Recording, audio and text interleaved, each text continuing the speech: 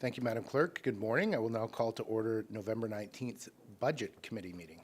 Madam Clerk, for the record, for this meeting, please note that Mayor Haxon is absent with notice. It takes us to item B on the agenda, declaration of interest. Are there any declarations of interest from members of committee?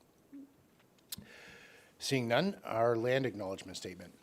The town of East Gwillimbury recognizes and acknowledges the lands originally used and occupied by the First Peoples of the Williams Treaties First Nations and other Indigenous peoples, and on behalf of Council, I thank them for sharing this land. We also acknowledge the Chippewas of Georgina Island First Nation as East Gwillimbury's closest First Nation community and recognize the unique relationship the Chippewas have with the lands and waters of this territory. They are the water protectors and environmental stewards of these lands, and we join them in these responsibilities. That takes us to presentations. Our advisory committee presentation, Arts and Culture Advisory Committee, Ms. J. Champ, if you could come to the podium, please.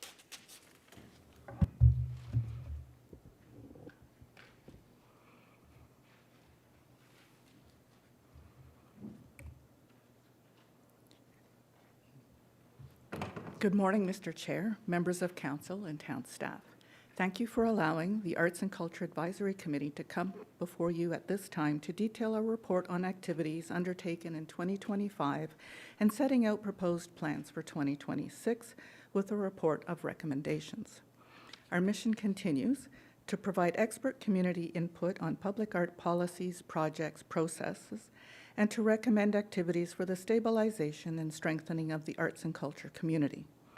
Our objectives remain unchanged, and we continue to provide encouragement to artists and art organizations, foster the development of and promote awareness of public art and cultural activities, act as a point of contact and connection for members of the community, celebrate the local and economic benefits of arts and culture and its role in creating quality of place in East Gwillimbury. Our committee continues to align its activities with the town's strategic plans, which include quality of program and services, culture of municipal excellence towards building a complete community. We demonstrate this through our past achievements and our forward planning. Next slide. We continue to have an amazing group of volunteers. We are excited to move the committee's objectives forward in 2026. Next slide. Our 2025 activities focused on outreach and supporting local groups. The committee's outreach programs are designed to engage with children, youth, and adults to discuss arts and cultural interests and determine what those are, exploring creativity and finding those individuals and bring them to the forefront, to learn about the diversity of cultures now in EG. We attended town events including Celebrating the Arts, Newcomers Welcome Event, Culture Crawl, Help Opening, as well as community-organized events such as Lunar New Year. Our participation and engagement were welcomed by those who stopped by our booth. Key comments by many residents is the availability of kids' creative programs offered at the town. It seems that many were not aware of what the town offers. We endeavor to promote those programs during our outreach events as it relates to arts and culture. Costing, whether funds can be found in budget to further supplement the programs so that the programs are readily available to more residents who may not be able to afford the fees, possibly tapping into the Youth Support Fund. Next slide. Currently underway is the call for artists for the Carnaby Park public art installation. Town staff and committee have extended the due date to December 31. We currently only have one submission. There is some thought that there is insufficient funds attributed to this installation to garner much interest. We will continue to promote and work within the current guidelines. We may have to consider increasing the fee by using funds from another source. We will report further on this matter in the new year. At the unveiling of Holding Hope, our member Michael Hansen wrote a special song entitled Holding Hope, Children of Peace, regarding the meaning of the sculpture and the Children of Peace, which was played at the unveiling. We understand that Council generously assisted in funding the promotion of this work. The song and video are currently being promoted. At the last check-in had 75,460 views, Any royalties achieved are earmarked to be shared with the Sharon Museum and Gardens and town's arts and culture activities. If members of council wish, I have a full breakdown on the statistics for those views, and I can forward them to you. It's quite lengthy, so I'm not going into that. Our project with the Economic Development Department to finalize design for the paddle, which will be presented to local businesses achieving milestones or grand openings, has been completed. I understand there's a few technical things that the designer and printer are working on, but it's basically completed. Mount Albert Sports Day poster contest in celebration of the 100th anniversary.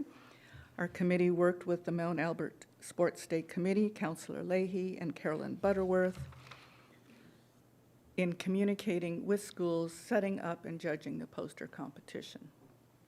Next slide. Our activities continued. Items were donated to the committee for an auction. Once again, we held the auction during Celebrating the Arts with funds going to the Youth Support Fund. $320 of funds were raised and given to the organization. Not as much as we'd hoped, but something. We continue to curate art that is displayed in the Civic Center on a quarterly basis, tying in with the 4 seasons. The art is available for purchase. 15% of all sale proceeds is collected and placed in the Public Art Reserve. This year we only had 1 painting sold, while in 2024 we had a total of 4. Next slide. The committee, through town staff, hosted the first EG Culture Crawl. We worked with economic development to identify local businesses who would be interested in hosting artists at their locations. The event is designed to promote EG's arts and culture during Ontario Culture Days, which this year was September 19th to October 12th. In addition to featuring local artists, we also encouraged others to come to EG to perform. We hope that by doing so, would bring residents out to the event, encourage tourism to EG, all to support local artists and businesses. At this time, we wish to thank the Sharon Museum and Gardens for their support during that event. Moving forward with these types of events, we would like to work on future partnerships that also include York Central Chamber and Experience EG. Next slide. Our plans for 2026 involve providing advice to council on securing public art for Carnaby Park, Health and Active Living Plaza, identify key town locations for future installation, as well as creating and identifying those pieces of public art currently owned by the town. I understand there isn't a big list anywhere. To assist town staff in streamlining a process whereby all departments work within the public art policy and the Arts and Culture Advisory Committee with respect to obtaining all public art pursuant to the current public art policy. Next slide. Continue to work with town staff on the future revitalization programs. The committee has provided input on the Mount Albert Centre Street and Holland Landings Young Street. Next slide.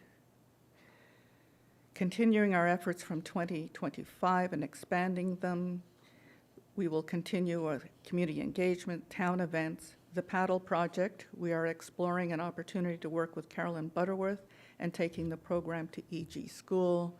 There's a historical aspect and a bunch of things that go with that. Support local artistic and cultural groups such as Lunar New Year, hosting art exhibits, and working with the EG Library. Next slide. Our long-term goals, Arts and Culture Master Plan. During the remaining year of this term of council, the committee will focus on the preliminary mapping of this strategy, working with town staff and its consultants. Next slide. Report in summary. During this term of council, the committee has raised approximately $1,400 for the Youth Support Fund, recovered funds expended in the purchase of paddles by selling them on to the community at cost. This year we recovered $630. The sale of curated art at the civic centers, there was a little bit of commissions received this year, $27, but hey.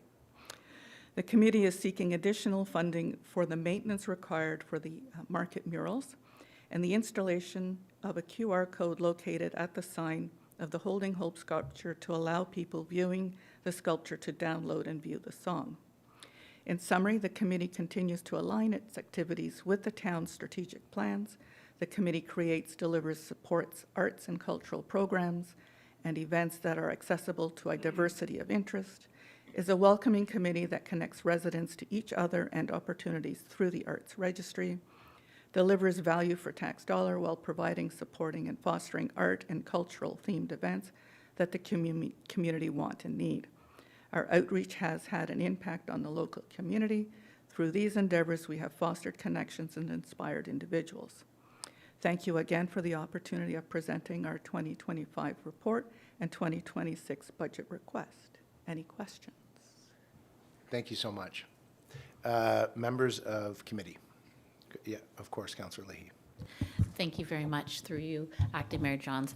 It's always a delight when you come and speak to us, Jeanette. There's always so much to report because it's such an active advisory committee and unique in the sense that I believe it's the only committee that gives back in terms of the funds that you raise. And so I want to highlight that you did give back to the town specifically for the youth community fund, $1,400, the youth support fund, as well as the work that you're doing with the Economic Development Department with the program that was initiated. That was the vision of the members of the Arts and Culture Advisory Committee with the paddle projects. So I would like to ask you a couple of questions about the HELP and what projects and what work the Arts and Culture Advisory Committee is doing in connection with Parks and Rec to bring artwork to the Health and Active Living Plaza as you have brightened our walls at the Civic Center with all of the exhibitions that you curate and hang annually. Through you, Mr. Chair. In answer, I really don't have any specific details yet. This is still a very fluid program since the HELP has just opened in October.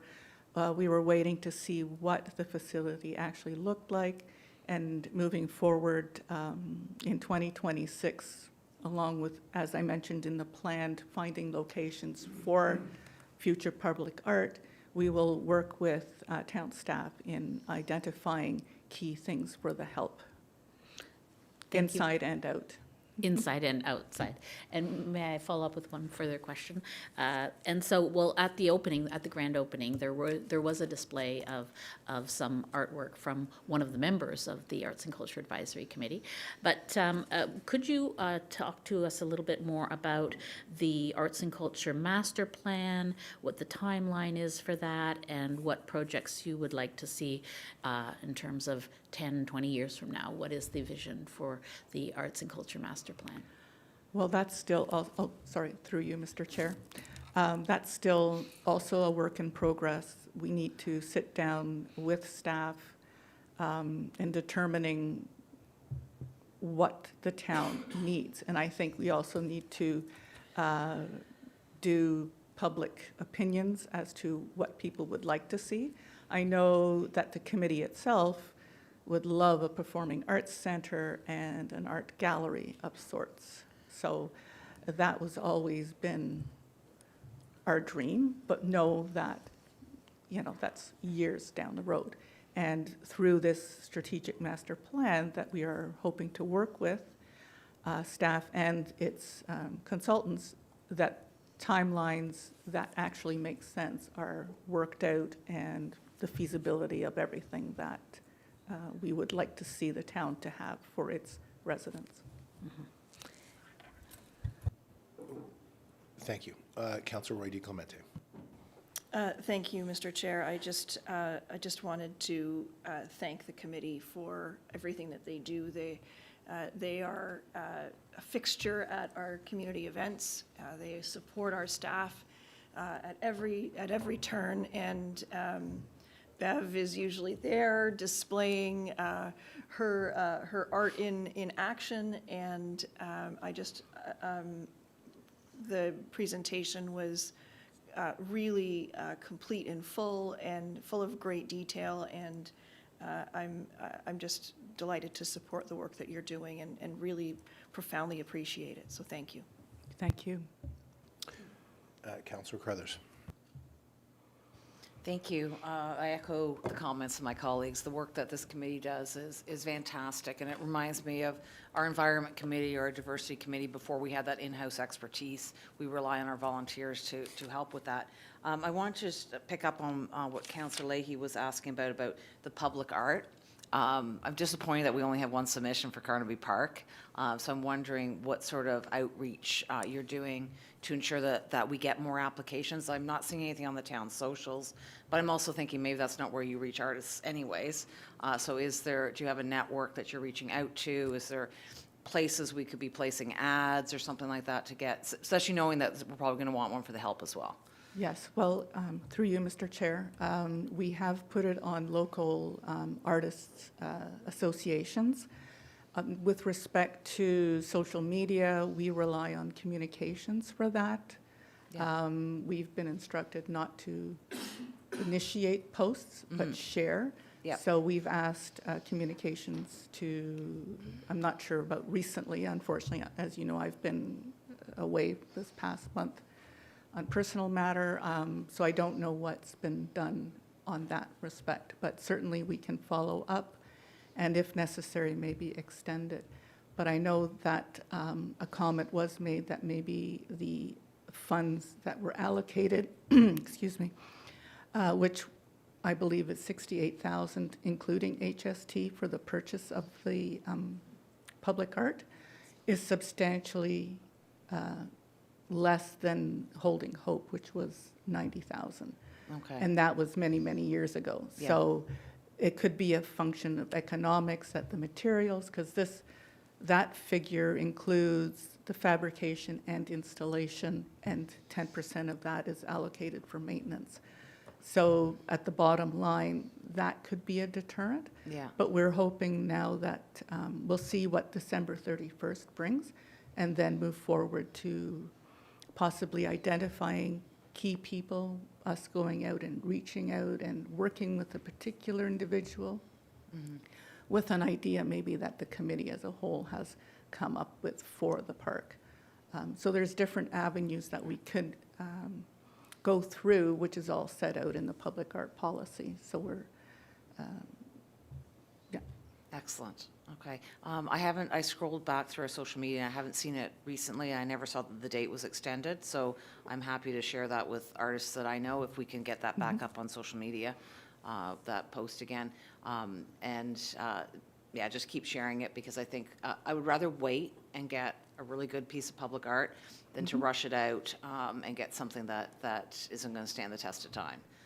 So I appreciate that. And I also just wanted to echo your comments about Performing Arts Center. I think we definitely need a theater in town, and hopefully we will see that hopefully within my lifetime anyways. Thanks. Thank you. Councillor Crone. Thank you, Mr. Chair, and thank you, through you, to our presenter, Ms. Champ. Thank you for everything you and your committee do.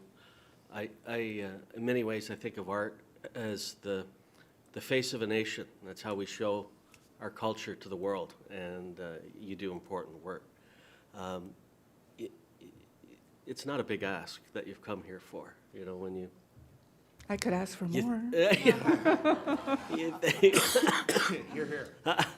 You know, there's about 20 members of staff and council here, and, you know, in the 15, 20 minutes we've been talking, I'm sure we've blown through in excess of what you're asking for in staff time. So it's very modest. So I guess my question is, if money wasn't an object, what would you, if you had all the money you wanted, what would you do? What would be the first thing you'd do with it? Take some time on that. Choose wisely. Through you, Mr. Chair, can I think about that? Actually, it's just not me, but our committee. And I think that if we could, if money was no object, we would certainly push for an art gallery and a performing arts center, a place for the community to come and enjoy what EG has to offer. And as well, I've always thought that if you have that sort of a center available, not only do you have your local residents come in, but you also bring tourism to the town. That engages local businesses, so they'll get an influx of people coming through their business and supporting local artists. And it avoids people going down to Mirvish to see a show, you know? They have the show come to them, and it saves them the hassle of getting down into the city. So having that center would be my ask for that. So do I have the money? Councillor Leahy, you have a follow-up? Yes, thank you very much. I want to emphasize what you just said about tourism, and not only the quality of life benefits from investing in arts and culture in our community, but also the economic benefits. So I want to thank you again for that. But there's one important point that you mentioned in passing. You are only asking for $2,000, but you mentioned that there are the projects of maintaining the market mural, which is painted on the side of a building outside of the Civic Center here, and that there are some challenges in storing and maintaining and preserving that you have invested in and the community's invested in, as well as the QR code at the Children of Hope sculpture. So are those projects, the QR code and the maintenance of the mural, included in your $2,000 ask this year? No, actually, that's an error. I can't remember the last slide that had my figures up, but I had included an extra 1,000. So the report that came out that I had to submit back in September, we were not aware of the condition of the mural, and we did not have a dollar figure for the QR code. So to replace the sign, to include the QR code is about $875. Another $800 for materials to reinforce the mural and add extra coats of varnish so that it will stand the summers when it's hanging. And the Arts and Culture Committee will actually do the work. It's just the materials we needed. So I had thought in my slide I had included an extra 1,000. So I'm not sure how that all affects committee. Mm-hmm. So through you, Acting Mayor Johns, so should we make an amendment to that or a correction to that amount that's in our binders and increase it to $3,000? Yeah, we could do that at the time when we are going through each of the committees, because I don't think that we are looking to necessarily do it right at this moment. I mean, if committee wishes to, then that's fine. Up to the committees what they would like to do. Councillor Johns, I think since we have the committee members here and we've just been discussing it, I think it might be appropriate to right now make that correction to the budget asks, so that when we get to the end of all of them, we could. Okay, so Councillor Crothers would like to speak to that. So Councillor Leahy, are you moving that? Yes, I'm moving that. Councillor Crothers. Thank you. I don't see this as an advisory committee expense. It needs to be done, but I think it needs to come out of a different budget. I don't think our advisory committee should be paying for anything to do with maintenance. Their job is to advise us, and if you're advising us that these things need to be done, then we do need to do that, but I don't think it should come through your budget. Okay. That would be my opinion. I think that the advisory committee should just be providing us with advice, and their advice is that we need to do this maintenance, then we need to do this maintenance, and it should come out of, I would assume, Parks and Rec. If I may, through Mr. Chair. Go ahead. I agree. It's just that because it was so late in the process that it was determined, I thought I would bring it up here. But for sure, if you want to take it, leave us with the 2,000 and take the maintenance out of Parks and Rec, then, sorry, Rhonda. I appreciate you flagging that for us, because otherwise we wouldn't know. So that's great advice to council. Doing your job. Thanks. Thank you. Did staff wish to comment on that discussion that has been moved and is tabled Councillor, or Mr. Karmazin.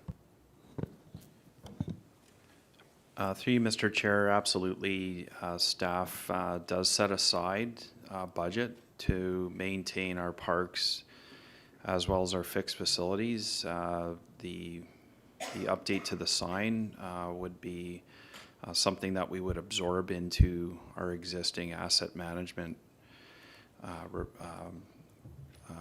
repair and maintenance budget, and then as well protecting the murals out-of-town facility would also be looked at through the facility operating budget here at the Civic Center.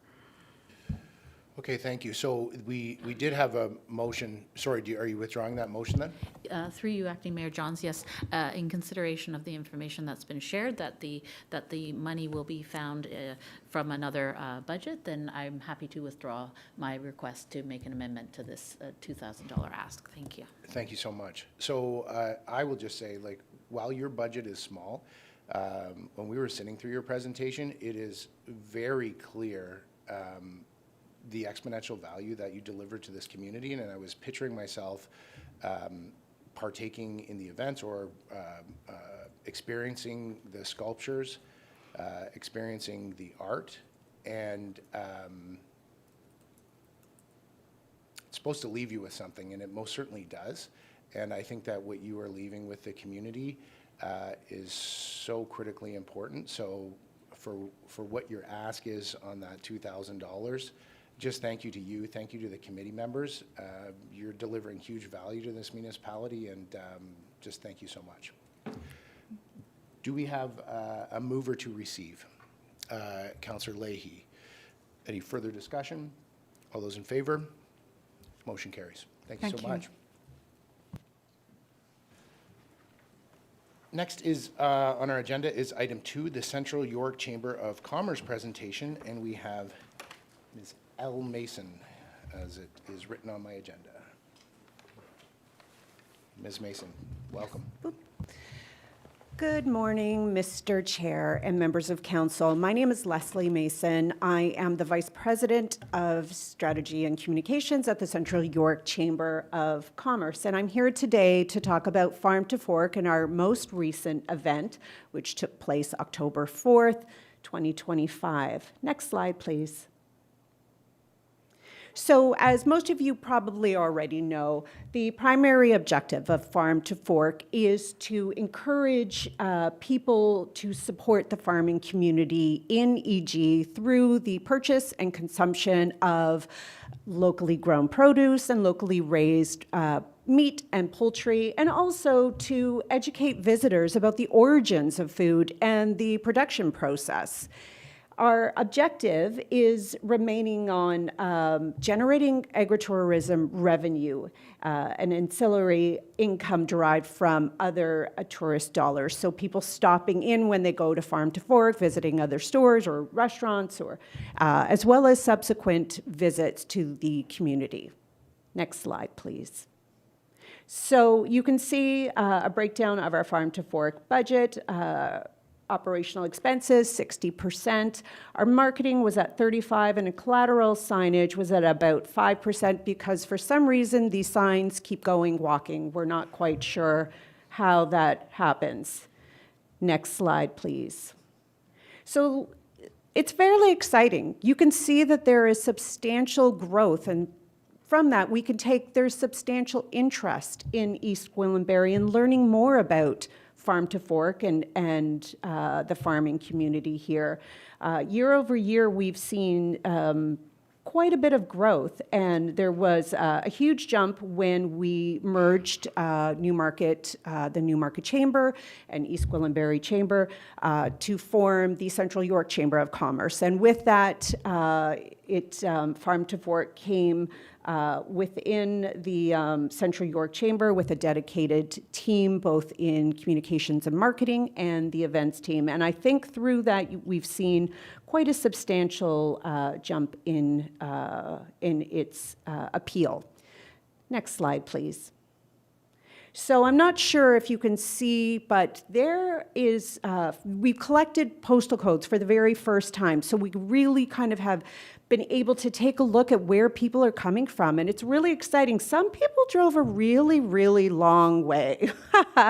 So we had people come as far as Napanee and Meaford.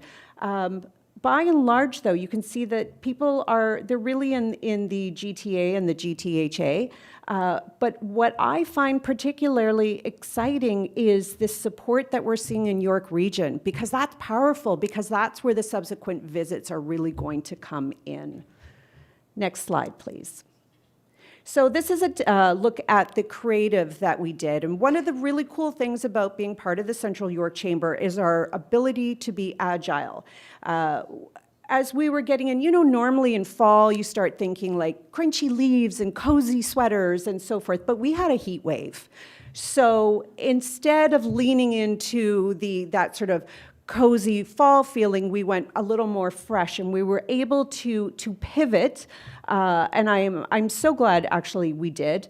So you can see we took out a Globe and Mail ad. I think that was back in August. And then one of our partners did some really cool things. Upper Canada Mall actually stepped in and created this wonderful sign and this very cool activation within the mall. And that was really fun, and it was really interesting to see how many people actually stopped and took photos with it and then tagged us. So along with what we had done regularly, we did the digital sign on Davis Drive, and we did a number of socials and ads. We went into groups, we went into calendars, and we really pushed this event out. Next slide, please. So one of the things that we have done consistently has gone back to the farms and just asked for some feedback.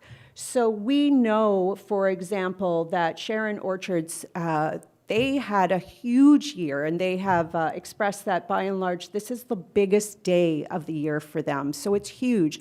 But they actually had 600 to 700 people come through the event this year, which is so exciting. And they estimated 250 sales compared to 170 last year. We saw the same thing at AE Natural Meats, where they served a barbecue lunch, and in 2024 they served 100, and in 2025 it was 190. So again, we're seeing quite a bit of growth. Now, we have to take the good and not criticism, but opportunities. And one of the opportunities is really to understand how we can best leverage this event. The Giving Place expressed some concerns over the free component, which is very fair, and that's something that we will examine. Rose Family Farm, they were very pleased to participate and will be back again next year. And so overall, it was a lovely day. Very hot, but lovely. Next slide, please. So we are always, the really interesting thing about the events that we do is that we always look at ways that we can enhance the experience, not just for the farms in this case, but also the visitor experience. We want them to come away, we want them to say all the good things. And so we will continue to do that. And because this is really the first, this was the first full year from start to finish that we were Central York Chamber. And so as part of that,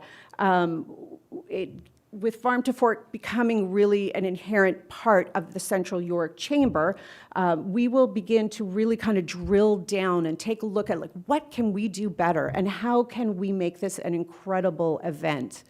One of the things that really stood out, we handed out these thermo-tote bags, and those guys were gone within an hour.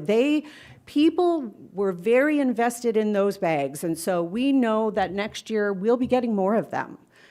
And we'll be looking at ways, again, to really kind of to continue to enhance the visitor experience. One of the things that we will be doing will be, we already talked to the farms quite early. We're going to go even earlier because they are super busy. and the best way to reach them is actually going to the farms. So that was one of the things that we learned, was that we need to do more in-person visits to the farms as early on as possible. We went last spring. We'll go early spring in 2026. Next, yep, that's it. Thank you so much. I really appreciate the opportunity to speak with you. Thank you. Members of committee. Questions? Councillor Leahy. Thank you very much, through you, Acting Mayor Johns. It's always my favorite event because yay. the timing of it, the weekend before Thanksgiving, enables people to do their grocery shopping, to get all of the fixings, especially the mushrooms, etc. So it's a great event, and it's good to see that the efforts that you've been putting into advertising is making a significant improvement in terms of the return on the investment that you are making. So I want to thank you for all of that advertising and promotion work that you do, because it's a driving force, and it will only get bigger in terms of economic development within East Gwillimbury. So the last point that you mentioned about keeping track of attendance, I know that everybody's very busy on those days. I was happy to see at some of the locations there were people with those little clicker number counters, because I think it's very important to have that data that supports the fact that this investment of taxpayer dollars is reaping good benefits for the entire municipality. So thank you very much, and I look forward to seeing next year's and how you can enhance it even further. Thank you. Thank you. Councillor Crom. Thank you, Mr. Chair, and thank you for all your efforts in this. It's great that we support our agribusiness community. And I know I was helping out at A&E Meats, running the grill, and I was asking people as they were coming through, where are you from? And I was shocked at how many people came from such a far distance. It was impressive, the pull of this event, and so you've been able to reach far and wide. What efforts are you taking to expand the number of, or are you at all looking to expand the number of farms involved with this really important day? Through you, Mr. Chair. So I think it's really important that we do take, so following every event, we always kind of pull back, we pause, and we take a look at what are the different things that we can do. And I'll be frank, we haven't landed on whether we will expand, because we need to do a deep dive, because every time you make a decision here, it's going to impact here. So we want to be really careful that we pace ourselves, that we grow in a manner that is steady and sustainable. Personally, I would love to see us add a couple of farms, but it will mean the restructuring of the event to a degree, because there's already a lot of farms on the tour, and a lot of people have expressed that they want to go to every farm, but they just can't. Now, so do we address that in the marketing? Maybe. Maybe what we do is that it's like, we want you to come back year over year.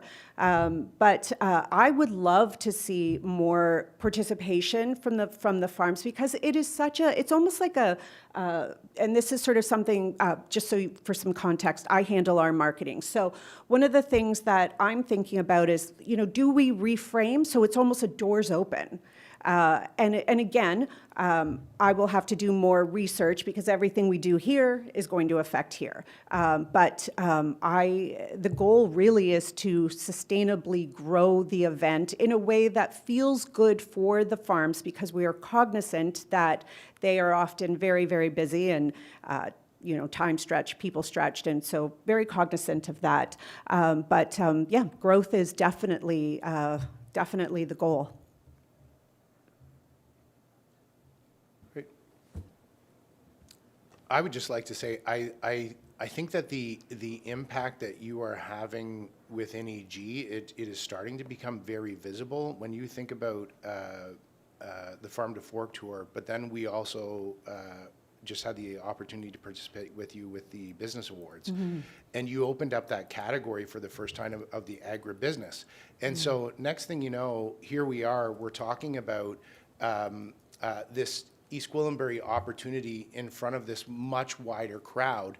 And when you think about continuous improvement, better feeds better, I was really excited to see that ripple effect that this event had on a wider scale, and then being able to acknowledge those businesses in front of that a wider group and spread the message. And so, yes, we're talking about this event, but what it has done is it has compounded the efforts into making our community more widely known and making those businesses more widely known. So thank you very much for that. Thank you. Seeing none, looking for a mover to receive. Councillor Roy D. Clemente, thank you very much. Any further discussion? All those in favor? Motion carries. Thank you so much for being here today. Thank you. Thank you.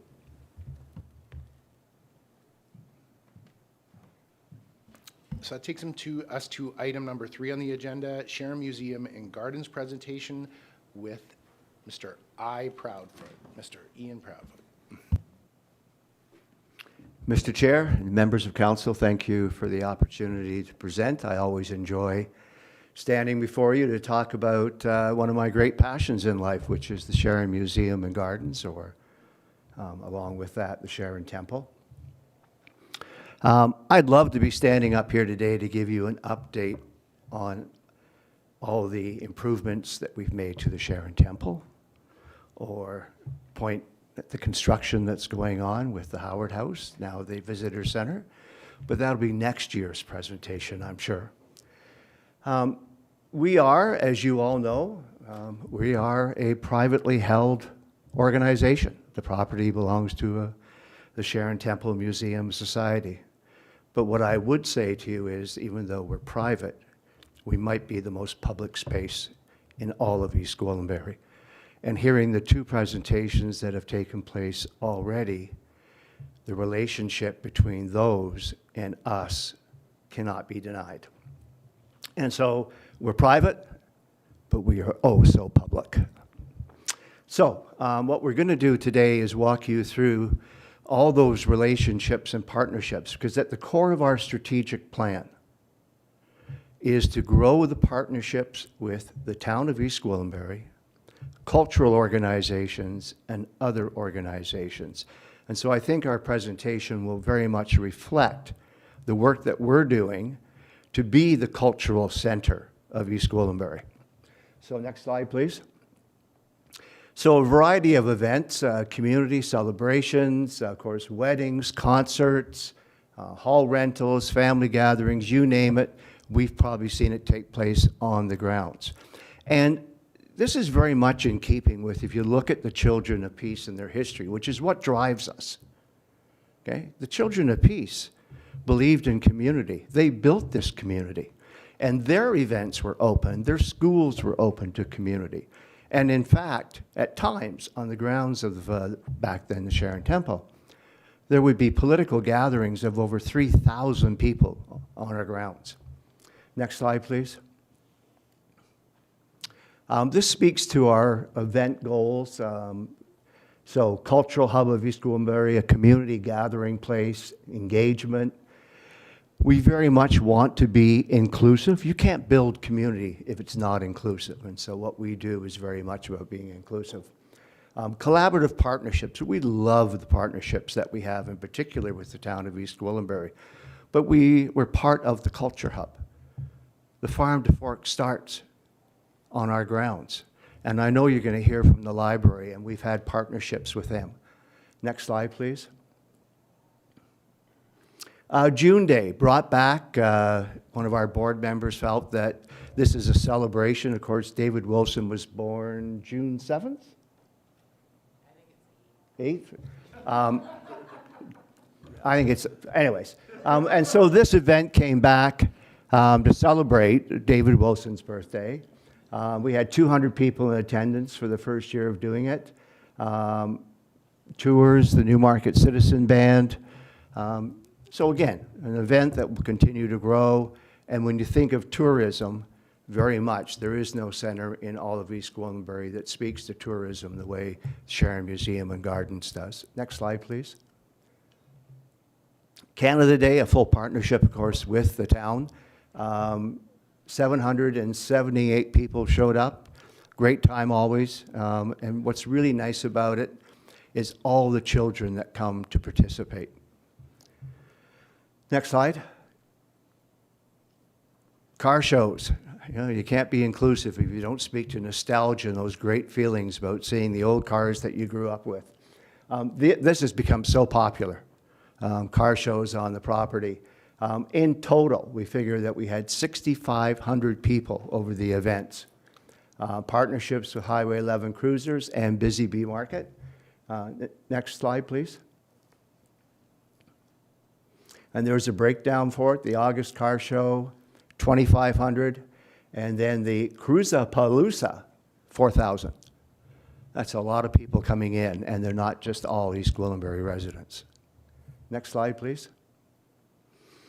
Illumination, celebrating 194 years. We had 150 people, and Dora Campbell and Ron Korb were the musical entertainment that evening. It's always just a really moving experience. And to see the temple light up is really something. But I hope you've all appreciated the fact that the temple and the sculpture are now lit up at night. It's so beautiful, and it makes such a difference to the landscape of Sharon. Next slide. We do a lot of concerts. Music, of course, is one of the pillars of our strategic plan. The building, as most of you know, is spectacular when it comes to music, and in particular, it's really special when you get a children's choir in there. Music will continue to be central to what we do. Next slide. We were, of course, part of the Culture Crawl. We had 120 people. I'm not going to speak too much about it, but of course, it was a relationship with the Mount Albert group of artists. Next slide. We did our first National Day of Truth and Reconciliation. This is not something that is a celebration, it's a recognition. But we were pleased to get an initial, and again, this was very much led by the town of East Gwillimbury, a full partnership. Thank you. Next slide. Oh, Farm to Fork. Attendance probably, approximately 1,000. And it's began at the Sharon Temple the first time, and very much under the leadership and idea of Lori Woodiat, and I think that needs to be recognized as well. Next slide. Haunted Halloween. Now, if there's one public event that is the most popular, it's this one. It is spectacular, and if you remember, there was a big ball game taking place that night. And it was a beautiful evening, and by 5:45, you couldn't find parking because everybody came early so they get home in time for the ball game. 3,000 people is the estimated attendance for this event. Again, a full partnership with the town of East Gwillimbury. Next slide. And we do vendor markets, and we're getting more and more interest from organizations that want to come in, rent our property, and do a vendor's market, because we have what people are looking for, a spectacular piece of property in the heart of Sharon. We figure that in total, 4,950 people attended these markets. Next slide. So the big number, in total, we figure we had 16,588, not to be too specific, in number of people that visited and explored our grounds, all free of charge. Next slide. Our budget request is pretty consistent with what we usually ask for. There is a modest increase in here to reflect inflation. Next slide. And we always appreciate, first we appreciate the partnership more than anything else. We really enjoy working with your town staff. We also really enjoy and appreciate your support, so thank you. Thank you, Mr. Proudfoot. Members of committee, questions for Mr. Proudfoot? Councillor Foster. Thanks, Mr. Chair. Not a question, but a comment. So, Ian, I always love to sit here and listen to you speak about the temple. I don't know what to say about the temple other than I just like going there. So that, to me, proves the community hub part of your presentation. So keep up the great work. You mentioned about music. The acoustics in that building are unbelievable. And all I can say is if you've never attended a musical event there, you are certainly missing something. So again, I could sit and talk to you all day or listen all day when you talk about the temple. Thank you. Oh, thank you. Councillor Leahy. Thank you very much through you, Acting Mayor Johns. Well, I first wanted to just point out, I believe there may be an error here on the group funding form that we're looking at.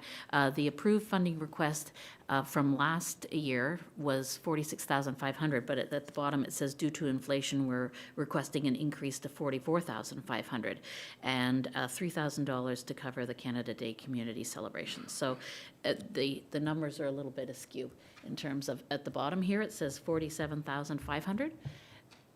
That would be the 44.5 plus the 3? Okay. Thank you for clarifying that. I appreciate that. And I wanted to address what you started off your presentation with, the establishing the fact that the Sharon Temple is privately held by the Sharon Temple Museum Society. I think this is important to recognize because most people, including myself initially before becoming a councillor, believe that, and they make the assumption that it's the property of the town of East Gwillimbury, which it is not. And so you're currently undertaking a campaign, I believe, with a target of $8 million to continue to maintain and repair the Sharon Temple.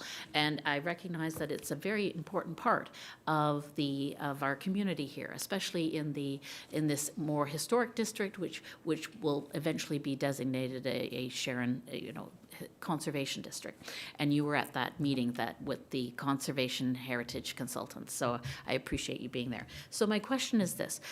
In terms of our relationship between the town of East Gwillimbury and the Sharon Temple and Museum and Gardens and the historic district, I am always advocating for the taxpayers. And so every year we give the Sharon Temple funds, and you bring a lot to the table in terms of events that you hold.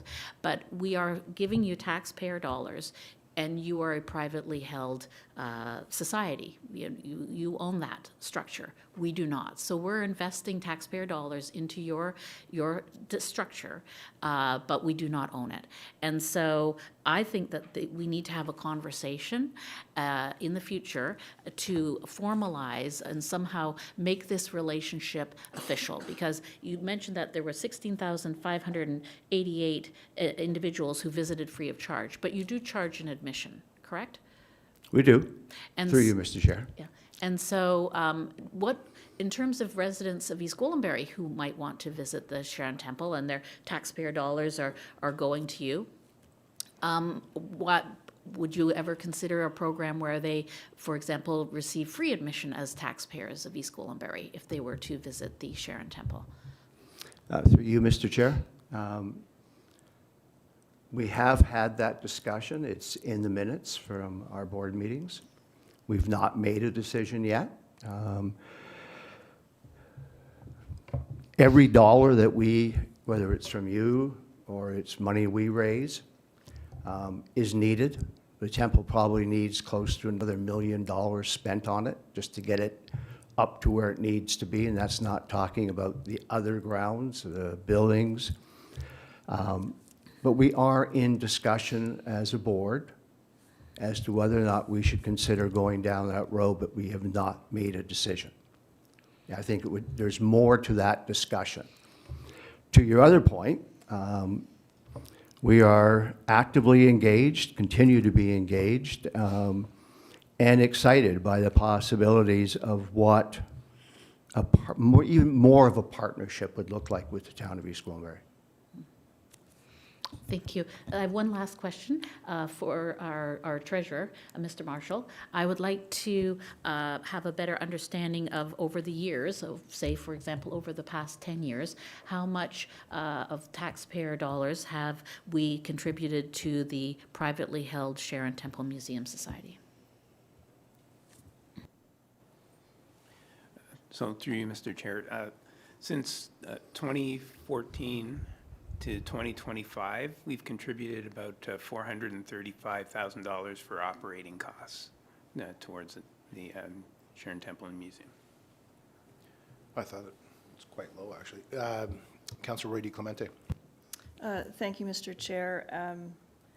Having spent quite a bit of time serving as a liaison to the board, and I know that Councillor Johns is also doing that work now, I have to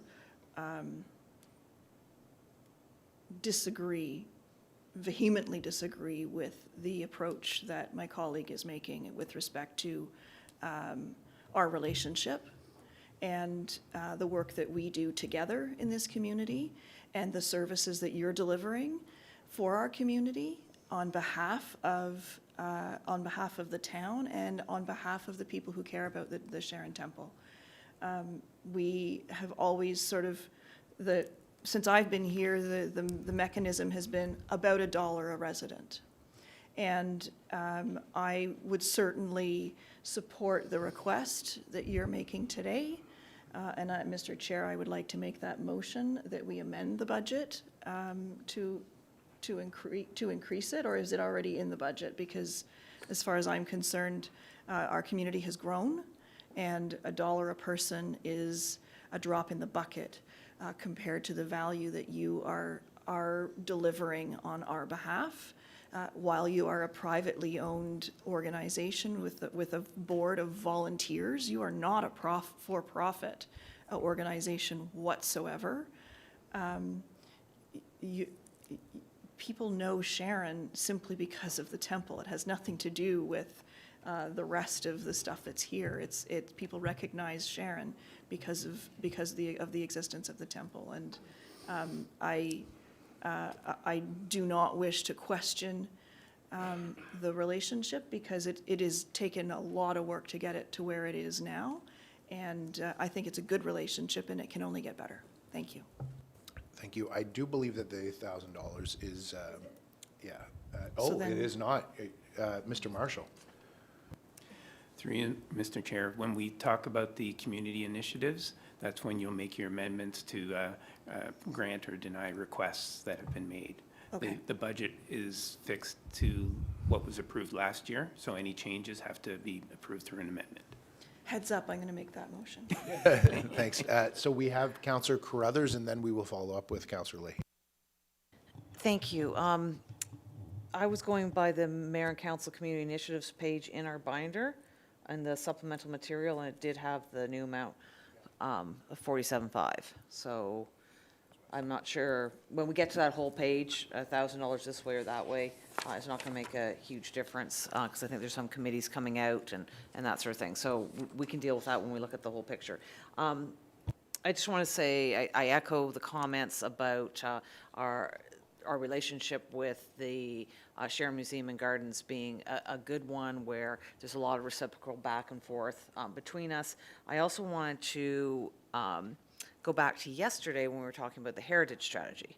And in that, there was something about $10,000 per house to get a formal designation. And that, all we would get from that is the formal designation. This, for $47,000, we're getting a lot more. This is the heritage site in East Gwillimbury. So being able to support it is exactly what we were talking about in our heritage strategy, putting dollars behind the things that our community values. I often talk, when we're talking about heritage, that it seems like all I've done on this council since I've been here is take things off the heritage list. So the strategy is a good step forward, and this is really part of that strategy, that we are helping to ensure that the Sharon Museum and Gardens can continue offering benefits to our community. I do, and I've spoken in the past about when we're using taxpayer dollars to fund anything, whether it's sports day, whether it's the museum, anything, and then we're charging admission as well. That doesn't sit well with me, but I know Canada Day is free. There's other events that are free. I would request that the board look at pay what you can type models so that it is available to everyone.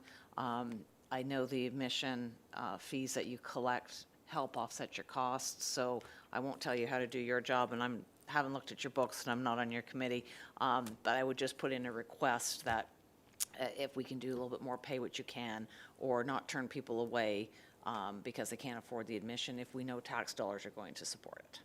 Thank you. Thank you. Sorry, Councillor Leahy, just before we get to you, Councillor Crone hasn't had the opportunity to speak as of yet. Thank you, Mr. Chair, and through you to Mr. Proudfoot. I'd like to echo the sentiments of my colleagues up here. I think we have a great relationship. I'd like to see it continue. I know it goes back years and years and years, even before the formation of this, the incorporation of this town. Even my family roots intertwine with the temple. I'm sure my great-great-great-grandfather Joel Crone met there for the rebellion of 1837, and so anything we can do to support you folks is to me, is money well spent. It's a national heritage site, for goodness sakes. How many communities have that? So you're a gem in the community, and I'm quite happy to support it. And always happy to have conversations about how the relationship could be better. I think that's always good. We're neighbors. You want to be good neighbors. And for the record, just so you know, David Wilson was born on June 7th.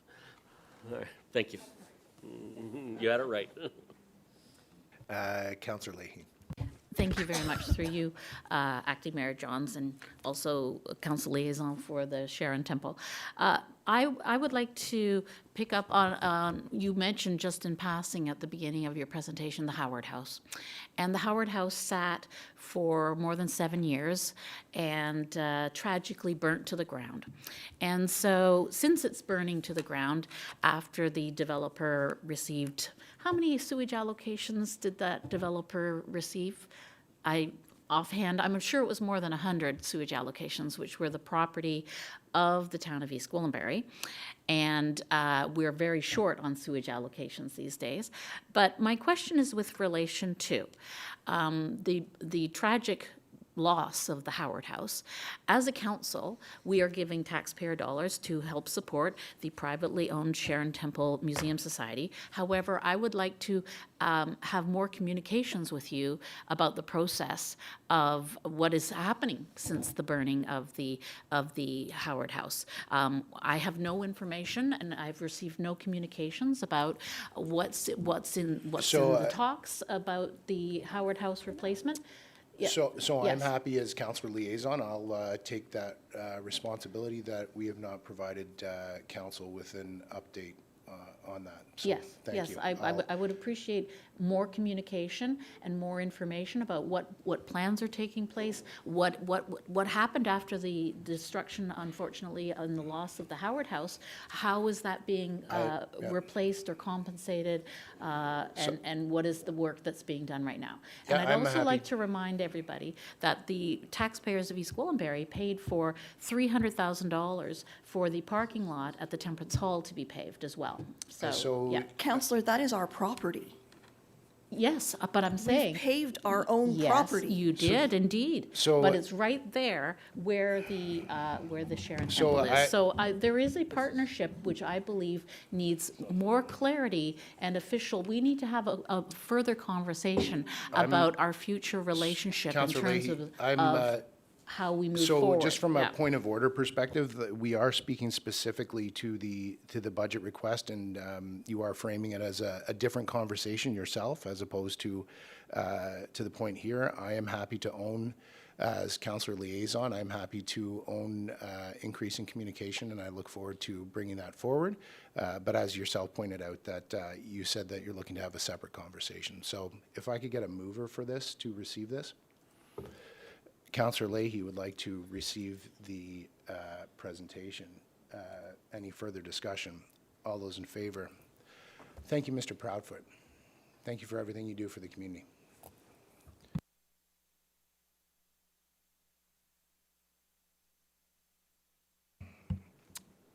So next up is item number 4 on the agenda is the community group presentation, the Mount Albert Sports Day and Spring Fair. And we have on the agenda D. Cullen. Mr. D. Cullen, come on down.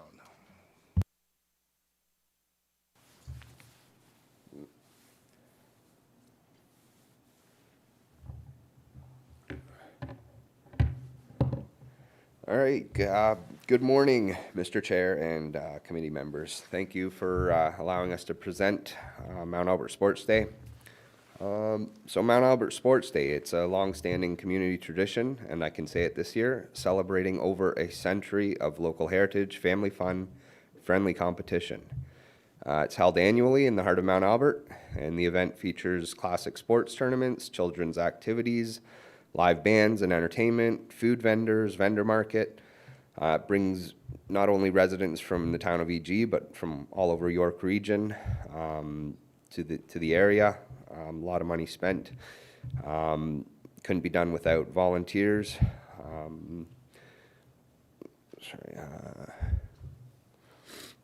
It is definitely one of the region's most cherished events.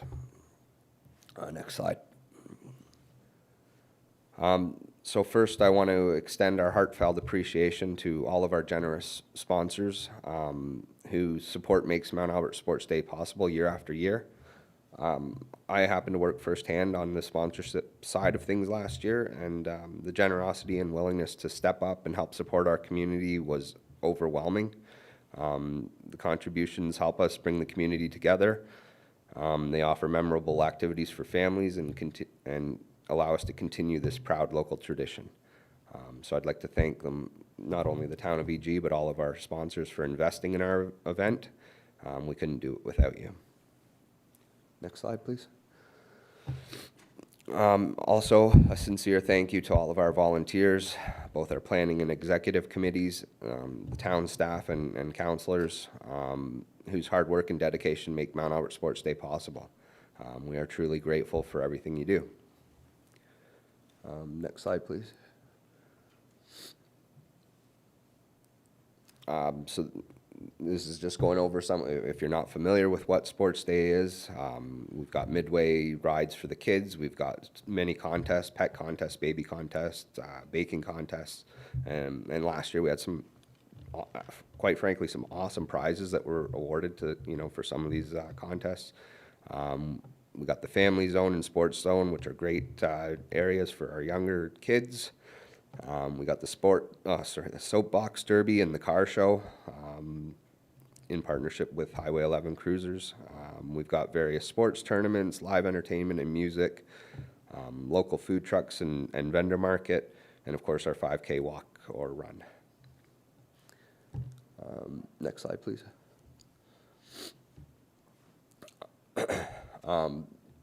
So some of the benefits to Sports Day, it allows a lot of our small businesses to participate in the vendor market and to promote their business. It's an opportunity to support and give back to the local community. It's community engagement. After winter, it's a great event. Everybody, the whole town comes out. Well, like I said, not only the whole town, but surrounding areas. It's you don't have the opportunity to see a lot of friends through the winter or even in the summer. So it's a great event for everybody to get together. It's fun for the whole family. It promotes sport and friendly competition, and what I like to call it is it's the unofficial start to summer. Next slide, please. All right, so this is just looking at our financials. Last year, we brought in through sponsorships and pavilion sales and ride sales and everything, $184,000 and change. And it's broken down. You can see it. You can ask any questions after if you want. Next slide, please. So, of course, to bring in that money, there is a lot of, or to run the fair, there is a lot of course, a lot of expenses. You can take a look through them. Again, I'll answer any questions if you have any specific questions about any of the expenses we incur. Next slide, please. That's just an overview. So last year, our net income, it was a good year. We brought in $30,000, and our current bank balance is sitting at $135,300, or about $300, as of the end of October. And then, next slide, please. All right, so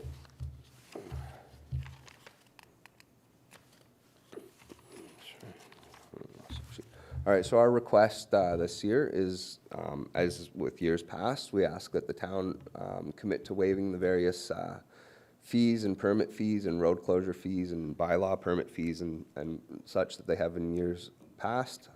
Without that, we could not run the fair. It would be too encumbersome. We would love to have the town of EG once again be our preeminent sponsor for 2026, and we're asking for a $20,000 contribution. In doing so, we would absolutely once again keep entry to the event free of charge. As with years past, additional support in areas that the town is able to, supplying garbage bins, the picnic tables, and other support from staff that they have done in the past. And the one final thing, we're asking that the town commit that the Main Street revitalization will not impact our ability to put on the event. Next slide, please. So our first open to the public meeting is taking place on November 24th. It's at the Mount Albert Community Center at 7 o'clock. We'd love, we're always looking for new volunteers, new ideas.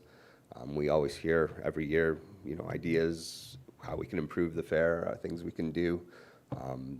Just need the support to do it. It does take a lot of manpower to run the fair. So if anybody out there watching at home wants to come, love to see you out there. We look forward to making 2026 another outstanding Mount Albert Sports Day and Spring Fair. Next slide. So thank you all for your continued support. If you have any questions, happy to answer them. Thanks so much, Mr. Collin. We really appreciate you being here today. Folks, members of committee, Councillor Foster. Thank you, Mr. Chair. I'm saddened to hear that our revitalization project may have this effect on the fair. As far as our support in having it not affect the fair, I would certainly need to hear more from our staff as to how that may or may not be done. But I guess the question that I would ask is, how much background work has gone on so far, or what backup plan do you have in your back pocket if you need to move it to another location for this year, or is that just kind of out of the question? So through you, Mr. Chair, every year, we, at least in the years I've been participating, and from my understanding, many years prior to, they've discussed moving it. The feasibility of doing so, it always ends up getting shut down, let's put it that way, usually due to safety concerns. It's not out of the question. We're certainly open to it if a proposal could be made that made sense. Like I say, it just hasn't, no one has come up with the solution to date. So now, and to answer your first question, how much has taken place at this point in time? Not a whole lot, and that's kind of that's what we're looking for at this point in time is we don't want to commit, thousands of hours of volunteer time and planning and expenditures to find out that, that week happens to be the week that they've torn up the road there or something like that. Perhaps we could go to Mr. Molinari to shine a light on some things. Through you, Mr. Chair. It's our understanding that we've been working with the committee, and there's no closure of your event. It will be able to proceed as per normal. There may be some coordination issues that need to be managed, but certainly it can proceed as planned. Through you, Mr. Chair, that's my understanding as well. It's just we wanted to make sure that was on the record. That Great. Thank you for reinforcing that. Councillor Foster, I didn't mean to interject there. Do you have any follow-up? You're good. Councillor Leahy. Thank you very much, through you, Acting Mayor Johns. It's great news that the town and the contractor are working together so that there will be no impediments to a full sports day weekend, in considering it's the 101st. So I'm glad to see that we'll be making it past the 100th anniversary. So, and I appreciate that it's all volunteer driven, and we have to thank previous presidents of this committee who take on that leadership role, including Shannon, who worked so hard for the 100th anniversary last year, and including yourself, Devon, who you were co-chair of the committee. So this activity, this event of 3 days of the first weekend of summer, as you like to put it, is so much more than just an annual tradition, in the sense that every year it brings the community together, and it's the only fair event like it in all of East Gwillimbury. So there are no other fairs that incorporate all of East Gwillimbury, and they continue to promote the old-fashioned traditions in our community. So we're very appreciative of that, whether it's the spaghetti eating contest, the baby judging contest, the pie making contest, all of the incredible music and concerts that you line up to entertain the community. And it's also a tremendous economic driver in our municipalities. So I want to recognize all of the wonderful features of it that bring both quality of life as well as economic benefits to our community. Thank you. Councillor Crothers. Thank you. Love the fair. Lots of good memories there. I do have an issue with last year. It was a one-time to celebrate the 100th anniversary. We would give $10,000 to help offset the cost of admission so that more people could attend. And this year you come back with $20,000. So to me, it feels a little like a slap in the face to me that we gave you $10,000 for the 100th anniversary, and now you come back asking for twice as much. That's in addition to, as you say, $25,000 to $30,000 in kind that the town is giving. So for 3 days, we're spending close to $50,000 of taxpayers' dollars on a fair that's only 3 days. I mean, we had complaints down the other end of the table for spending that kind of money on the temple that's here all year round. So this is not something that I could support. I'm happy to continue to support the in-kind $25,000 to $30,000 that the town contributes. Last year it was supposed to be one-time deal, and now we see it's not. If we give you $20,000, you're back next year for $30,000. It makes me feel very uncomfortable to use taxpayers' money in this way. It disproportionately benefits one section of the town, which I have no problem with if we're doing other things in other sections of the town, but it's just $50,000 in total is too much for a 3-day event. We do have an event strategy, and I would like to know how something like this would fit into that event strategy, as well as getting an understanding of what do we spend on events? I couldn't find anything in the Parks and Rec budget that shows where exactly our event money is, but I'm thinking this is awfully rich for even a town event. So I'm wondering if you can, Mr. Karmazin, and through you, Acting Mayor, if Mr. Karmazin can just speak to both the event strategy and what the total expenses for the town on town events like the Farmers Market, Santa Claus Parade, Music Night, et cetera.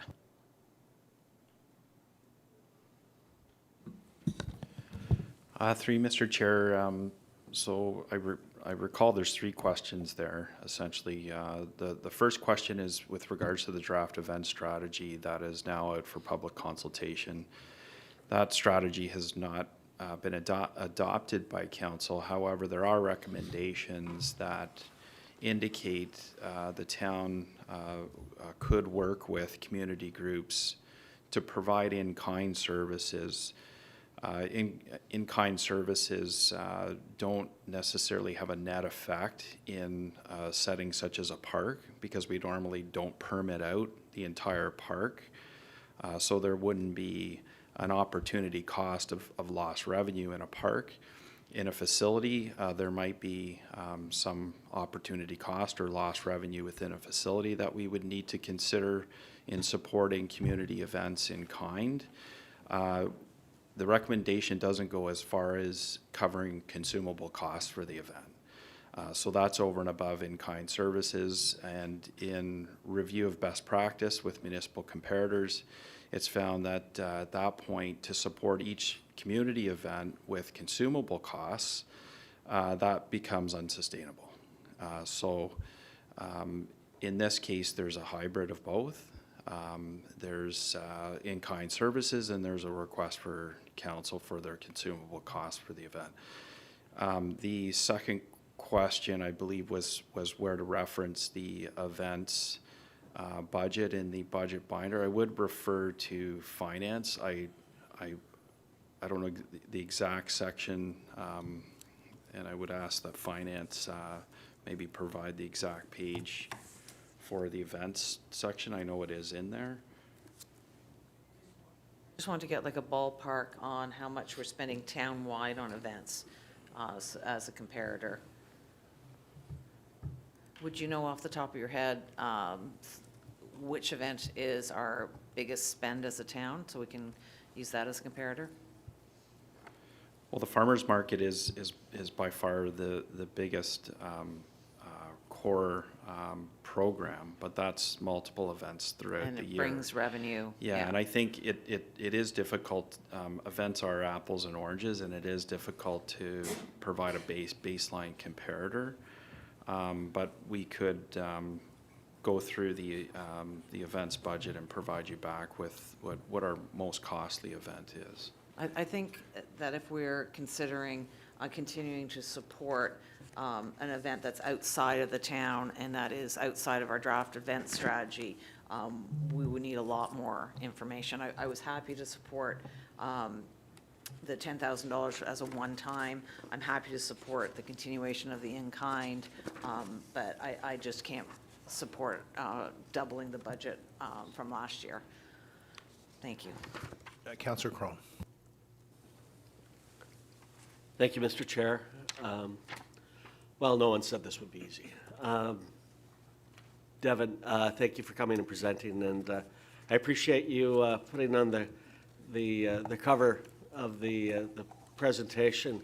You slipped in a picture of our former colleague and Sports Day President, Kathy Morton. That was nice, nice tribute, so thank you for doing that. We've spoken, I know I've chatted with other members of the committee. There's anxiety over the downtown revitalization and the impact that it could have. And I get that, you know, construction, sometimes things happen with construction and there are delays. I know our staff are making every effort to make sure that there is no disruption, and I take them at their word. I know the suggestion was made about relocating. If we relocate to, say, Alliance Park, we still have the challenge of people crossing over a highway, and I don't think that's good for safety. So I think it's the park, it's the Mount Albert Community Park that we have to focus on. But I do appreciate the anxiety around the event and with the request for extra funding to help with that in case there are glitches or problems or hiccups. So while I understand my colleagues' concerns with the funding, I'm a Mount Albert guy, so I'm supportive.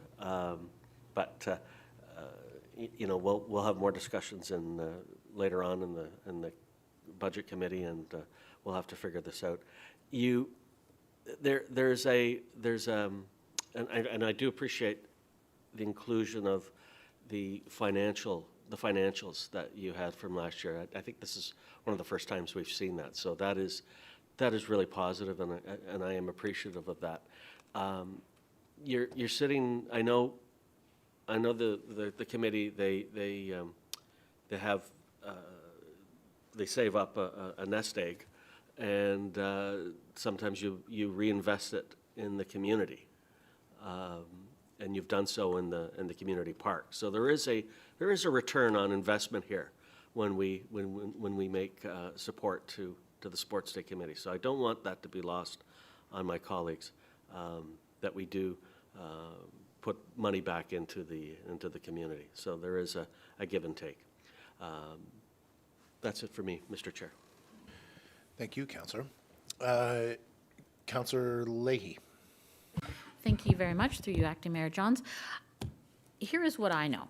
A comment was made about the disproportionate, non-direct benefit of supporting an event that takes place in Mount Albert.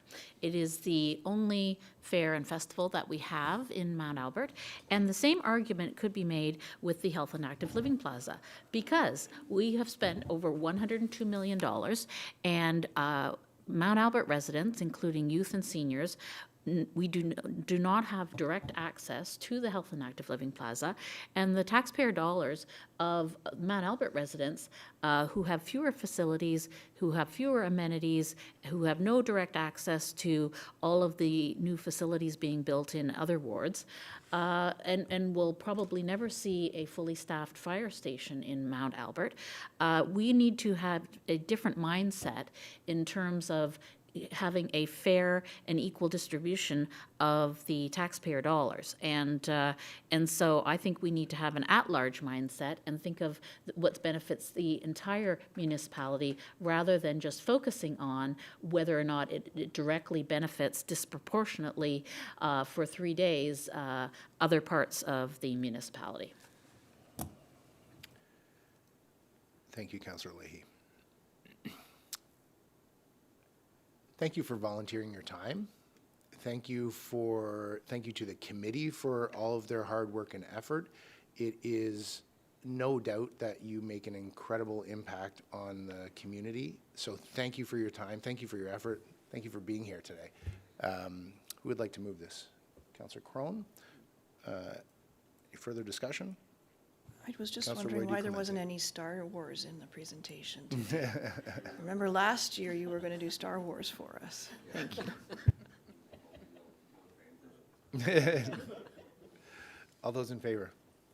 Motion carries. Thank you so much. Really appreciate it. Takes us to community group presentations. Our friends from Roots are here. If you'd like to come to the lectern, thanks so much.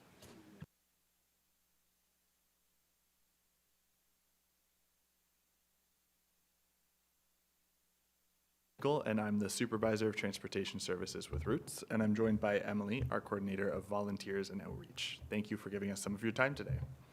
For anyone who may be unaware of Roots, we're a charitable not-for-profit that serves communities across York Region.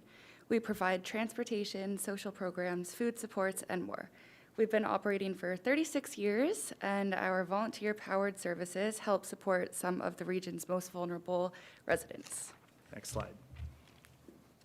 We wanted to provide a brief update on what we've been up to over the past year. We have a few different program updates, and to start, we have the provincially funded Senior Shuttle. This is a program that supports up to 20 seniors every single month with a cost-free weekly bus trip and a cost-free monthly rec pass to access recreation programming. Specifically, this targets seniors who are low income, socially isolated, or rural, and it has enabled them to improve their mental and physical health at no cost and breaking down that transportation barrier. We're grateful to have this program until March 2026, and hopefully we're able to extend it beyond that. We have also introduced TERP, which is the Traumatic Incident Response Protocol. This is funded by York Region and in partnership with the Women's Centre of York Region.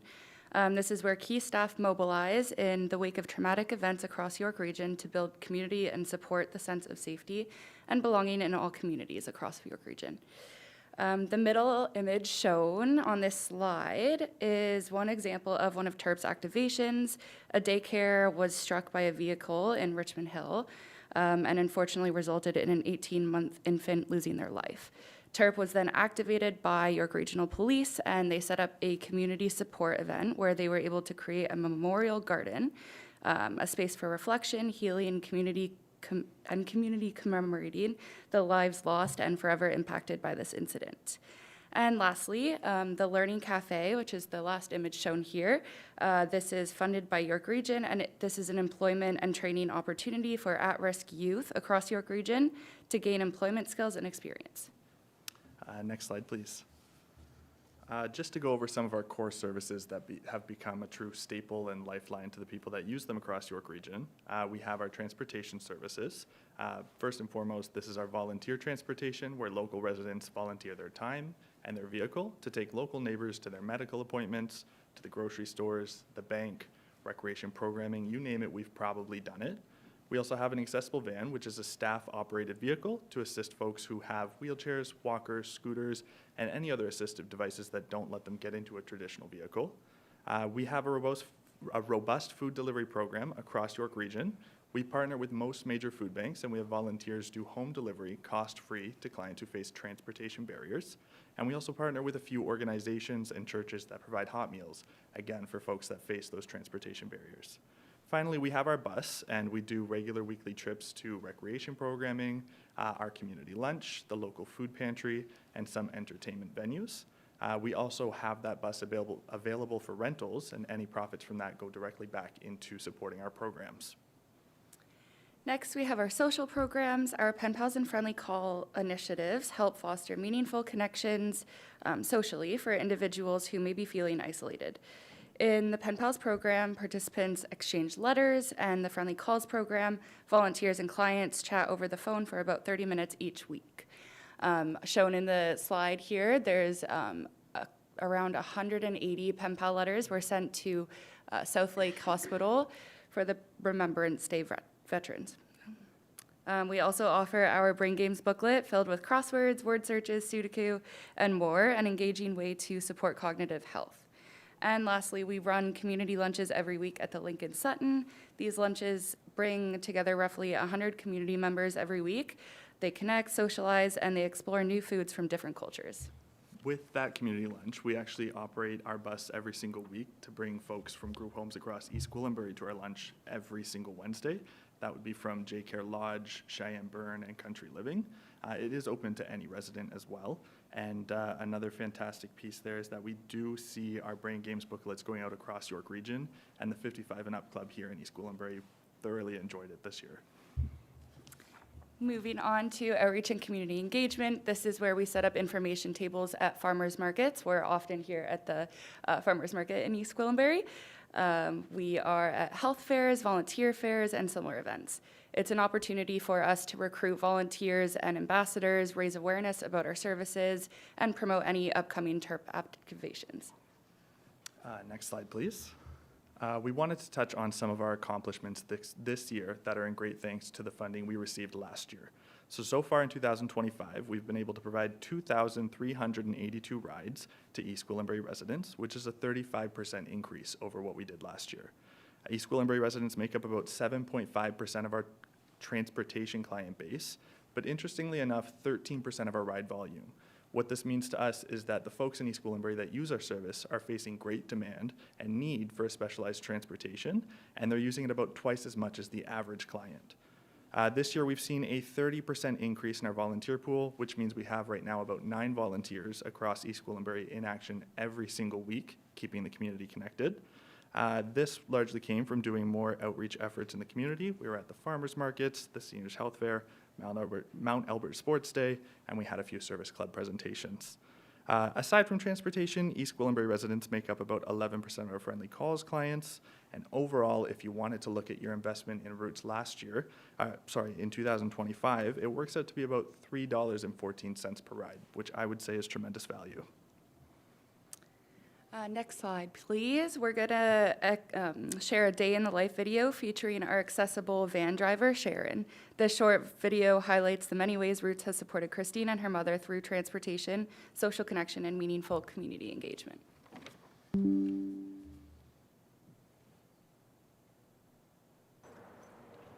Good morning. I'm just leaving Sutton now, and I'll be there soon, like about 25 minutes, okay? Thank you. Bye-bye. Okay. Today we're going to be picking up Christine and her mom in Queensville, and then we're going to be taking them to a doctor's appointment in Keswick, that's what we do, is we go to people's homes, help them to get to their appointments, and then bring them back home and make sure that they're safe and got into the house. I looked after my mom and my dad and my grandpa, and when they get older, they get scared. And so if I can give them a little bit of a peace and peace of mind to let them know that I'm going to be right there, and I give them a card with my name on it, you just call me and I'll be right here to come pick you up and take you home.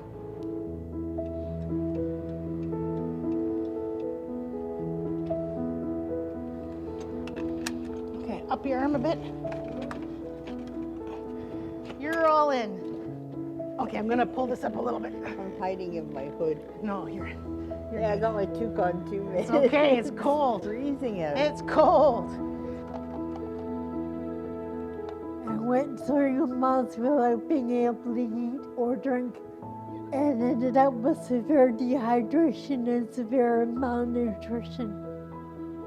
And I was in the coma for 4 days and then had no memory of the 6 months after that. So that makes life a joy. Without Roots, I wouldn't be able to get to my appointments and stuff. And they make it so that I get to all my appointments on time and with ease. So it makes life a lot easier. At least the van's warm. I love the bonds. It's almost like family. I'm telling you, we get to know each other, right? We talk a lot and we go off and sneak off and have a donuts and, you know, just try to do the little things to make them happy, you know, treat them, have special ways, and so they feel comfortable and special, and until I take them home.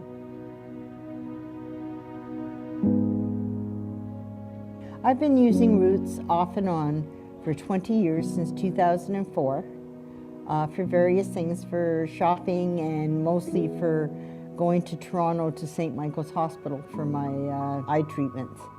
When I found out about Roots, it was a godsend. Without the van, we would be stuck. Plus, I can take her places now. Roots has taken us to the mall. We're taking us to Walmart, where we can spend a few hours, you know, go for lunch, do some shopping, to get her out of the house. Until we meet again? Yes. On the road again? And So when are you moving? This weekend? Next weekend? You don't know. Just call them. I'll make a special trip and come and get you guys. Okay. No worries. Thank you. We'll see you later. All right. Okay? Take care. The friends I've made through Roots. And you know what? They're wonderful.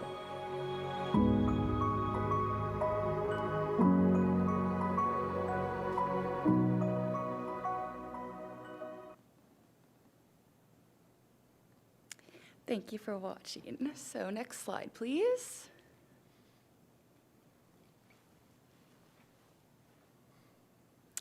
So for 2026, we're looking to bolster our support even more. As such, we're requesting more funding to make this happen.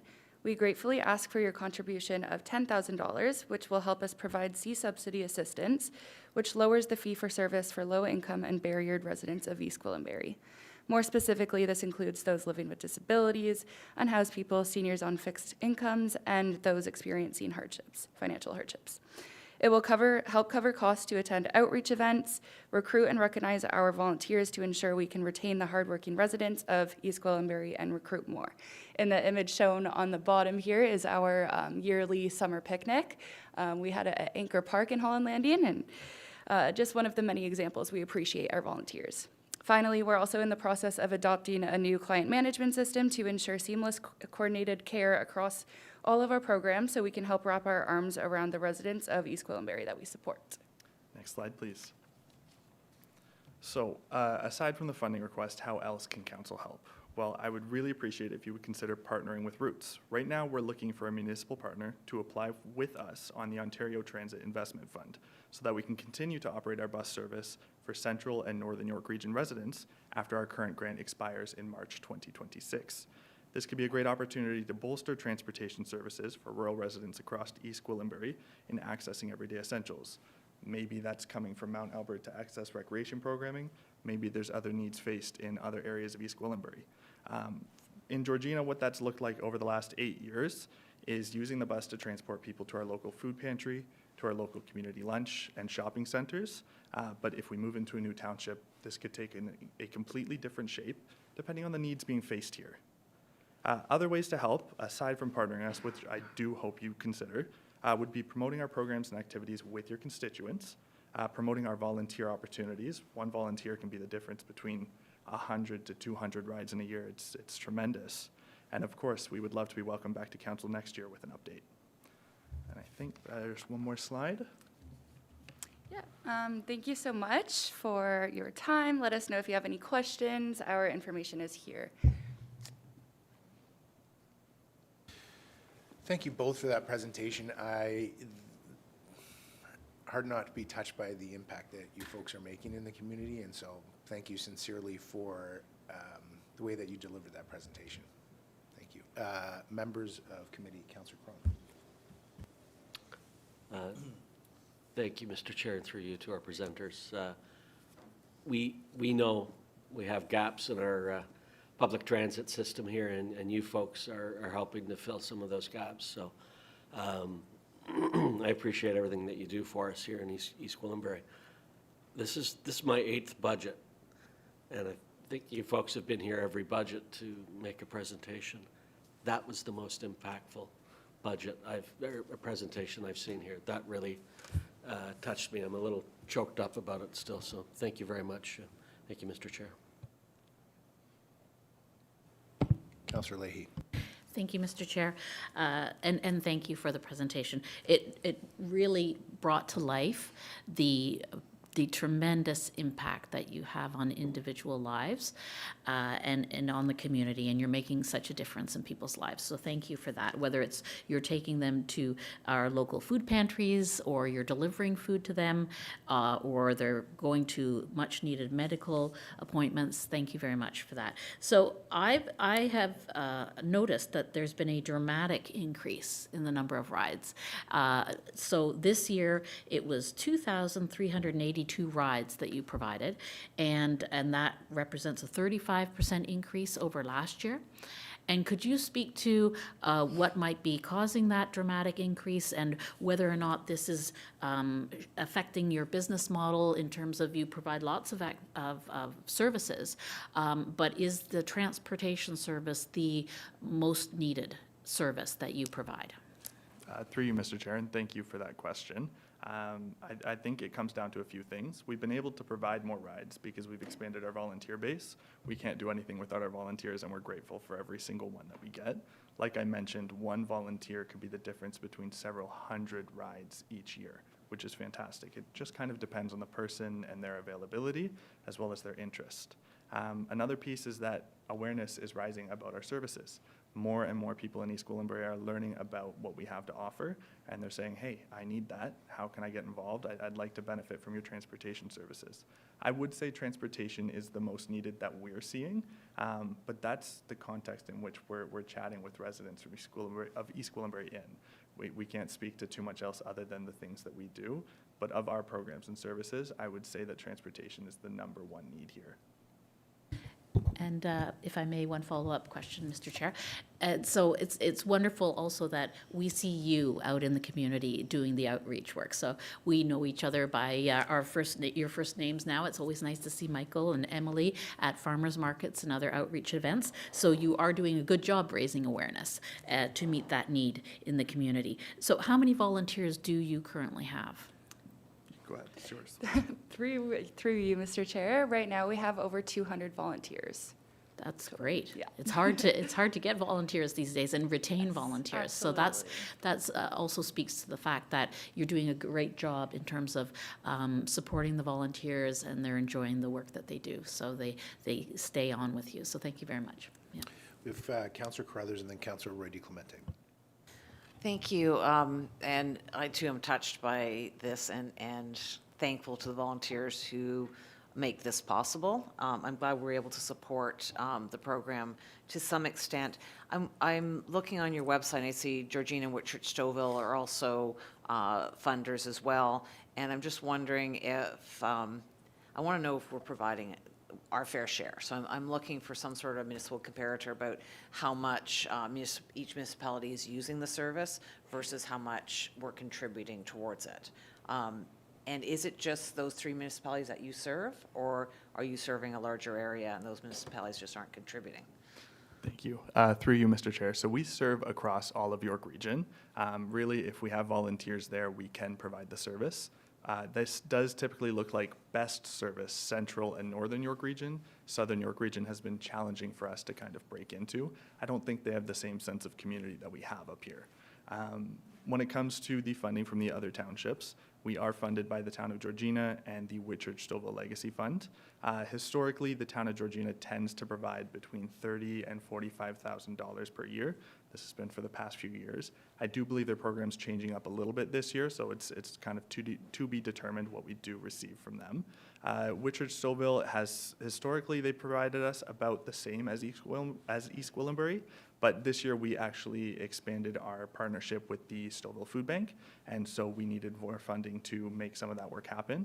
And so right now we're floating at about $20,000 from the Whitchurch-Stouffville Legacy Fund, and that is kind of in line with the service we provide there. It is very similar to what we provide in East Gwillimbury. Roots has been in existence for about 36 years. Our strongest client base is in Georgina, so that disproportionate funding that we do get from them does make sense. A majority of our clients, I would say about 65%, are from Georgina. So it does make sense that they are funding us quite much more than other municipalities. Did that answer your question? 65% in Georgina and East Gwillimbury and Whitchurch-Stouffville are about the same.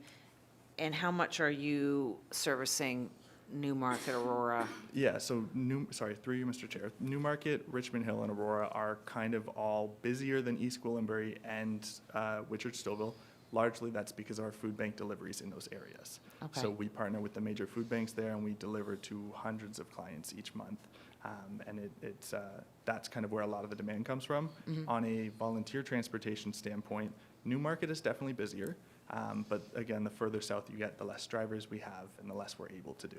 Right, and you're not getting funding from them. So something that I would suggest that we try and do is to issue a mayor's challenge, to challenge some of these other municipalities who are using the service to step up in the same way Georgina and Whitchurch-Stouffville and ourselves are doing. Thank you for that. That's very, very helpful. I think the amount that you're asking for is low in consideration what others municipalities are contributing, and I'm happy to support the request. Thank you. Thank you. Thank you, Councillor Carruthers. Councillor Roy DiClemente. Thank you, Mr. Chair. Through you, I'm wondering, actually, what I will say is that I felt the same way as Councillor Crone did, thank you for doing that video. It really helped me understand what it is that you're doing and the sorts of people that you're helping and the impact that you're having.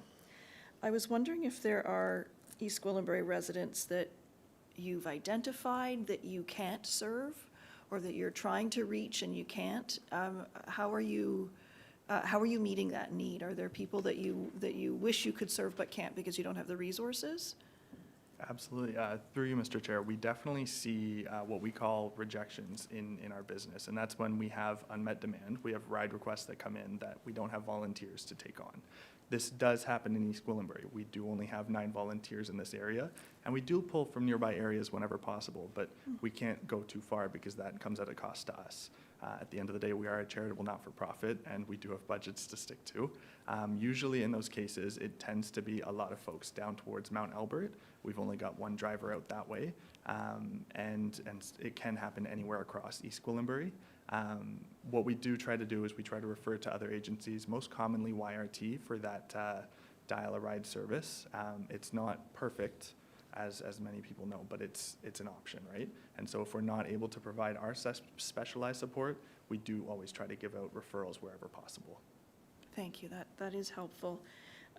I guess from me, when I look at the breadth of services that you're offering and the limited resources, I might suggest looking at, prioritizing some of those. I think some of the questions that we had today, sort of centered around that is where you're having the greatest impact and delivering services to the people who have the greatest need.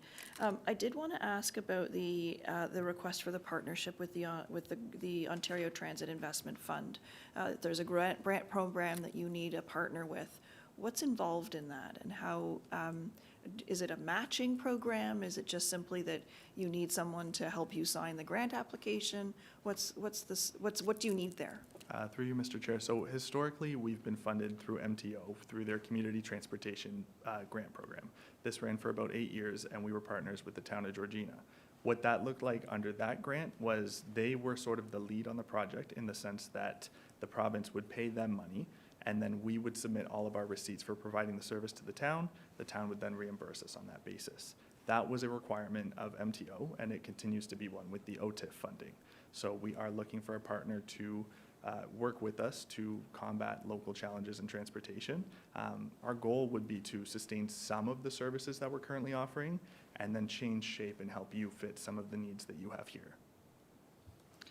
Mr. Chair, I certainly would welcome giving some direction to staff to explore that and report back to us on what we may be able to do. If there's grants available and we can help, then I'd like to hear more about that. Thank you. Great, wonderful. Councillor Foster, do you have anything? Or? So with that, Councillor Roy DeClemente, was that a motion on top of the one to receive that you also direct staff to explore? Sure, we can do that. Wonderful. And I'm sure the clerk has captured the spirit of that. And so to that end, Councillor Roy DeClemente has moved that. Any further discussion? All those in favor? Motion carries. Thank you so much, folks. Thank you. Okay, that is, now we're down to letter E in the agenda, which is deputations, and we do not have any. And so F is the 2026 business plan and budget, and we're on to item number 1, which is our friends at the East Gwillimbury Public Library.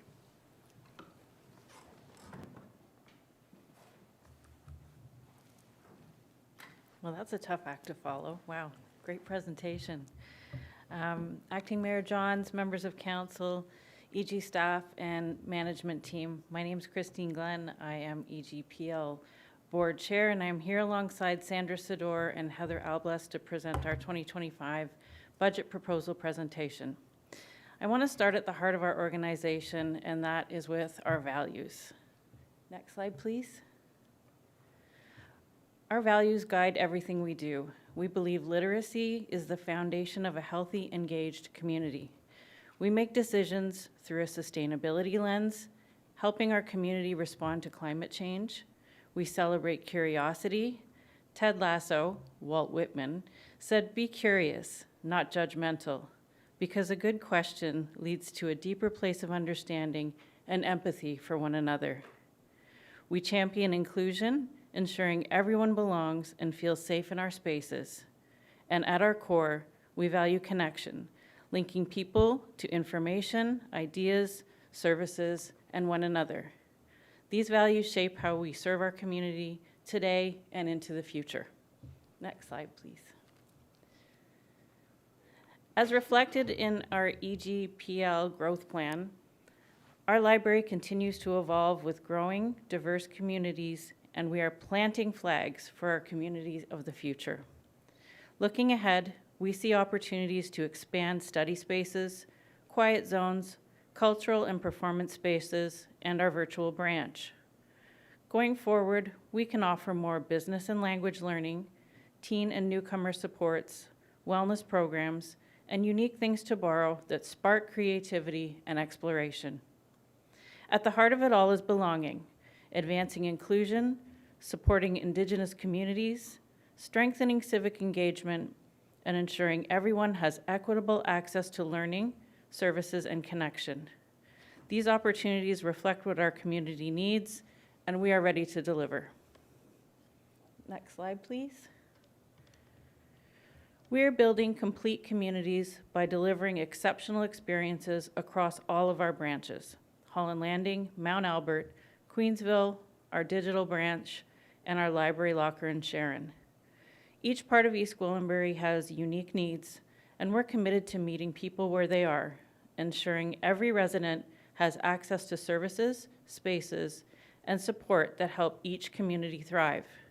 Together, we're creating a connected, vibrant EG for everyone. Next slide, please. So opening weekend, what a weekend that was. We had Mayor Haxon kick off the opening by checking out the first book, Lead by Engagement by local author Kay Redmond. We had a traditional smudging ceremony and learning circle with Jared Big Canoe. We introduced Bingadin, a word of welcome that will be displayed at our entrance. Guests enjoyed interactive stations, makerspace demos, live performances, and kids entertainment. The Queensville branch opening marks a major milestone in advancing the library services growth plan and expanding accessible, inclusive, and innovative services across EG. Next slide, please. Before I turn it over to Sandra, I hope you can indulge me a few seconds to thank some amazing people. This has been a year of great change, and these individuals and groups have delivered not just for EGPL, but in a way that should make you as a council proud that you have chosen to invest in EGPL. The board would first like to thank the EGPL management team for executing on their unique deliverables with energy, excitement, and purpose. When everyone comes together and does their part, magic happens. We want to thank the whole EGPL team for always being up for the ask and doing it with pride and enthusiasm. You create a place where everyone belongs, and the board is very proud to have you on our team. To the friends of the library who are always there and rolling up their sleeves to help, thank you so much. To our council liaisons, not only for fiercely supporting us throughout the community, but also offering valuable advice and giving us the have you thought of moments. Thank you both. I personally want to thank our board for their time, commitment, and steadfast belief that libraries change lives. They're willing to give of their time to make sure EGPL thrives. I have learned from each of you this term, and I am proud to be part of your numbers. And lastly, I want to thank Sandra and Heather for their outstanding leadership throughout the opening of our new branch and the incredible transformation happening across our organization. You lead with knowledge, energy, confidence, and a real belief in your teams. You coach people towards excellence in everything we do at EGPL, and it shows. I'm very proud to work alongside of you. So with that, I'll turn it over to Sandra Sador. Thanks so much, Christine, and for those kind words of thanks. Appreciated. Good morning, Acting Mayor Johns and members of council. Of course, my name is Sandra Sador, and I'm the CEO of the East Gwillimbury Public Library. I'll begin the presentation today with a brief overview of our organizational structure and focus on strategic initiatives of our 2026 business plan.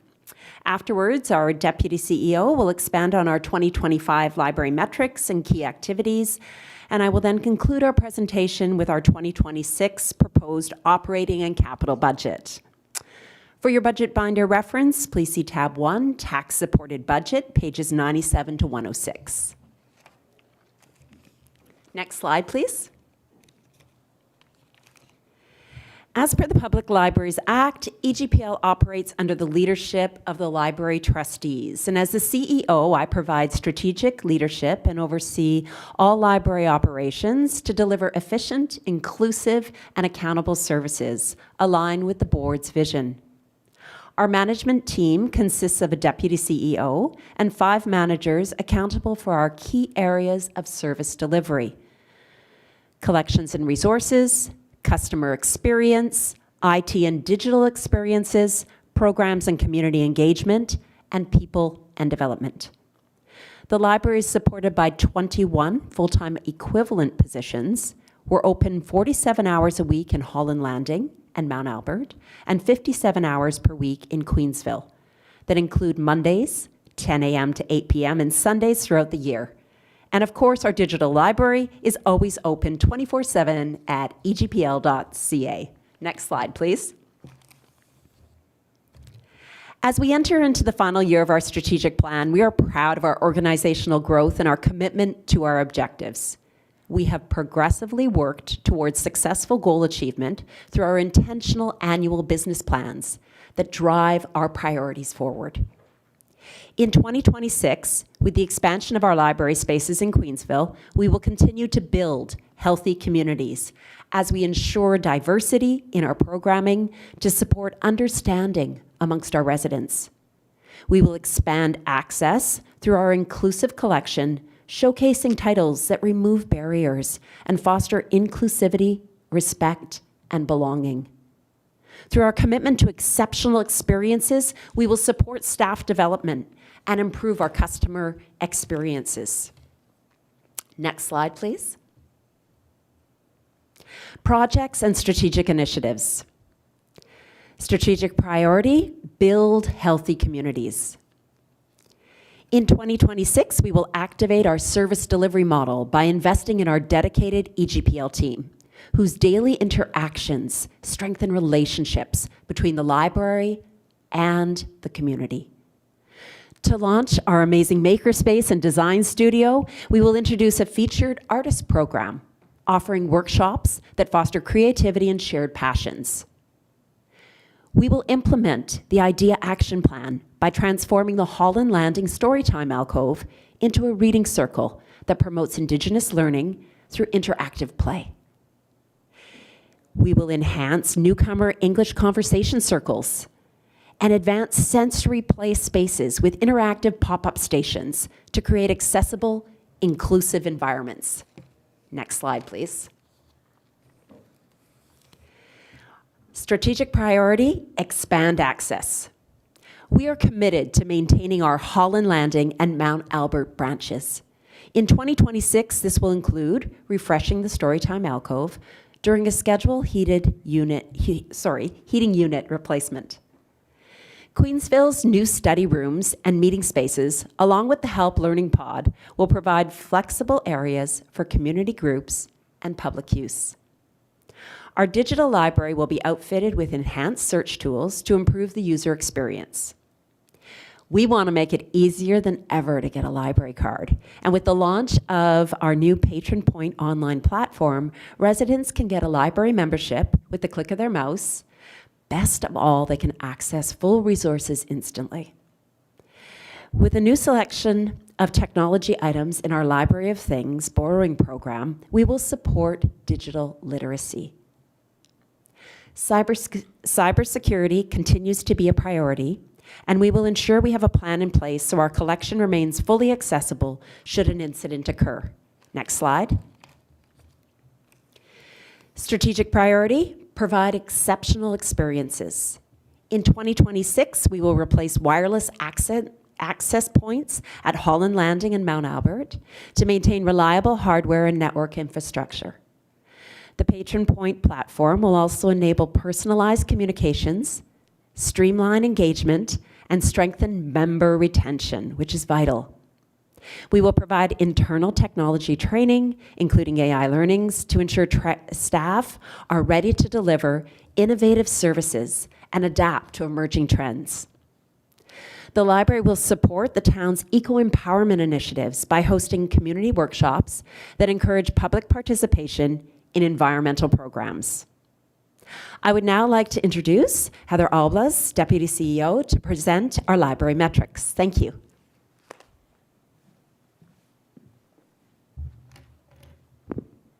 Thank you, Sandra. Good afternoon, Mr. Chair and Council.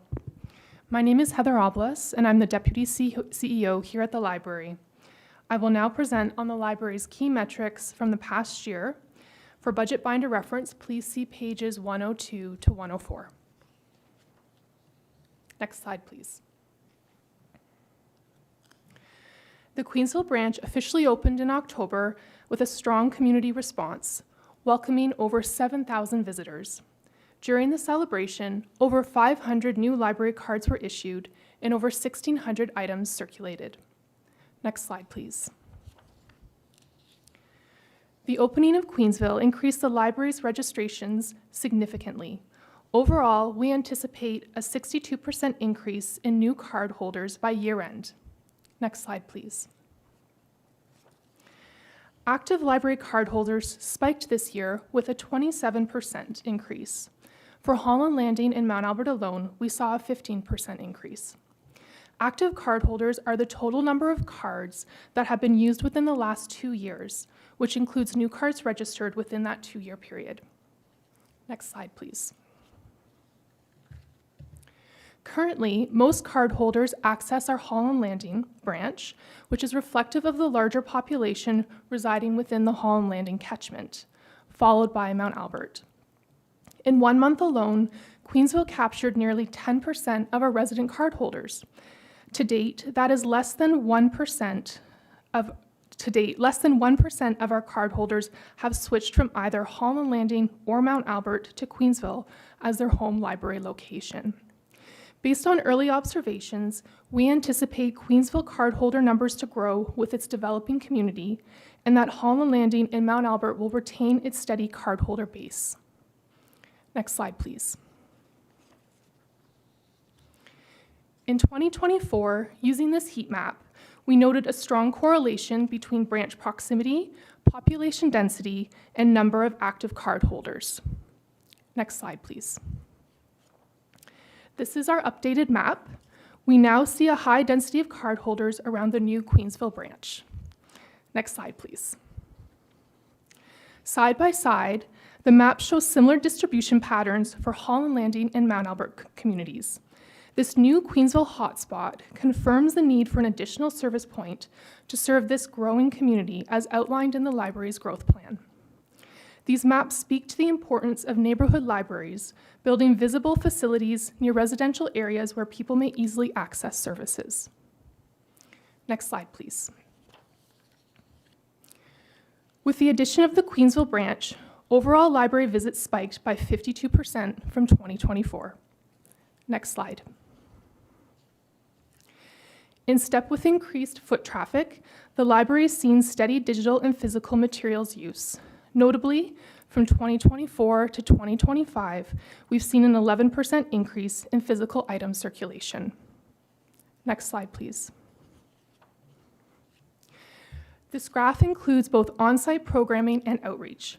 The library increased programs offering by 10% from last year. Programming accomplishments include our 50th anniversary celebrations, which attracted over 500 attendees, new makerspace offerings, our Welcoming Week partnership with the town, and improved food pantry services, which supported a 17% increase in visits this year. Next slide, please. Reflective of increases in program offerings, program participation increased by 12% from 2024. Next slide. Over the years, the library saw steady increases in wireless use. In 2025, usage dipped after some cybersecurity updates. These numbers may also nod to a landscape where residents more readily access their own data to supplement their library wireless use. Next slide, please. As we monitor changes in wireless use, numbers continue to show our community values functional and accessible library spaces. As anticipated, our new Queensville study rooms are in high demand, contributing to a 52% increase in overall year-end use between the branches. Pairing increased study room use with growth in visits, program engagement, and circulation, the library stands as a community hub where people increasingly come together to learn, grow, and connect. Next slide. So I'll take a moment now to address any questions regarding the metrics. Thank you. Thank you so much. Pretty powerful metrics. Thank you. Really appreciate that. Anybody would like to go first from around the committee? Nobody wants to speak. That is how powerful your presentation was. Any takers? Any takers? Okay, Councillor Lake. It's with regard to, well, I'm wondering if, is there another opportunity at the end? Well, okay, so There will I don't be, have yes. a specific question about the metrics, but I have another question. I'll wait till the end. Thank you. Sure. Okay, so no question. Yeah. Councillor Crowther, sorry. Yeah. Okay. So I'll have questions on, or comments on the budget portion, but I think as we're talking about metrics, I want to make the point about how as we see house sizes decreasing in East Gwillimbury in the new builds, that having this safe, free third space for people becomes increasingly important. And I have the library sticker on my computer, everyone belongs at the library, and that's what we mean by a safe, free space. You don't have to buy a coffee to be there. You know you're safe. The connectivity, both social and digital, so important in a growing community. And the most important thing to me about the library is the affordability aspect. It's not just about books. I signed out a projector at the new Queensville branch, the Internet of Things. You can sign out a drill, a weed eater. There's all kinds of different things that you can take out, and the opportunity to grow and learn. There's nothing else in our community that provides all of that. So it's a tremendous value to the taxpayer, and I think your presentation showing the metrics shows just how many people in our community are making use of the library and what a value it's providing to the taxpayer. So thank you for that. Thank you. Go ahead. Okay, so thank you. So now Sandra will close off our presentation with the library's budget presentation summary. Thank you for your time.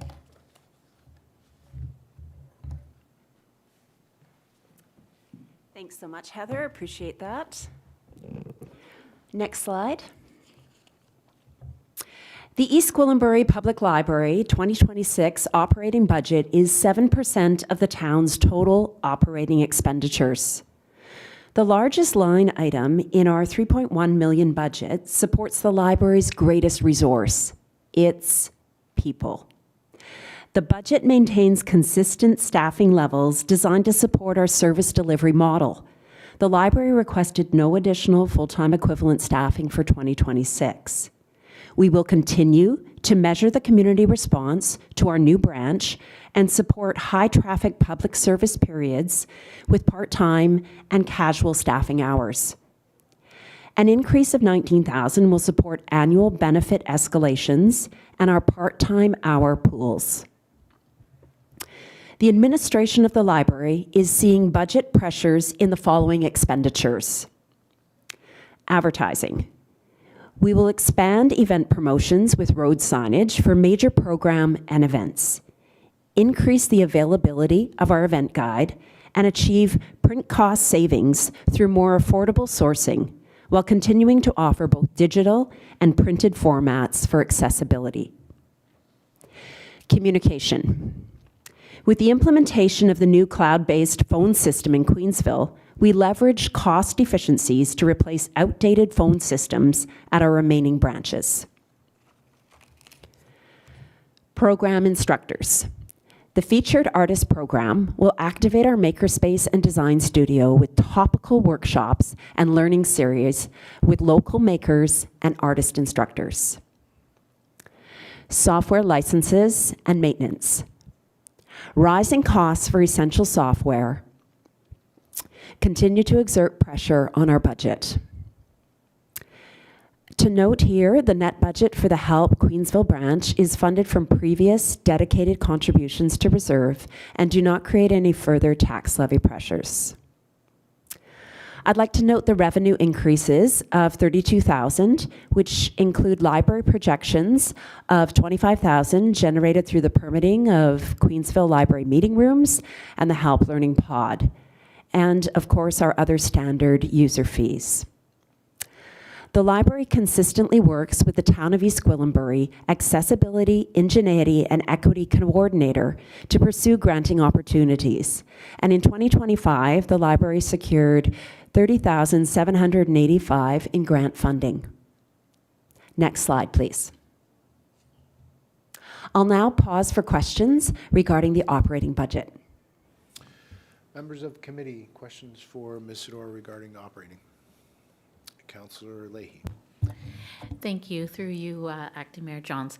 And I want to thank CEO Sandra Sador for providing me with the opportunity prior to today's meeting to ask some questions in advance. And I always like to give presenters the opportunity to research some further details rather than asking you for answers on the spot. So I appreciate you taking the time to meet with me.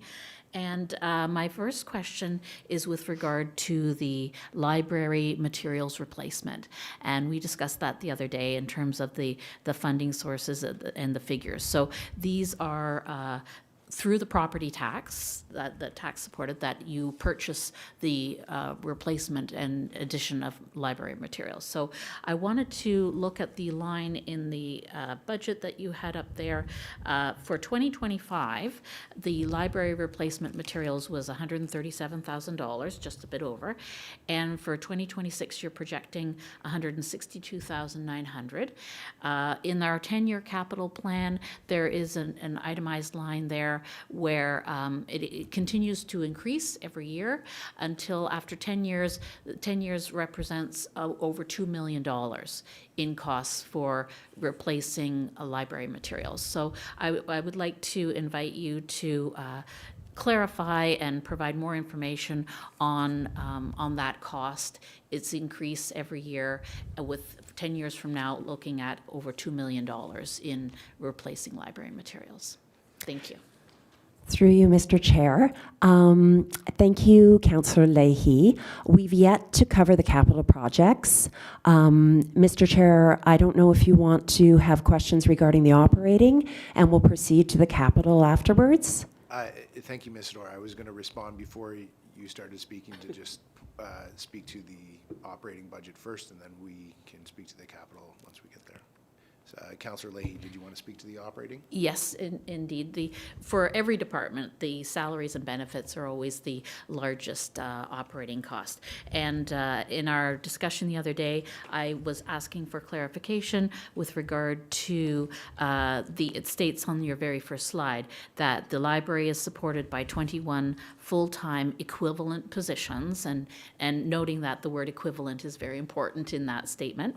And so you provided me with a breakdown of the current staffing complement, and which is 15 full-time positions regularly working 35 hours per week, 18 part-time positions regularly working less than 35 hours per week, 8 to 10 casual positions. They don't have regular hours. There's just a pool budget, and 4 contract positions, typically student positions. So would you please share the definition of equivalent positions in terms of full-time equivalent positions, and how 21 full-time equivalent positions is the number that's arrived at when you have 15 full-time, 18 part-time, et cetera? Through you, Mr. Chair, to Councillor Leahy. I have been in contact in the past with the Finance Department, and I'm looking here at Mr. Marshall. I will read to you what was provided to me. So the town assigns the library's number of full-time equivalents. The town doesn't typically include part-time positions in full-time equivalent count. But in 2023, with a service agreement created between the library and the town finance department, it was decided to include a handful of the part-time positions in the full-time count. It was also determined that going forward, any new part-time positions would not be included in the full-time equivalent count, to be consistent with the approach to the town. So that's what I was provided with in terms of information. I'll turn that over to Mr. Marshall if there's any further comment. Mr. Marshall, do you have any further comment, or is that comprehensive? Mr. Chair, that was pretty good. Thanks. Great. Is there a follow-up, Councillor Leahy?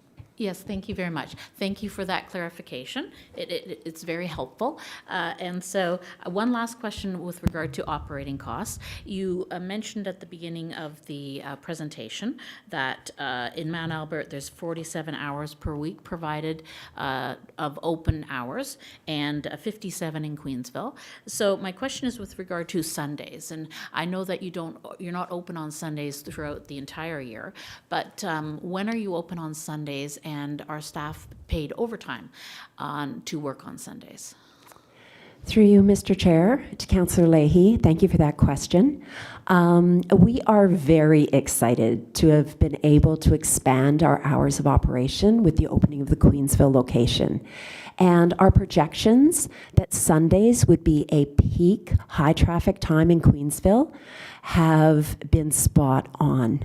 On Sundays, we are at capacity in terms of traffic coming through our doors, spaces occupied, study rooms full, families gathering.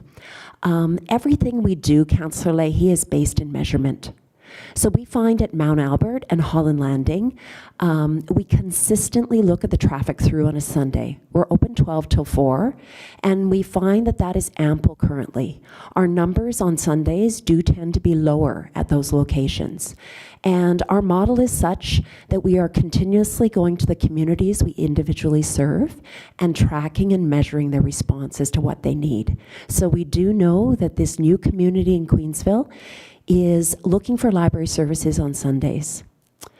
To respond to our model of compensation, Sundays are an opportunity for additional hours paid at regular hourly rates.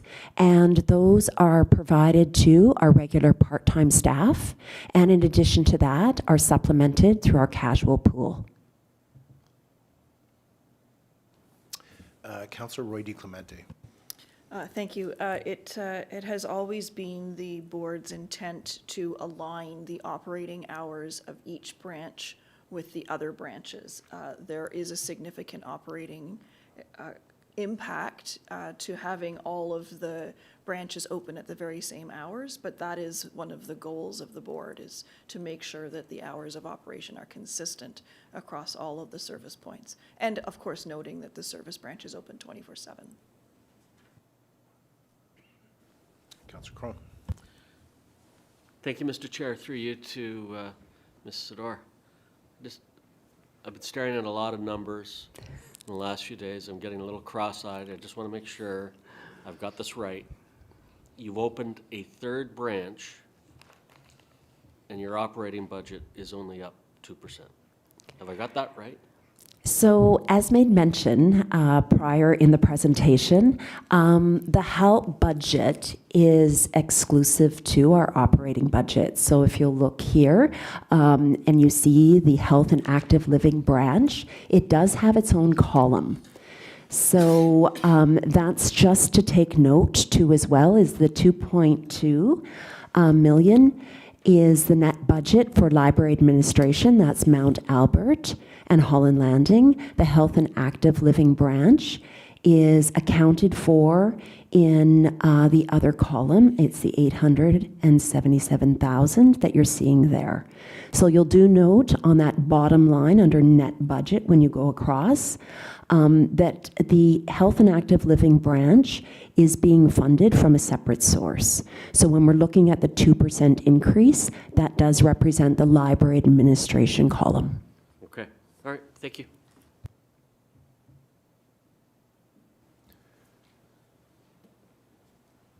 Ms. Sador. Okay, thank you. Thank you very much for your presentation. And now if we can move to capital. Thank you, Mr. Chair. Please refer to tab 4, capital budget pages 150 to 161, please. We have two recurring projects, library materials and IT hardware replacement. Both are part of our 10-year capital plan and ensure the regular replacement of loanable materials and essential technology. Unique projects for 2026 include the replacement of end-of-life wireless access points at the Holland Landing Community Centre and Ross Family Complex. We will also fund Chromebook replacements along with the necessary management licenses. Library materials growth will support the expansion of our multi-language collection, reflecting the diversity of our growing community. Branch maintenance, as outlined earlier in the presentation, will include refreshing the Holland Landing Storytime alcove. Next slide, please. 10-year capital budget summary. The library's 10-year capital plan includes the ongoing annual projects of library materials replacement and IT hardware replacement. Looking ahead, the scheduled redesign of the egpl.ca website will occur in 2029. The Library Board is committed to the EGPL growth plan. This is reflected in our 10-year capital program. with a Green Lane Corridor Library Facilities Study in 2029 and a Library Master Plan in 2030. Based on population projections, the Holland Landing Expansion Project has been adjusted with design scheduled for 2031 and the potential facility expansion in 2033. Next slide. The East Gwillimbury Public Library continues to experience steady growth in cardholders, services, programs, and collections, reflecting our commitment to providing free, inclusive, enriching opportunities for residents. To sustain this momentum and meet evolving community needs, the Library Board is requesting a net budget increase of $38,000 or 2%. This represents an increase of $2.80 per year for the average EG household. On behalf of the Library Board, thank you for your consideration and ongoing support of our mission to empower and to connect our community. At this time, I'd ask if there are further questions. Thank you, Ms. Sador. Sorry, Councillor Crone. Thank you, Mr. Chair, and thank you again for coming out and sharing your plans with us. Really excited to see what you have in store. Glad to see the line items about investing in the IT infrastructure, the wireless access points. I don't know if people remember or appreciate just how important the library was during the early days of COVID. Because, and I'm sure people don't remember just how bad our broadband was in East Gwillimbury, especially in the rural parts, and the library played a really important part of that by allowing people to come and connect. They'd be in the parking lot, quite literally in the parking lot, connecting to the Wi-Fi so that their kids could upload their homework, because the internet, the broadband at their home was just so dreadful. So it was an important feature. You know, thank God broadband has come a long way, but the library was so critical in those early days. I'm really excited to see the stuff that you've got going on. It's, you know, at the opening, you know, I saw kids playing video games in the library. That wasn't you know, once again, I was born at the wrong time, because that was, my God, that would have been so much fun when I was young. I'm so envious. But everything that you're doing is just phenomenal. But I want to go to the opening of the Queensville at the Help. The opening, to me, looked flawless. You know, there was no hiccups or things like that. Tell me there was, every launch there's something that goes on behind the scenes. Was there anything that blew apart behind the scenes that we didn't know about? Through you, Mr. Chair, to Councillor Crone. Honestly, the opening of the Help, and I can only give credit to the amazing teams I had the opportunity to work with. So under the direction of Aaron Karmazin and his phenomenal team through Parks, Recreation, and Culture, there was excellent leadership from the town. I would like to speak to the direction of our library board and what they provided to us in terms of governance and leadership as we moved our way towards the opening, and for the library team itself and the year of project management it took. We did a lot of risk management, and in all honesty, Councillor Crone, I can honestly say that we had more items on our risk management sheet than actually came to fruition. I would say it was kind of those pinch points that everyone anticipates, and then when the volume of participants walks through the door, you're like, oh, this is how traffic moves through the corridor. So there was some hands-on learning that was quickly found out as to how our community is going to use our spaces. And the area in front of the front door, we had designed our furniture to be easily moved throughout that central area. So we quickly adjusted and set aside some chairs so that that entranceway had a larger space for people to come through through. Our study rooms at capacity instantly. I know on the weekend of the grand opening, we did some pop-up tables in the learning pod. So study groups. We weren't really thinking study, we were thinking celebration. But life goes on. People need to study in libraries, right? It's that practical piece. So I would say we, in many ways, kind of forgot maybe the practical piece. So we put up tables in the learning pod. It turned into a bit of an exam-gram space for some students, and really the overwhelming response of teens. So teen gathering around all of our public access computers, back in the computer area too as well, and scooters every which way but loose. So I would say they were all problems that were on that risk management, but they were problems that were easy remedy. Oh, that's great. Congratulations. Thanks so much. Good planning. Through you, Mr. Chair, my last question, I asked the same question a number of years ago to your predecessor. But I'll ask you the same question. If money were no object, what would you like to do next? Her comment back then was build the Queensville branch. And so now we've done that. So what would be your next? Thanks so much, Councillor Crone. I think if money was of no issue, I must say I would refer to the secondary plan. We had the privilege of having the consultant attend our recent library board meeting and share with us the plans that are in place in draft format of the secondary plan. And East Gwillimbury is making a commitment to their residents, and that is to ensure that library service is available in your neighborhood. So what is my dream? My dream is something straight out of our Library Delights list, and that's one that our staff fill in on a regular basis. They're direct quotes. And this one occurred in August. And the little girl is running down the sidewalk in Holland Landing to her library, the Holland Landing Library. She's come from her home. It's in walkable distance. And they're rounding the corner. And the staff member's walking into the building, and the staff member says, I love working here. Because right behind me, this little girl says to her mom, Mom, we're at the library. It's the best place ever.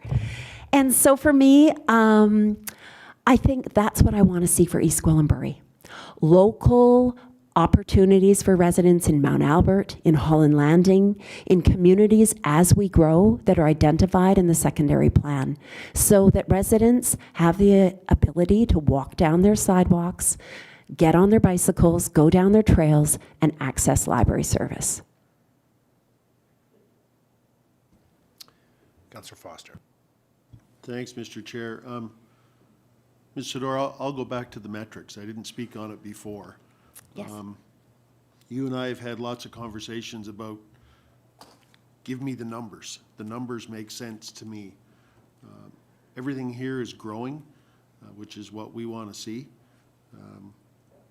So keep giving us those numbers. That's what makes the most sense to me. And even on the new spaces that you have in the new library, make sure that we know what's going on with those spaces. So when I got your email to say, hey, any questions, get a hold of me, come on over and talk, I had a hard time coming up with anything to talk to you about, because I'm looking at the budget and I'm thinking it's a pretty fair ask for what we're doing. So I think I'll just leave it at that. But the numbers make the most sense to me. Thanks. Through you, Mr. Chair, to Councillor Foster, I'd just like to thank you for introducing me to Michael Hansen. You saw that early in a conversation you were having with Michael. And Michael ended up being, quite honestly, our very first featured artist. So when we're looking at our plan for 2026 and the excitement we have for launching a feature artist program, it really is based out of the draft and the pilot that we ran with Michael Hansen. And he offered a workshop the first week of November. We had emerging musicians come out for an afternoon of interaction with Michael Hansen. He spoke to his own sound, how he's worked his career. Then participants had the opportunity to share their sound, and whether that be lyrics or whether it be vocals or whether it be musical performance. So thank you for that, Councillor Foster. because he has become a dedicated advocate for the new design studio space. And I know he's meeting with us this month because he's absolutely loaded full of ideas for the future. So thank you for that. Councillor Leahy. Thank you very much, through you, Mr. Chair. I'd like to re-ask the question I asked earlier. I was a little premature in asking it, but it's with regard to the line of libraries materials replacement. And every year it's increasing. It's at $171,000 for 2026, and it increases every year in the 10-year capital plan. And it arrives after 10 years at over $2 million to replace library materials. So could you please provide some further detail about what that over $2 million projected cost over the next 10 years is? Through you, Mr. Chair, to Councillor Leahy, I would just like to speak to that capital expense, most definitely, and take a closer look at library replacement management. So it is a reoccurring expense. It is essential for libraries to maintain their collection. We have a collections plan, and that collections plan ensures that East Gwillimbury libraries contain updated collections, not only of the bestsellers that everyone's reading right now for that particular year and to fulfill hold requests, but also to ensure that every facet of our collection remains current. As you know, there are constant new publications, and so it comes to the capital project. It shows up each year. It does have a 5% increase, and that does note as well that our library collections will evolve, and they will change, and they will build out and are enhanced based on the amount of collection required for our community. So yes, it is an ongoing commitment by East Gwillimbury to ensure that their libraries reflect quality, diversity, and that they meet our collections plan and policies. Thank you. Wonderful. Thank you so much. Is there any other questions for Ms. Sador? Ms. Sador, thank you to you, your staff, the volunteers that make everything happen. All morning we've been hearing about different groups making an impact, and I recognize that, you know, we're all in this together. Yes. However, like, the impact that you have made as part of Halpin in Queensville, it's a destination. Like, not only you've talked about walkability and the success of that walkability, but it's a destination. And so just thank you for your leadership. Thank you, everyone, for your leadership. It's wonderful. Thank you. Thank you so much, Mr. Chair. Thank you. So, folks at the dais here. Oh, sorry. Yeah, of course. My apologies. Who would like Councillor Roy D. Clemente? And sorry, you don't want it? We're going to duke it out here, or I would like to move it, and I was pointing to Councillor Carruthers because I assumed that she wanted to second it. We don't need a second. Okay, well then I'm moving it. Thank you. All right. And I think it's time for lunch after that. I think so. So we'll say no further discussion after that. All in favor? Wonderful. Thanks, folks. Okay. Maybe a recess, dial break. Yeah, everybody's excited to tell me that we want to take a break, and that was what I was trying to get out of my mouth. There we go. So it would probably be appropriate for us to grab not just a recess, but a break. So can we say 12:30? Okay. All right. We don't need a motion for that. 12:30. Thanks, everyone.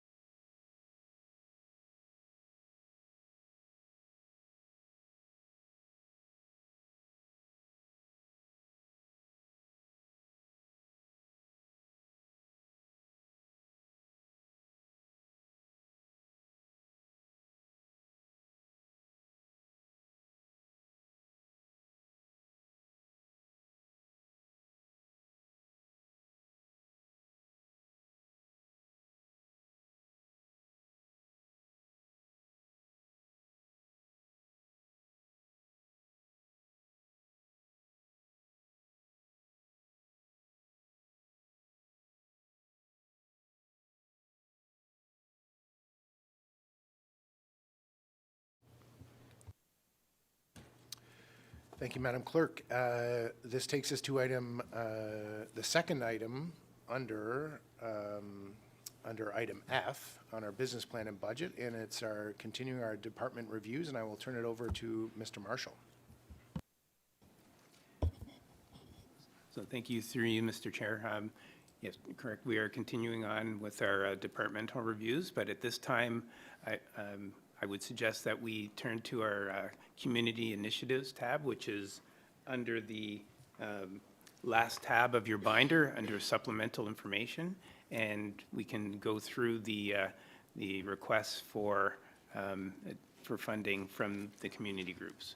And I would like to point out that currently in the mayor's budget, the column called Community Initiatives Ongoing is the amount that's included in the budget currently. So any amendments to that any changes to that would need an amendment from the committee.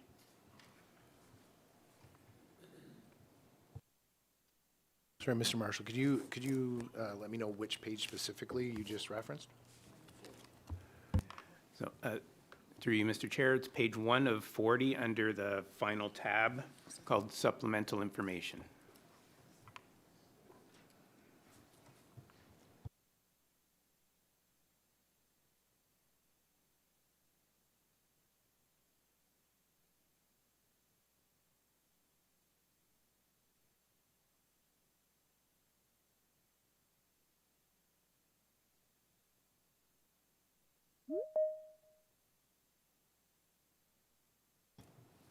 So through you, Mr. Chair, there's been some requests for changes in funding. So I would think at this time, committee could discuss the additional requests and determine whether amendments are requested to the mayor's budget. Thank you, Mr. Marshall. So I will open it up to the committee at this time. If there are any questions, comments, amendments to the budget. Councillor Carruthers, thank you.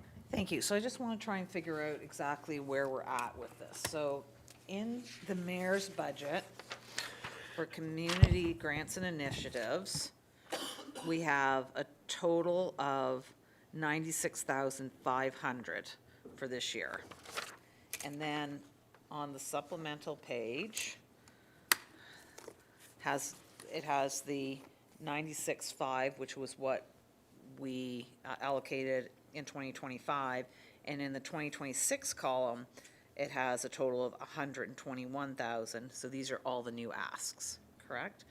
I also wanted to get clarity on what committees and groups we are still funding according to the new community and advisory group report that we are in the process of implementing. I understand that some of these groups are being phased out, and I just want to get an update on which ones we're still funding, which ones we're not.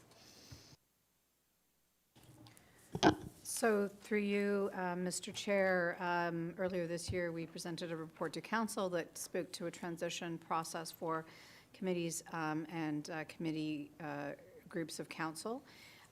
The items before you are the committees that are continuing through 2026, and then as the report had indicated, some of them will phase out entirely. So the ones that are listed in front of you under community groups appointed by council, those will continue to receive funding in 2026, except for the one item where there was no funding that was put forth, or funding request that was put forth.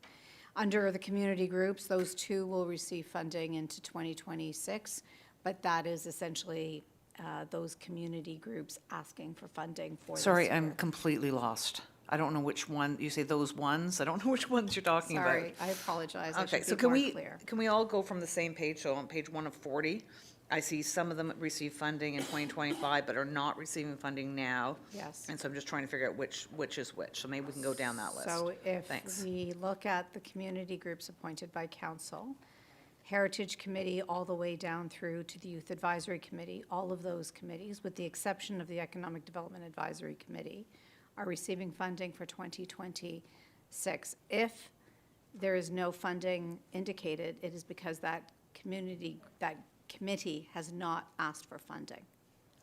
So the same applies for the broadband working group, where there was no funding requested.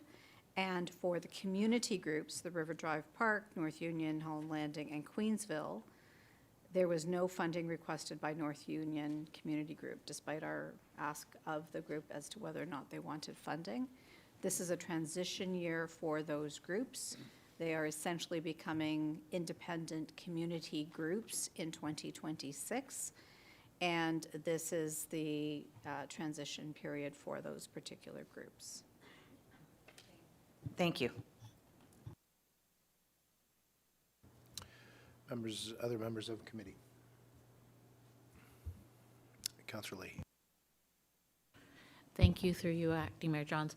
So are we going to go through each page, or is it, or we won't discuss some of them, but just the ones that the individual councillors raise questions about?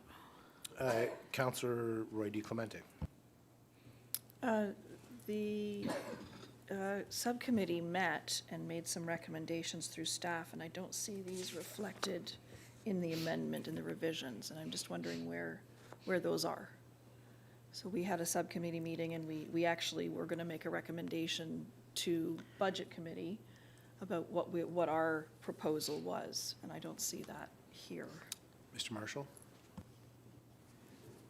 So through you, Mr. Chair, the Budget Subcommittee was formed, and you're correct, there were some recommendations.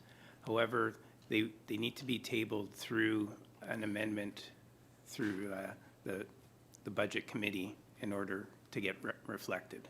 So we did not put it together and put forward an amendment, but it would be the committee that would be responsible for bringing forward amendments to the budget. Mr. Chair, we had staff in the room who were supposed to have been taking notes so that we would have one place so that we could propose those amendments. So I can go through my notes here on my page, but they certainly aren't assembled or collated or they're not in a position to be put forward at this point. So we had a subcommittee meeting, and my understanding was that we were going to be tabling those recommendations, and that's how we would have this discussion. Otherwise, why did we bother meeting? Well, clearly, miscommunications do happen, and from the logistics standpoint, I'm sure as the budget is tabled, amendments would need to be made, and so while they're not obviously reflected here within this, it's wonderful that we have the opportunity to address them. Councillor Leahy. Acting Mayor Johns, I'd like to make a suggestion that we defer this then until next Wednesday, so that we all have an opportunity to look at the outcomes of the subcommittee meeting and take those into consideration before we dive into the discussion. Would that be possible to just rearrange the agenda a little bit for next week? Mr. Marshall does look like he wishes to speak to that. So through you, Mr. Chair, although we didn't table a list of amendments that were proposed by the Budget Committee, or the Subcommittee, we do have a list here that I can read out and go through if we would like. That summarized the meeting. We did take notes, so we can do that. It's just, we weren't going to table the amendment because that would be the responsibility of the members of committee to do that. So I can read those notes out if you would like. So through Councillor Roy DiClemente, were you chairing that subcommittee or leading that subcommittee? No? I can't speak for that subcommittee, so does that meet the expectations of what the subcommittee, based upon the fact that our treasurer for the municipality has the notes from that meeting? Who else was a part of that? Terry and I. Councillor Foster or Councillor Crone, would you like to speak? I'd certainly like to hear what Mr. Marshall has to say. I've got my rough notes in front of me here, the same as Councillor Roy DiClemente. I'm not sure that we were clear on how we were moving forward, apparently. Well, we've arrived here today and we've got our sleeves rolled up. So, Councillor Crone, did you want to say anything onto this? No, my notes are probably worse than Councillor Foster's and and Councillor Roy DiClemente's. But if maybe between all of us we can cobble together something, and let's just push on and try and make the best of this. Mr. Marshall, if you'd like to lead through the subcommittee's notes, and I'm sure that there's an opportunity to fill in any gaps, and look forward to this discussion. So through you, Mr. Chair, I can go through, and if there are any comments on the notes that we've made, happy to receive them. So first, on the Heritage Committee, there was a request for an additional $500, and the discussion through committee was that to accept that request for an additional $500.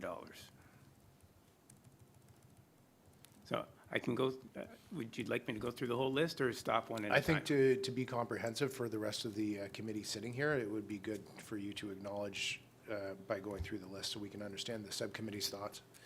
Okay. All right. So the Economic Development Advisory Committee, although there were no requests for funds, there was a consensus to provide an additional $500 just in case the committee was required to incur additional costs. Similar to the Broadband Working Committee, there are no requests for funds. However, there was agreement to provide $500 in contingency just in case they needed to incur costs. The River Drive Park Community Group, there was a request for an additional $500, and the consensus was to keep the budget at the $2,000 limit.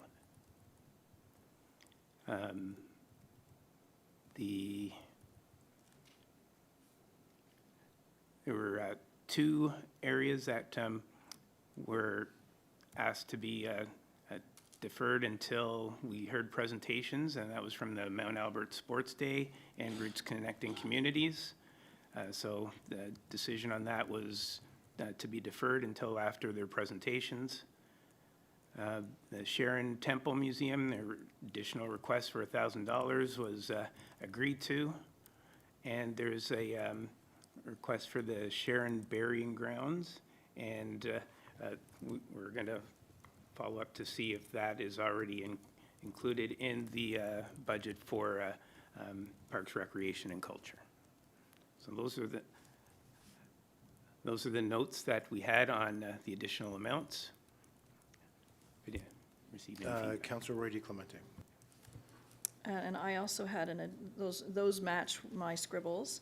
And the other note that I had was that the committee contingency would be the money from EDAC. And so there was 2,000 from EDAC. We were leaving 500 in EDAC and 500 to broadband, and the other 1,000 would go into committee contingency, so that working groups and other advisory committees, if they had an in-year project that they wanted to access or something special, that they could come to council and ask for support out of that pot of money. Thank you. Mr. Chair, that confirms with my notes as well. Through you, Mr. Chair, is ours as well. So, Councillor Roy DiClemente.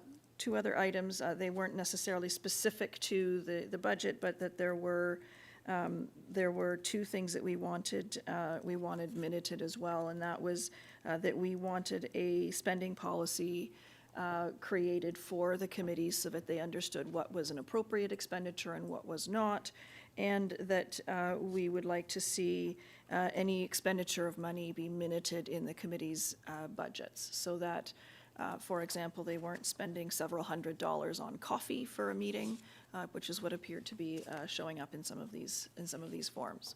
So we really just wanted to make sure that the votes to spend money were minuted, so that they could be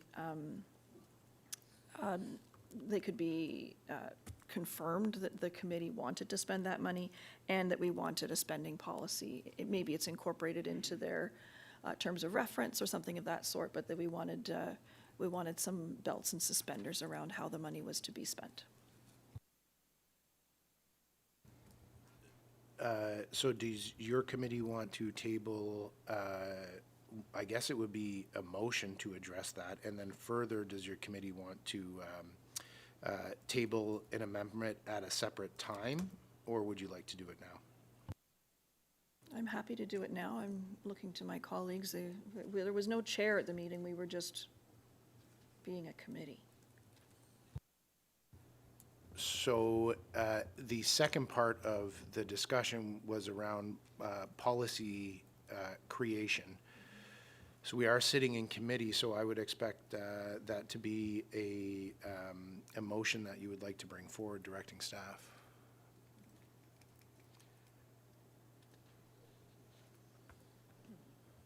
So moved, Mr. Chair.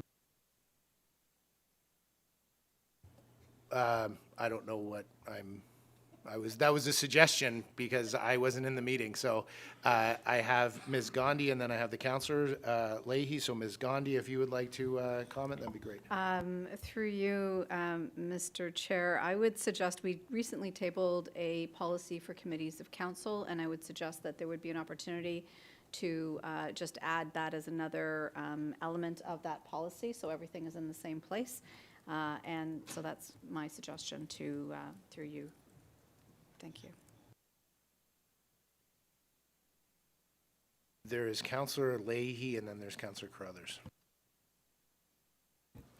So with your permission, Mr. Chair, we can start discussing some of these items that have come up. Just from the housekeeping perspective, the question was around the policy making.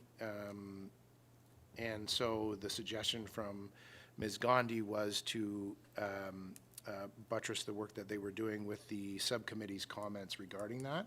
And so if we could just do a motion and clean that up, to add that up, to give staff direction, I think that would be great.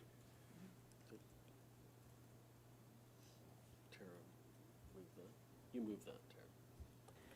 Mr. Chair, I would like to direct staff to include some language regarding a spending policy for our committees of council, as well as direction to minute their votes to spend their operating budget, and that these items would be incorporated in the committee policy that's currently under development with staff. Moved by Ms. Gandhi. Would you like to comment on the motion? Just to clarify, that the policy was in fact approved by council, I believe it was in September, so it would just be to update the already approved policy. Councillor Roy DiClemente is good with that. And any discussion on that? All those in favor? Motion carries. So now I had two councillors wishing to speak. I had Councillor Leahy's name and then I had Councillor Carruthers' name. Thank you very much, through you, Mr. Chair. I read the detailed justification for the increase in the request for the Heritage Advisory Committee, and I would like it to be noted that the elected officials, as councillors, have a budget of $500 for professional development, as well as registering and attending any relevant conferences where they are advocating for the residents of East Gwillimbury as a whole, including the AMO conference. Because the budget of the councillors was reduced to $500, that prevented members of council from attending the AMO conference this year, staying within their own, with the budget that had been approved by the majority of council. And so I am questioning the I'm questioning the whole mindset approach to using taxpayer dollars to educate volunteers and we send volunteers to a conference, we send staff to conferences, but the councillors themselves who are elected representatives are not provided with sufficient funds to attend conferences in order to advocate for the needs of East Gwillimbury. So with regard to the request from the Heritage Committee, part of the description is also saying that we're paying for their mileage to attend this conference, and then there's a little footnote here about paying certain expenses for the plaques, looking to purchase plaques to display on heritage buildings in East Gwillimbury. So the job of the Heritage Advisory Committee, I would like to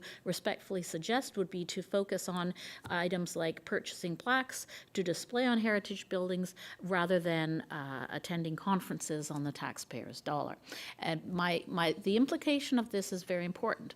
There is a legal liability on volunteers, and there have been a recent case about the liability of volunteers. So my opposition to paying for volunteers on advisory committees to attend conferences is also looking out for those individuals, because if we are saying we're going to pay for their education so they can advise us Point of rather order, than just for hiring one second. staff. Councillor Leahy, you are speaking about the kind of the policy underlying the actual budget allocation portion. So if, like, would you have an amendment, or you're suggesting to not approve what is being I'm funded? suggesting to not approve the additional funds that they have requested, because in my opinion, we should be prioritizing either hiring professional staff who are experts rather than putting the onus on volunteers to be educated at the taxpayer's dollar, so that there could potentially be a further legal liability to a volunteer on a Okay, so committee. the request that is currently before us under the Heritage Committee would be for $2,500. And so what you're saying is that you would not support that. So nobody's tabled an amendment for that currently. So what you're saying is you're not in support of that. I'm not in If support of that, somebody- so I'll put forward an amendment that it should only be $2,000, as it was last year.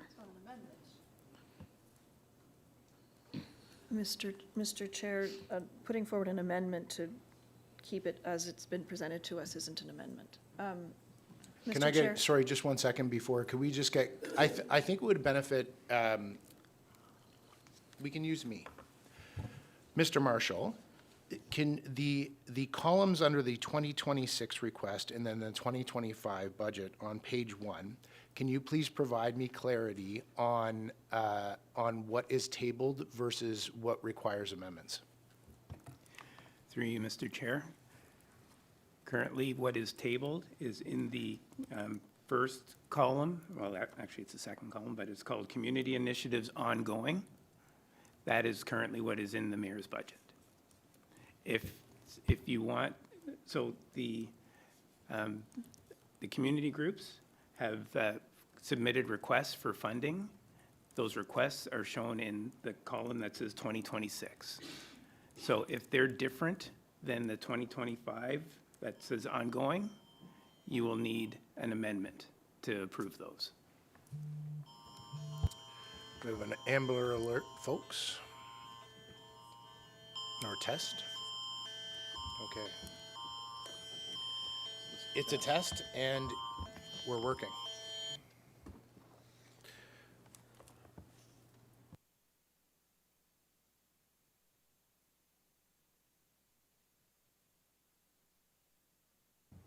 Thank you for the clarity, Mr. Marshall. That's great. So given that the Heritage Committee currently has 2,000 in it, Councillor Leahy, if you wish to issue an amendment for that to lower it, increase it, then that would be, it would be the appropriate time now if we did that. Thank you. Through you, Mr. Chair, I would like to put forward an amendment that we do not increase it. It is currently at $2,000. And so that is what it is. Would you like 2,000, Councillor Roy D. Clemente. Mr. Chair, I would like to make a motion to amend the budget that has been presented to make the following changes. That the Heritage Committee budget increase to $2,500, that the Broadband Working Committee have a budget of $500, that River Drive Park, I don't believe we need to change that one because it's still at 2,000, it doesn't change, okay? That EDAC be provided with $500 instead of $2,000, and that the contingency, the community contingency increase by $1,000 for a total of $4,000. Councillor Carruthers would like to speak to that motion. So we also had North Union coming out. We had the Sharon Museum and Gardens asking for an extra 1,000, and Roots Connecting Communities asking for 2,500. So with that, there would be $1,000 that you spoke about moving to contingency. The $1,000 moving to contingency is from the EDAC, which is at $2,000. We were reducing it to $500. Sorry, I'm looking at the whole package. So Okay. $500 being added to Heritage, $1,500 coming off of EDAC, $1,500 coming off of Broadband, so that we're leaving them with 500, $2,000 coming off of North Union, adding 1,000 to Sharon Museum and Gardens, adding 2,500 to Roots Connecting Communities, which leaves us with $1,000 to move to contingency. Is that correct? I did not include Roots or Sports Day in my motion, but I'm happy to. I didn't include Sports Day. I did, yeah, so I didn't include Roots Connecting Communities or Sports Day, but I'm happy to. Sorry, it was Sharon Museum and Gardens I was talking about, not Sports Day. Okay. $1,000 for that. So I'm just looking at the ones that are on the list. Those were the amendments that the subcommittee made, and I'm making a motion to implement those changes. So Got just it. to kind of, perfect, okay, we can, if you have made the motion to implement those changes, I am hoping that the clerk or deputy clerk would have captured those items so we could put them on the screen to be able to look to discuss what the amendment is. And while the amendment is being put on the screen, I see Councillor Leahy has a question or comment. Thank you very much. A point of order. I don't know if I misheard something, but there was an expletive stated. Was there not? I misheard something going on here. No? No, I thought there was something said there. Did the mayor hear what I heard or no? No? Sorry, I mean the acting mayor.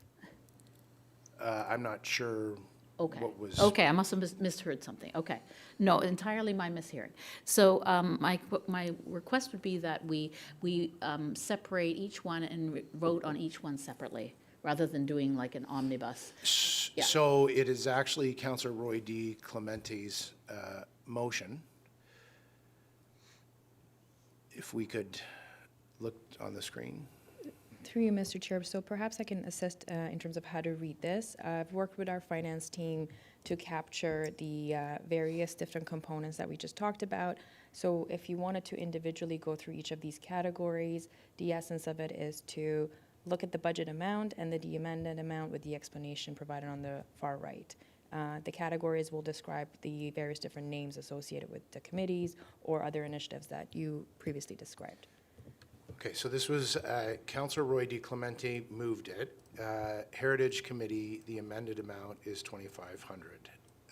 We go to Economic Development. Sure. I suggest we talk about each one. I am totally fine. If you would like to speak to Heritage, I felt we already had, so Councillor Carruthers, of course. Thank you. In their description, they talked about hotels as well. This year, the conference is in Hamilton, so I would strongly suggest that they not take hotels and they carpool as much as possible. I really appreciate when volunteers take a day out of their busy schedule to attend a conference so that they can use that knowledge to better advise council, so I am thankful for that, but I've said in the past, I don't think that we should be booking hotels under committee expenses, so I just wanted to make sure that that is out there to our liaison to ensure that we're trying to be as efficient as possible with this budget. Thank you. The next item is, it's Councillor Roy D. Clemente's motion. Councillor Roy D. Clemente, would you like to consider them all, or would you like them separate? You have tabled them as all. Well, I've tabled them simply as the voice of the subcommittee that met, and the whole point of that meeting was to go through this and try and save us some time in this room. So I don't feel comfortable separating them all out. That would be a waste of our time, in my opinion. So would you like to walk us through, or would you like me to walk through what the committee has on the screen here?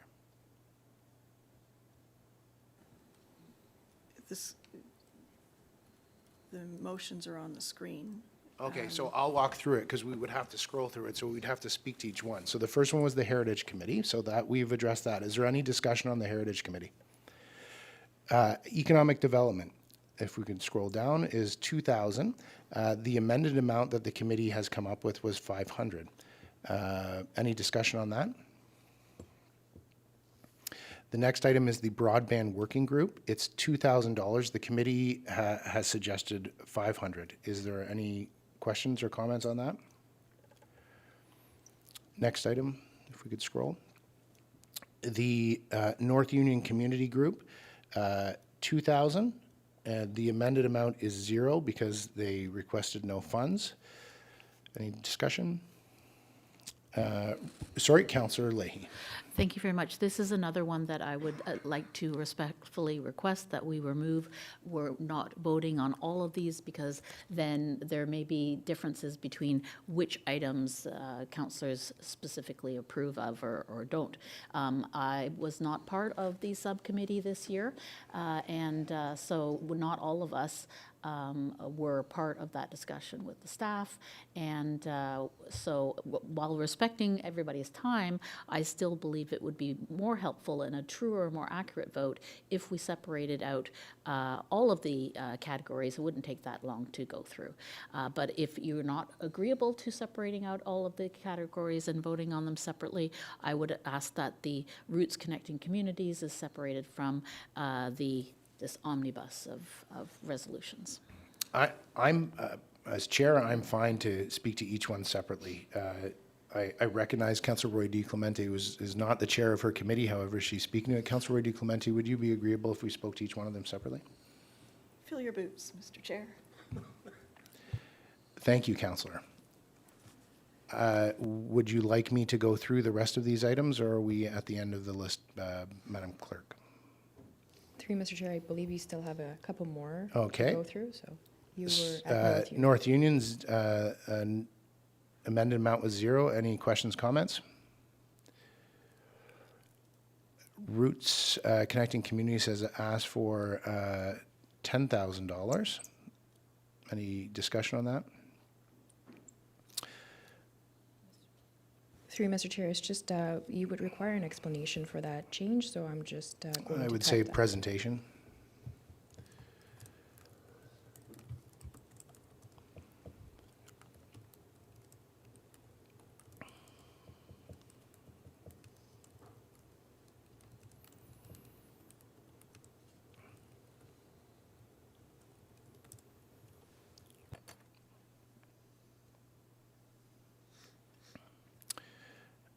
The next item, if you could, Madam Clerk, is the Sharon Museum and Gardens. That was an additional $1,000. The amendment amount was $44,500. Any discussion on that?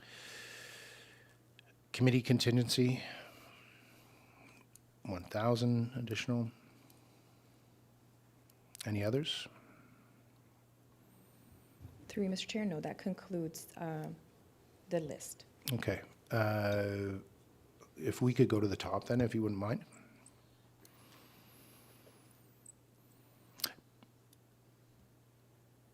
Moved by Councillor Roy D. Clemente, be it resolved that the Budget Committee recommends that the Heritage Committee, 2,000 to 2,500.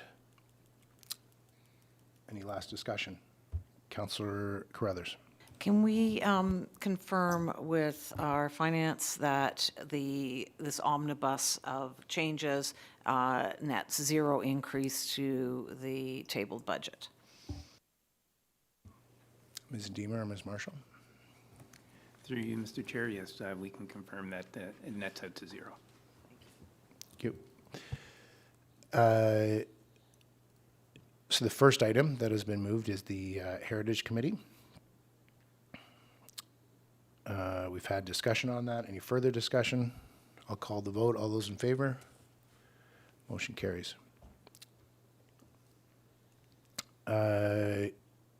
Economic Development, just to save time, everybody can see what it says. Economic Development, 2,000 down to 500. And again, moved by Councillor Roy DiClemente. Any discussion? All those in favor? Next motion is Broadband Working Committee, 2,000 down to 500. Any discussion? All those in favor? Motion carries. Moved by Councillor Roy DiClemente, North Union Community Group, 2,000 to 0. Any discussion? All those in favor?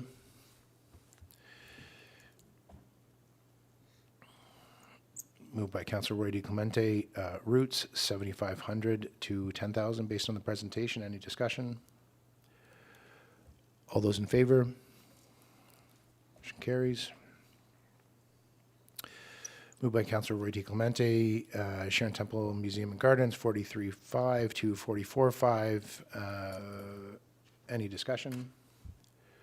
All those in favor? All those opposed? Motion carries. Moved by Councillor Roy DiClemente, Committee Contingency, 3,000 to 4,000. Any discussion? All those in favor? Motion carries.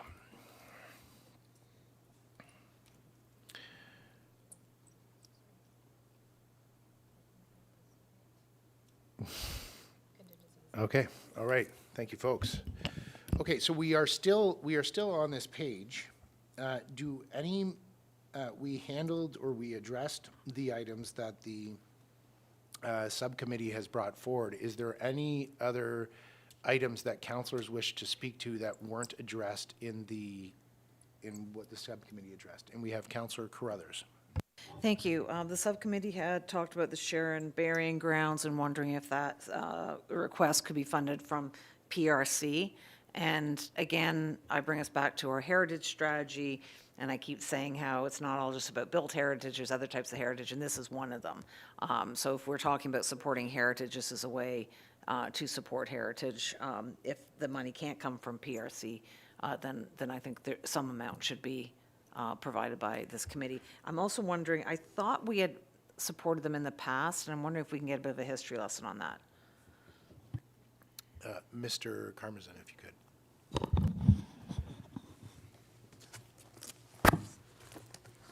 Sorry, through you, Mr. Chair. It's, to my knowledge, we've been supporting them, I believe, the last couple of years.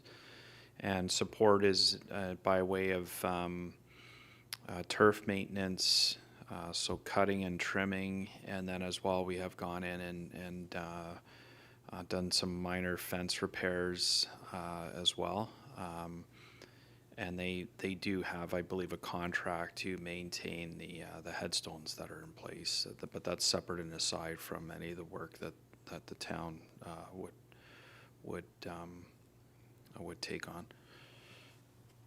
So looking at their request, it's talking about service in kind. So this shouldn't actually be a line item, and correct me if I'm wrong, Mr. Marshall, a line item for mayor and council budget, but just continuing the service in kind that we are already doing. Is that correct? Yeah, through you, Mr. Chair. It was included on here because it was a request from the Sharon burial ground. So you're correct that it would be included as part of PRC, but we've just included it because that's what they submitted to us and we've put it on our list. Okay, and it definitely says service in kind funds, so I don't think it needs to be included on this list. Mr. Karmazin, do you need anything from us to continue that? Through you, Mr. Chair, I believe the request when it came in a couple years ago was for a contracted service provider that they had already contracted on. And I know they, there are, specific types of mowers, more narrow mowers that they require and equipment that they have with an existing service provider. I think we were monitoring that contracted service provider, but I believe that was a request back from the original deputation that was made by the Sharon burial grounds. Okay, so all we can deal with really is the one that is before us today, which is talking about service in kind. So to continue the service in kind, you don't need a motion from us. That's something that PRC will just continue. And if they are requesting us to contribute actual funds, then they can come to us and ask for that. Is that correct, Mr. Acting Mayor? So I think that there is, you are correct in what their request was, but I believe that there might be some confusion that their request be accurate, given the fact that I believe, and please correct me, staff, that since they have their own landscaping company, they are looking to get reimbursed, so it's technically not in kind. Mr. Karmazin, could you clarify that? That is correct. That was a request directly from the group, that they had contracted services that they had already had providing the service, and the request was for the town to provide funding in order for that contract to continue. So I believe that the wording is incorrect, essentially. Mr. Marshall, would you like to comment on that? Councillor Roy DiClemente. Thank you. As I recall, it is under legislation, it is our responsibility to maintain these historic sites. And during the discussion with the burying ground, they had a contractor that had the right equipment, that they trusted, and who was doing it for less than it would cost us to send our own staff in. So that was the understanding, that's my recollection of it. And so we instead of saying we'll go and mow it, we said we will reimburse you for your invoices because it's cheaper than it is for us to send our own staff in to maintain it. And they are a specialized service provider. So I don't think we need to address this here, that it should just be part of our, the discussion that we had at the time was that it was an operating matter, and it shouldn't necessarily even really be in this binder at this point. We just need clarification from staff that that is going to continue. Mr. Karmazin. Through you, Mr. Chair, that is correct. Their service provider, we build our grass crews with an entire crew, so that is dispersed with a truck and a trailer. To send an entire grass crew out to this location would not be efficient. In this case, their resourcing is far less, and so it was of benefit to contract the services versus us, providing the service in kind. Okay, so okay, Mr. Valchik. Mr. Chair, can I just ask, just for absolute clarity, Mr. Karmazin, can you just confirm that the amount of reimbursement is included in the operating budget for PRC? Because I just want to be clear, are we asking for an increase in funding in order to reimburse? And if not, we just want to be clear that it is provided for in our operating budget.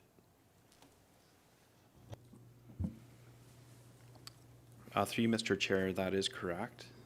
That amount, if there's no increase to that amount, then that amount will be carried in our operating budget to again, provide that service through to the Sharon burial ground. Wonderful. So that we do not need to discuss that.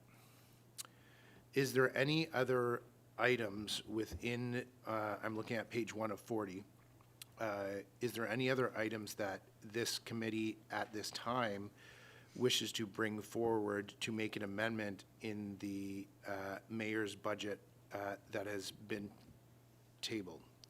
So it would be addressing anything outside of column 1 is currently what is tabled. Councillor Leahy. Thank you very much, through you, Acting Mayor John. So I'm having a moment of deja vu. This happened last year too, with regard to the Mount Albert Sports Day funding, and there was a question about having to make an amendment if we were going to increase it. So if we do not pull that out and have a separate discussion about it, the Mount Albert Sports Day weekend, I'm not sure if my fellow councillor for Mount Albert wants to make any comments on this, but unless we make an amendment and we pull this out and we vote on it, they will simply receive the same as they did last year. We would, no. Currently, right now, in column 1, under community initiatives ongoing, that is the budget that the mayor tabled. Currently, the mayor's budget does not have the Mount Albert Sports Day and Spring Fair tabled. That's correct. So if we would like to make an amendment, members of this committee can do so. Last year, it was $10,000. The request this year was $20,000 as presented today. Councillor Crone. Thank you, Mr. Chair. I'm happy to make an amendment to that. I would like to suggest that Mount Albert Sports Day and Spring Fair continue to have their services in kind granted by the town, as well as permits and other licenses be waived, as well as an additional $10,000. Councillor Leahy, would you like to speak to that motion? I would like to support that motion. Thank you. So you would like to support that motion? We'll call the question then. So, Mayor. Councillor Crothers, would you like to speak to Councillor Crone's I would very motion? much. Wonderful. So the committee, Sports Day Committee, we gave them $10,000 last year because it was their 100th anniversary. That was the rationale for it. And they ended up turning a $30,000 profit last year. That's what he showed us. They have a bank balance of $135,000. So doubling the amount that we're giving this group doesn't seem to fit with how we are nickel and diming everyone else. That they are sitting on $135,000 in the bank. They made $30,000 on the fair last year that we contributed to. The taxpayers of East Gwillimbury contributed to that $30,000 profit. So I'm not sure the rationale for increasing funding to a group that is making a significant profit and is sitting on $135,000 in the bank. Councillor Crone mentioned about them giving back to the community. I didn't see that in their presentation. If they are giving this money back to the community, then that's a whole different story. But if they are sitting on $135,000 in their bank and they are turning a profit of $30,000, I don't see how we justify taxpayers footing a bill of another 20 grand for them. I believe, just for a point of clarification, Councillor, the amendment that we are speaking to that was introduced was for $10,000. Councillor Foster. Thank you. I just wanted to make sure that Councillor Crone was thinking about what we did last year. The $10,000 also included the clause for free admission, I believe. If we're going to do the 10,000 again this year, is that your thought process still with the free admission? Happy to receive that as a friendly amendment. Councillor Roy DeClemente. Councillor Roy DeClemente. Thank you. The description in our budget binder says that they were not able to gain $26,000 of revenue because we gave them $10,000 with the free gate entry admission. And so while they in exchange for 10, they netted a loss of 16 and yet still turned a $30,000 profit. So I'm struggling to, I feel like I'm going back on my word if I fund them this year when we talked about last year being a one-time celebration. The amount of in-kind, the value of the in-kind contributions that we give them with respect to permits and road closures and all of that is significant, and it would represent a loss for them if we forced them to pay those fees. And so from my perspective, I would prefer to simply maintain the level of in-kind support that we have given them. And while I know historically they have contributed towards park improvements and so on, I'm okay if they don't continue that tradition and simply use the money that they're generating to continue to make sure that the fair and the sports day is economically sustainable without having to make capital contributions back to the town. Thank you. Thank you, Councillor Roy DeClemente. Anybody else wish to speak to the motion as amended any further? So I'll call the question.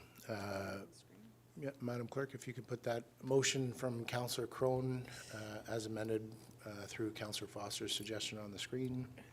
Through you, Mr. Chair. So I've highlighted a section in red on the explanation part. I wasn't clear what the intent was. And I believe there was an additional clause similar to last year. So again, would require some clarification if that is confirming the intent. So moved by Councillor Crone, be it resolved that the Budget Committee recommends that Council amend the Mayor and Council 2026 tax-supported community initiatives budget as follows. So for Mount Albert Sports Day and Spring Fair, currently within the budget, there is $0 being allocated to it.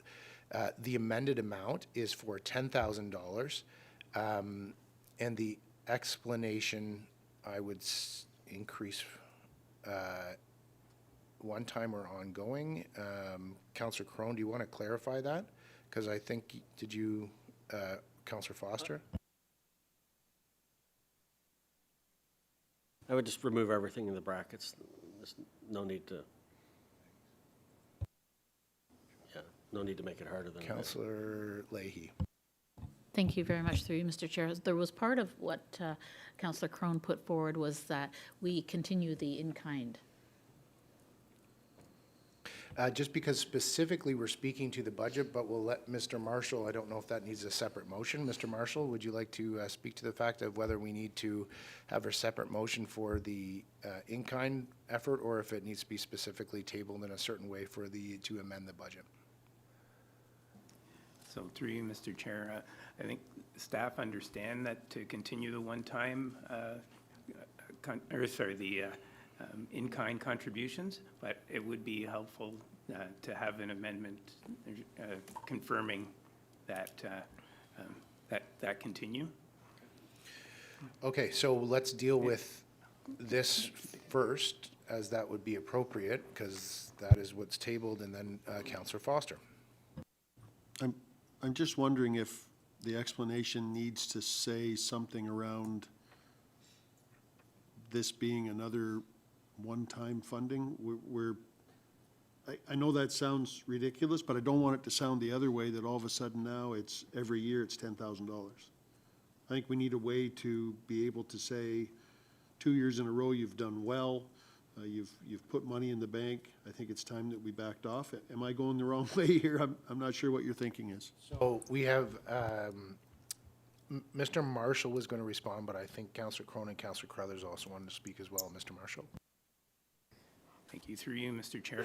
I think it is important to mention whether it's one-time or ongoing. If it's ongoing, it will have a tax levy impact. If it's one-time, we can fund it out of reserve contribution like we did last year, and it won't impact the tax levy. So I think for that clarity, I think it would be important to mention that. So there was Councillor Crone, Councillor Crothers, and now Councillor Roy DeClemente. So I guess for me, my only, I'm kind of going where Councillor Foster was. I don't want it to sound silly, but does one time equate to last time? And that's all I'm saying is you know, I hate anything being so finite when it comes to community groups. So this is your motion, sir. Yeah. So for me, I would just leave it as is. But that's because I don't want it to sound like it's last time. So we have Councillor Carruthers, Councillor Roy DiClemente, and then our CAO might have some input if the councillors don't mind to have the CAO's input, or thank you, Mr. CAO. Mr. Chairman, I think maybe what you're wrestling with, or what some are wrestling with a little bit is, does one time mean never again? Does it mean only this year? Does it mean one time followed by another one time, followed by another one time, which is actually a few times? So what I would suggest is, if one time is not necessarily the only time, then what you could do is say for 2026 or for 2027, and then that way it is one time because it is not for the following year, but it's not saying you couldn't reconsider that again in the future. Mr. Crone, or Councillor Crone, are you good with that? Yeah, absolutely. That's elegant. Thank you. And Councillor Foster. Okay, so Councillor Carruthers and then Councillor Roy DiClemente. So this says it's an increase in funding for 2026. Given that we gave them $10,000 last year, this would imply that we're giving them $20,000 this year. So that's where I got the 20,000 from. So it's the increase in funding because the mayor's budget that was tabled has $0. So, but we're not doing that with all the other motions. We're not saying it's an increase in funding. We are saying according to the presentation, as per the presentation. So I just think it's very unclear if you say it's an increase in funding.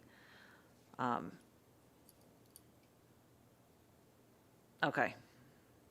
Can we go up to the roots one? I thought the roots one just said as per the presentation, in accordance with the presentation provided. So that's, because I just think it's really confusing when they're asking for $10,000 more than what they got last year to have a motion that says we're increasing their funding by $10,000. So. So again, Councillor Crone's motion. Councillor Crone, what would you like to do?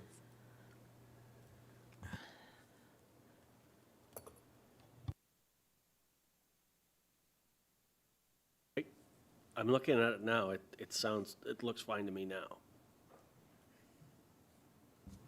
Councillor Carruthers, did you have the second comment? Yes, I would like to vote on the in-kind first, because I think it's important to have that in writing, that we are spending $25,000 to $30,000 of taxpayer money on in-kind for this fair. And I think it's important to get that up there up front. Madam Clerk, could you walk me through that to vote on something else when we have this motion tabled? Through you, Mr. Chair, if it is being dealt with as an amendment to this main motion, that would take precedent. So Perfect. I am seeing nods from Councillor Carruthers that this Perfect. is an amendment. Wonderful. Amendment to amendment, and then Councillor Roy DiClemente.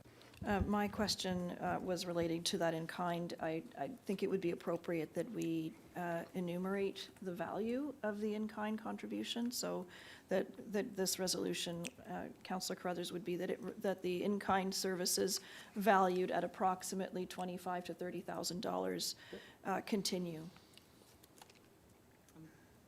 I'm good with that. Okay.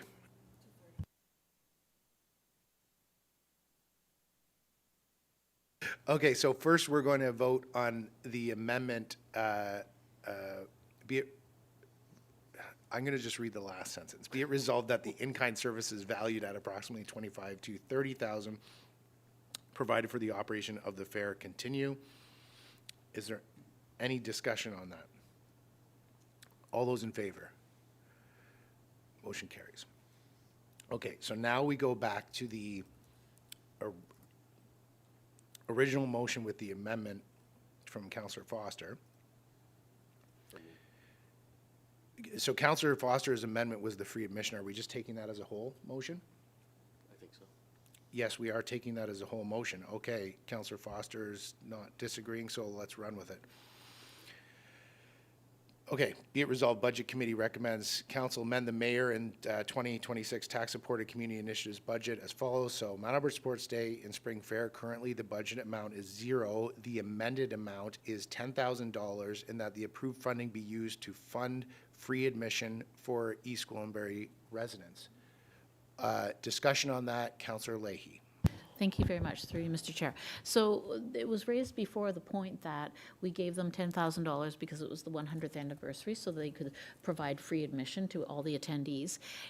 Should we connect it with the free admission again this year? Because as it was pointed out by my fellow councillor, that we gave them $10,000, but they lost $16,000. So we don't have the speaker here to answer, was that loss because they gave free admission?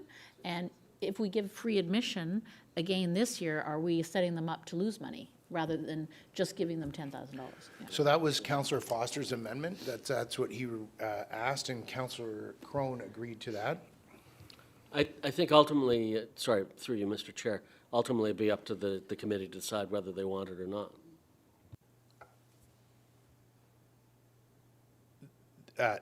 This budget committee as opposed to sports day, you're saying?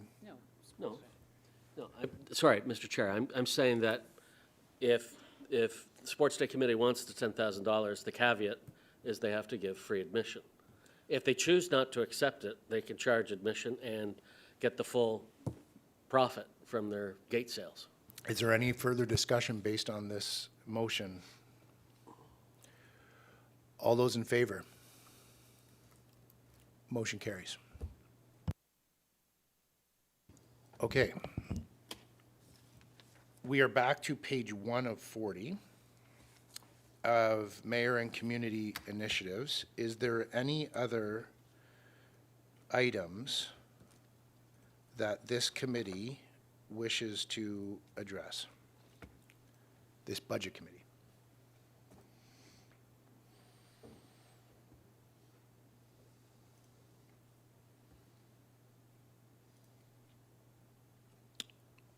I believe I am. Want to talk about pancakes? Okay. Mr. Marshall, back to you. Thank you, through you, Mr. Chair. I guess the community initiatives is part of the mayor and council budget. So I guess to wrap up the mayor and council component of the budget, we could turn to page 16 in your budget binder. Actually 15 and 16, which is the budget summaries for the mayor and council budget.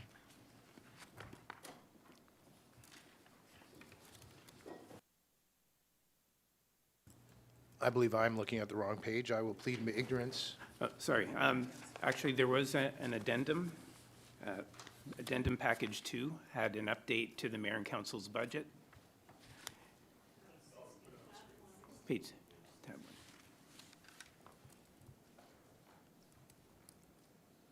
Thank you. So on the mayor and councils, did we not have sorry, Mr. Marshall, why don't you continue? Yeah. So through you, Mr. Chair. In day 1, there was an amendment that was approved by Budget Committee to the mayor and council budget to adjust the salary amounts. That amendment you'll see in your addendum package number 2. There's a page that shows the impact of the amendment that was approved by Budget Committee.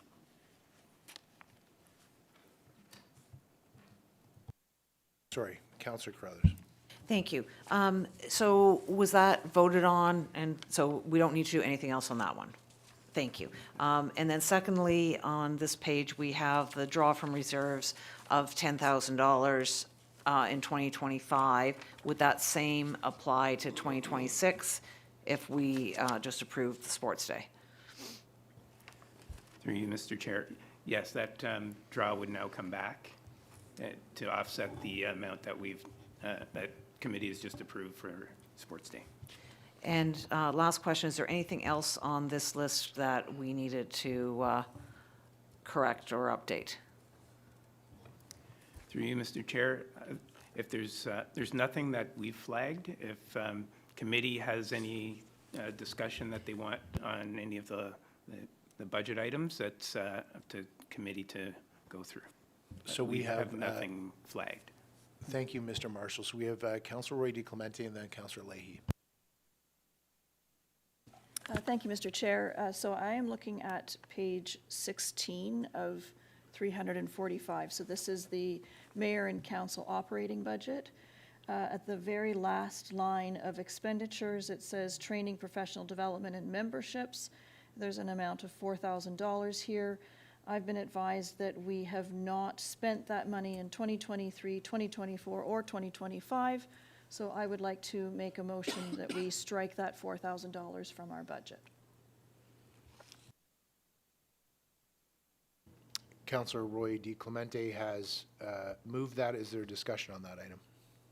Councillor Leahy, discussion to Councillor Roy DiClemente's tabled amendment. Yes, thank you very much. Actually, I appreciate my fellow councillor bringing that up, because my next question is, if we are putting $4,000 into training, professional development, and memberships, why would, if that includes memberships, including, for example, AMO, et cetera, what memberships does that include? But we have reduced this is where this whole contradiction comes into place. We have reduced the discretionary expenses, which includes attending conferences that we are paying memberships for organizations for, and we only have $500 if we wish to receive any or pursue any professional development. And now there was another fund where those monies could have potentially been taken from for the past 3 years. So I would not agree with striking that fund. Instead, I would suggest that we increase the funds, and if you want to create another category of professional development, or add it to the discretionary expenses, so that we can actually buy the registrations like the Heritage Advisory Committee is doing to attend an Ontario Heritage Conference as volunteers. That why are we paying for memberships if we're not going to allow the councillors to actually attend the conferences that we're paying the memberships for? It doesn't make any sense at all. So the motion that was tabled to strike it, so the opportunity to be able to vote no or vote yes in support of that motion exist. Any other members wish to speak to the motion that Councillor Roy DiClemente tabled? Councillor Crothers. I've taken courses and I use my discretionary expenses to do so. It's usually about $300 or $400, and I find that that's more than adequate to cover the courses that I want to take. Thank you. Councillor Leahy. Yes, thank you very much. Through you, Mr. Chair. I'd like to get confirmation from our staff that we are paying for memberships to belong to organizations like the Association of Municipalities of Ontario, that we receive emails from, we receive information from.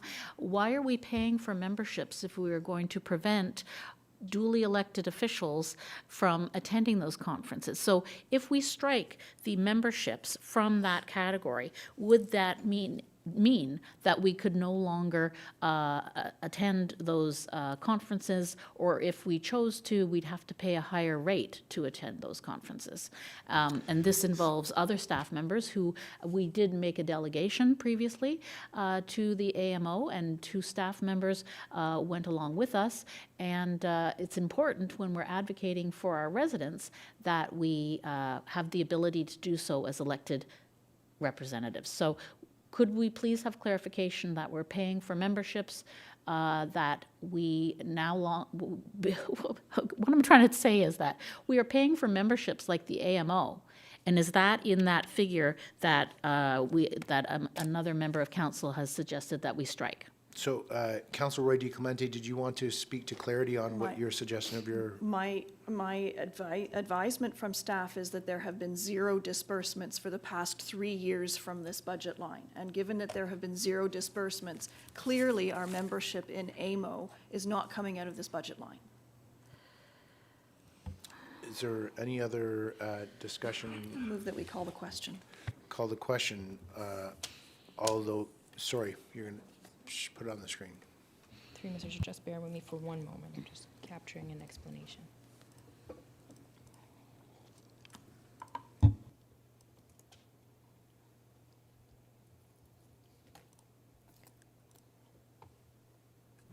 So the move by Councillor Roy DiClemente, and it is under training, professional development, and membership from the Mayor and Council 2026 Tax Board of Community Initiatives budget, and currently it's 4,000, and the amendment is to take it to 0. And discussion on that, we have Councillor Carruthers. Thank you. I don't think this explanation really covers it. I think that this budget has not been utilized and for at least 3 years, and that's the explanation for taking it out. We could also say that it's just in line with actuals. In line with actuals is good for me too, yeah. So Councillor Roy DiClemente, would you like to, budget is in line with actuals, is that your statement? Amended budget,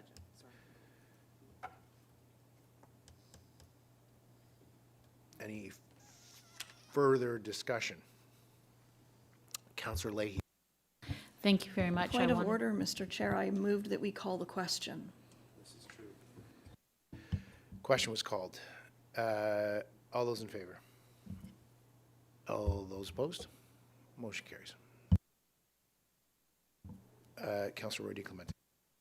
Thank you, Mr. Chair. I'd like to make another amendment. I don't know if it's necessarily a financial one, but I would like to move that our council discretionary expenses and our communication and outreach budgets cannot be spent past May 1st, which is our nomination day. Councillor Leahy, would you like to speak to that? Thank you very much, through you, Mr. Johns. So my question with regard to this, and I have done research with comparatives with other municipalities, speaking to mayors, speaking to councillors, to get the data on what other neighboring municipalities give to their councillors in terms of expenditure. Point of order. I believe we're talking to Councillor Roy DiClemente's amendment. I believe, so Well, I believe she's actually speaking to that. yes, I'm So, speaking to it because Speaking to the May 1st deadline? That's correct. Okay. Proceed, Councillor Leahy. neighboring municipalities have budgets anywhere from $1,000 to $5,000 in terms of the councillor discretionary expenses and councillor communications and outreach. They do not separate them. They just provide one expense funds and then So I will have to, so the point of order that was made before was the motion that was on the floor was to put the expense limit for May 1st. And so based on what you have proceeded to talk about, I am siding with Councillor Carruthers as that is not what the motion is on the floor right now. I'm fine with the motion that we have it spent by May 1st, but no, the point is that are people going to adhere to that $500 limit, or are they going to spend their own personal funds?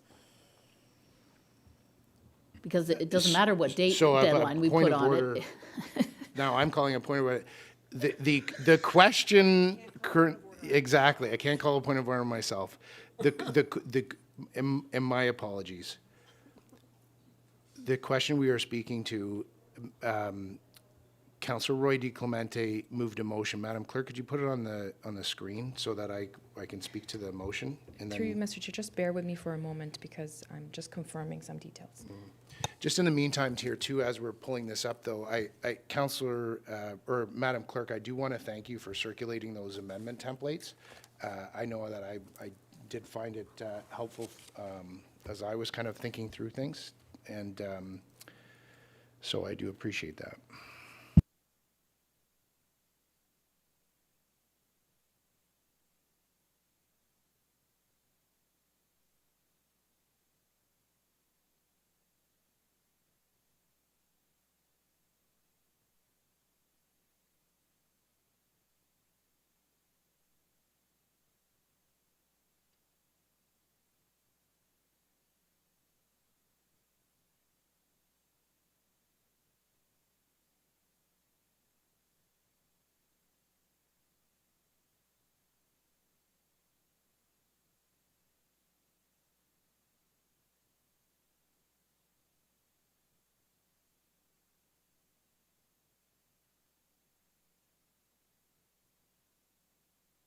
Mr. Chair, with the assistance from finance, we've been able to capture the following. I'm going to highlight it in blue. Councillor Roy D. Clemente has moved a motion that states, be it resolved that the Budget Committee recommends that Council propose that the expenses relating to councillor discretionary expenses and communications and outreach not be incurred past May 1st of 2026. And so at this point, before I call a discussion on it, Mr. CAO, did you want to comment on the motion? Mr. Chairman, I'm just wondering, similar to wording that you considered previously, it might be, I'm just offering this as a suggestion, that council propose, comma, for 2026, comma, just so there's no confusion subsequently. That's been received by Councillor Roy D. Clemente, and so this is now up for discussion, this item. Does anybody want to speak to this motion? Seeing none, all those in favor? Motion carries. Mr. Marshall, is there anything else under this?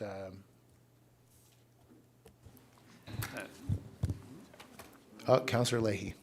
Thank you very much, Councillor Johns. I would like to put forward a motion that the councillor expense funds are increased because of the lack of funds in the previous year, and that in order to maintain a culture of municipal excellence, and after discussions with other councillors and other mayors who were all of the similar position and opinion, that they were befuddled and confused by the fact that councillors in East Gwillimbury were limited to $500 to communicate with their residents. So as a duly elected official for East Gwillimbury, each one of us as individual councillors decide on how we're going to execute our jobs and how we're going to communicate with our residents.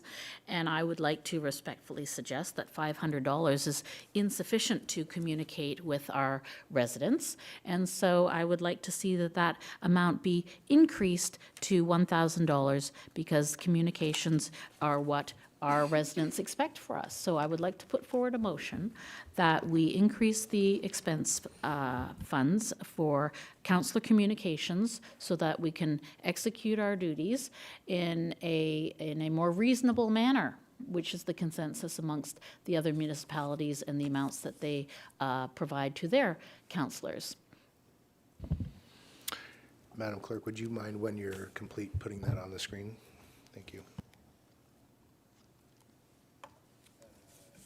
Councillor Roy D. Clemente, you're speaking to the motion? I won't be supporting that motion, and I resent the fact that we have to talk about 0.016% of our operating budget at this point.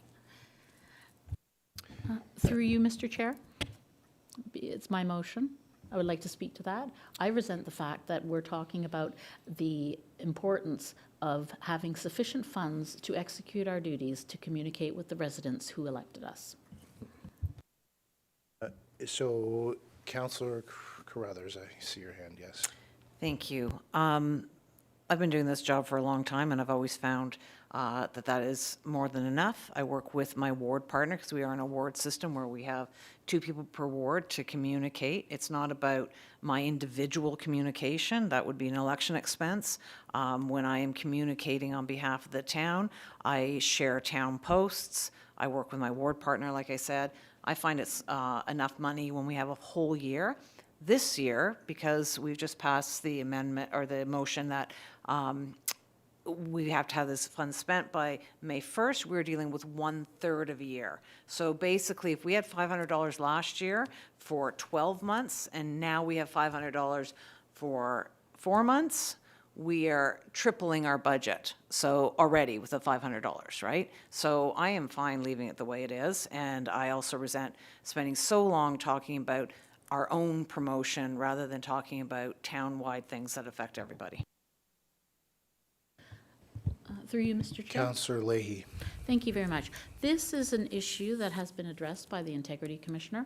There has been fulsome discussion, and she made it very plain in writing that it creates an uneven, unfair playing field when there are individual councillors who are potentially spending their own personal money, because not all councillors have the same economic background. So your argument is illogical that why would we not have had more sufficient funds than last year when you're saying 500 is more than is sufficient this year. So the Integrity Commissioner has addressed the question of the spending of personal funds by councillors versus spending our taxpayer-supported expense funds. Well, what it does is, when you reduce the amount of money to only $500, which basically handcuffs councillors who are different economic backgrounds, and so some have deeper pockets than others. What it sets up is, as the Integrity Commissioner said, it sets up potentially an uneven playing field if councillors are spending their own personal money on advertising and promotion, self-promotion, for example, rather than sticking to the $500 limit. So if the limit is not a reasonable one, then it opens up the possibility that others will pursue other avenues to exceed the $500. That is what the bottom line is here, if it's not a reasonable amount of money. Councillor Carruthers? Thank you. So I do not spend my own personal money. I never have. I've been doing this job for over 2 decades. I don't need more than this amount of money. This is how much we had last year for an entire year, and now we're using the same amount of money for a shorter period. So it would make sense to cut this budget because it's only going to be for 4 years.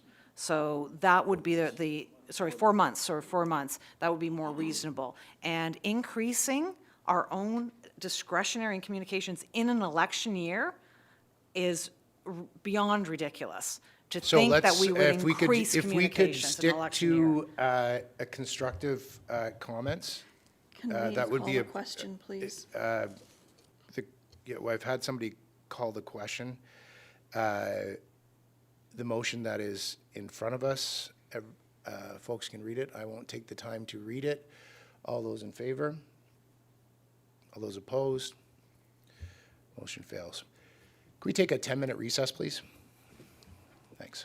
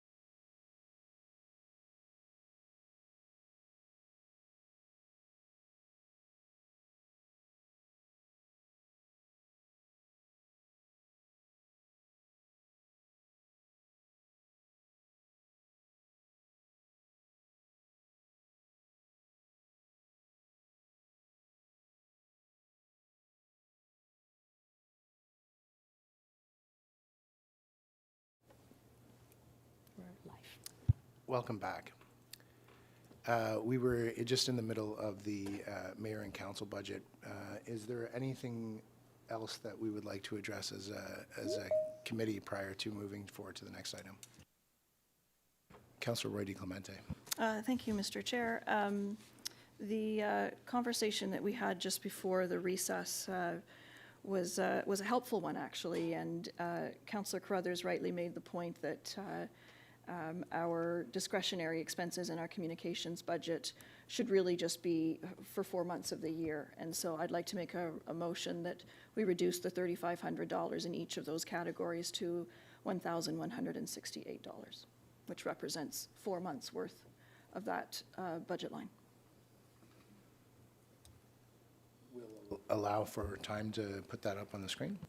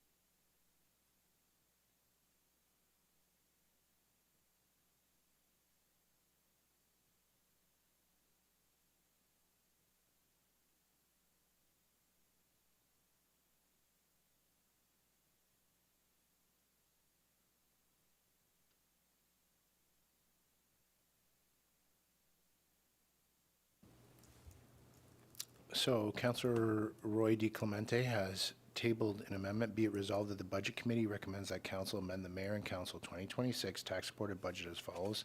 Councillor Communications and Outreach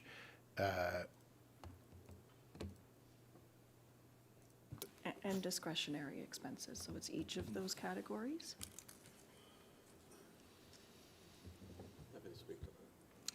We're just, Councillor Roy DiClemente is looking to clarify the wording on her motion.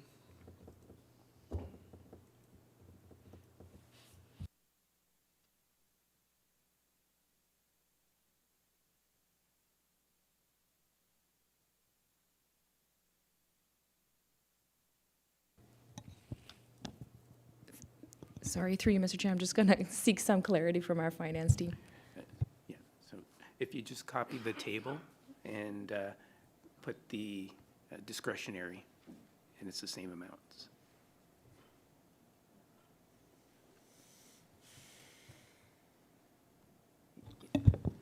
Through you, Mr. Chair. Sorry, Councillor Crone is next, and then. So, Councillor Roy DiClemente, are you good with the motion that you're tabling here as written? Yes is the answer. Councillor Crone. Thank you, Mr. Chair. While I appreciate the philosophy and the sentiment around this, I think to reduce it to 167, we might as well reduce it to 0. But I think this is a bridge too far for me, and I won't be supporting this. Councillor Leahy is next. Thank you very much. Through you, Mr. Chair. This is an attempt to silence councillors. It is very much an attempt to silence councillors. I would like to ask the staff and our CAO specifically, I would like to answer this question. In previous election years, has a motion been put forth? I have two questions. Number one, to limit the spending of the budgeted amount to end at the date of May 1st for when it's an election year. Has that been done in previous years? So it's your first question, Councillor. Yes. Does any member of the Finance recall, or our CAO recall? Our CAO, if you'd like to go ahead.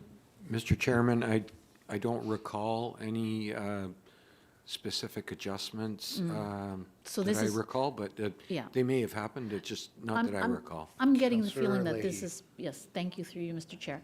I'm getting the feeling that this is perhaps just a something special that's been come up with for 2026. So my second question is, if we are making these changes to limiting the spending of the money for the first time in an election year to May 1st, I would like to confirmation then of when the submissions for councillor expenses would then be due, because this changes that. What councillors will be spending and what they'll be held accountable to won't necessarily be understood fully when they submit their expenses until 2027. Is that correct?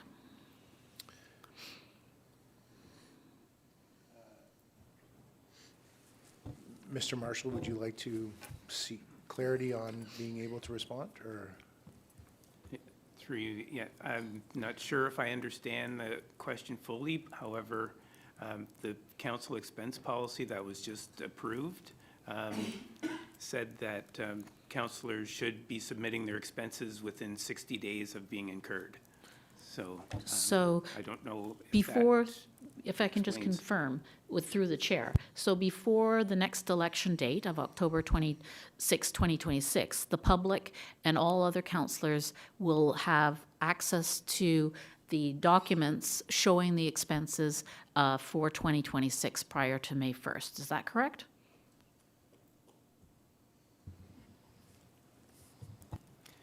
Through you, Mr. Chair, we're required by legislation to report out annually, and we would be reporting out annually on expenses incurred in 2026, in 2026, in 2027. So, through you, Mr. Chair, just to make this abundantly clear to the public, who will be the voters in the next election, they will not know until 2027, until after the election, if councillors stayed within these amended amounts and the expense funds that have been approved by council. Is that correct? Through you, Mr. Chair, we're required by legislation to report out annually. So if there's any other requests from council to report out otherwise, we could do that. But legislatively, we're required to report out once a year. So we have Councillor Crone, and then we have Councillor Crothers. Thank you, Mr. Chair. I was, I know there was some confusion, and I believed what Councillor Leahy was speaking to was the annual council remuneration report. And so I was just hoping to clarify that. But it is, yeah, my understanding is it's annually that we're required to report it. And that's all. I was just trying to help clear up the confusion. Councillor Crothers. Thank you. And yes, we've never had to put in so many rules before. We never had a rule about not being able to exceed your budget, because we've never had anyone who had exceeded their budget before. So Councillor Leahy is asking, her statement, I believe, and I apologize if I misquote, and please correct me, that we won't know if someone overspent their budget until later. But I thought we passed a motion that you cannot overspend your budget, that you will not be reimbursed once you reach your limit. Is that correct? Through you, Mr. Chair. Yes, the policy said that if there was an over expenditure, that would have to be reimbursed by the council member. Thank you. So people can rest assured that no one will overspend their amount. We don't need to wait for that report at the end of the year. For $167 each, I guess we'll times two, I'm fine with that not being disclosed before the election. It's such a small amount. I am not in favor of spending tax dollars for self-promotion in an election year, and a lot of the spending that I've seen is self-promotion. It's not about communicating town messages. It's about self-promotion. And so I'm going to support this motion because $500 was more than enough for me last year. And given that we only have 4 months, I'm happy with a third of that. Thank you. Mr. Valchik was going to comment, and then Councillor. Mr. Chair, I'm just circling back. I was asked earlier if we recall sort of budget adjustments in an election year, and I said I don't recall, but just for clarity, because I don't want there to be confusion on this, there are restrictions on activities after May 1st in an election year. So that could include making adjustments to your budget expenditures and generally use of corporate resources. So I just wanted to, because I had said I'm not aware, but I didn't want to leave you with the impression that there are no unique elements to the election year. So I just wanted to make that clear. Councillor Leahy. Yes, through you, Mr. Chair. Just one refinement in my question previously. So it wasn't necessarily even about going over the $167 limit. It's about the date and time when the general public will have access to the receipts of each individual councillor, and so of how they spent their $167, so that they will not know how or if a councillor spent $167 until 2027. Is that correct? After the vote. Through you, Mr. Chair, we're required by legislation to report annually. If council wishes to report at any other time, council can direct staff to do so. So if there's a request for more than once a year, council can request staff and we will report out more than once a year. Mr. Marshall. Councillor Leahy. Thank you very much. Well, once we've dealt with this motion, I'd like to put forward a motion that we have an accountability within 60 days of the May 1st deadline, so that we can all see before the voting takes place in the election how individual councillors spent their $167. So I would like to put forward a motion after we vote on this motion. Mr. Chair? So given that we're going to speak to the, okay, Councillor Roy D. Clemente. Happy to include that in this resolution, actually, as a friendly amendment. No, that's, I'm doing my own motion, thank you very much, and it's separate from this amount that has been put forward. Mr. Chair, I believe that everyone has had an opportunity to speak to the motion that I've put on the floor, and I would like you to call the question, please. We have a comment from our treasurer. So through you, Mr. Chair, if we're looking at the 60-day deadline, may I suggest that we increase it because council has 60 days to submit? So it would take us some time to produce the summary and we wouldn't have enough time to do that if they're submitting on the 60th day. So right now, we're currently looking at the motion is for May 1st. Or sorry, is for 167. So that is the motion that is on the table. We're calling the question. All those in favor?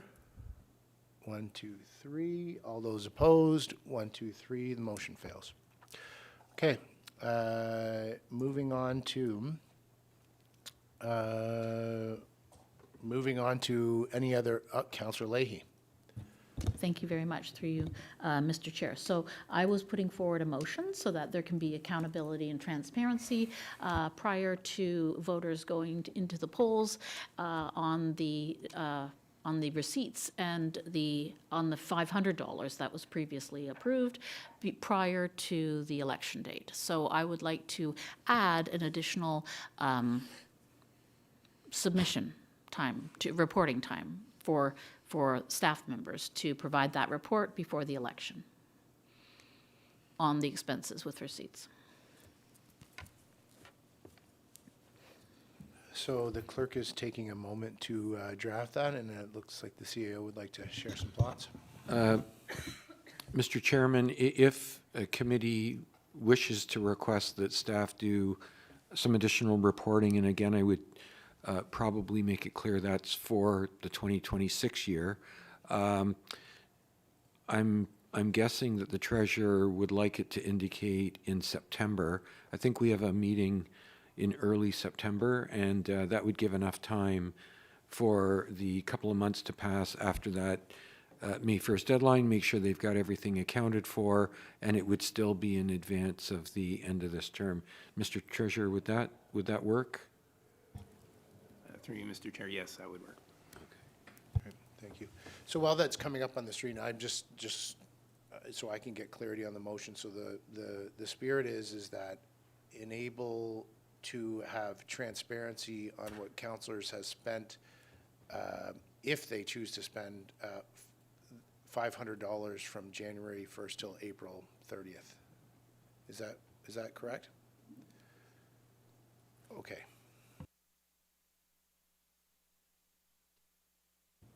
Through you, Mr. Chair, I've gathered the essence of what I think might be the intent, so please let me know, Councillor Leahy, if this is the intent of your motion.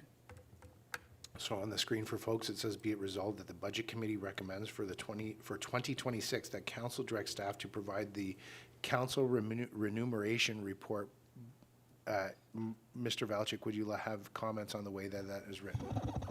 I would just put a summary council remuneration report, a summary council remuneration report, because the report is not going to be the report required by statute. So if the treasurer is okay with it, I think that would probably work for staff, but I would have the treasurer just confirm. Through you, Mr. Chair, I was going to mention the same thing.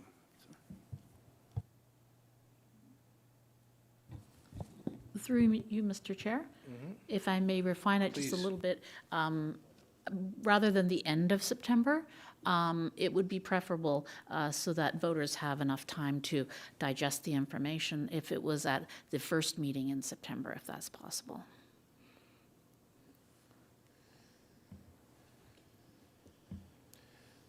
This is your motion, Councillor. Yes, I'm it's just my saying. motion. So if you are looking to have that while the clerk is preparing it on behalf, if staff are looking to comment,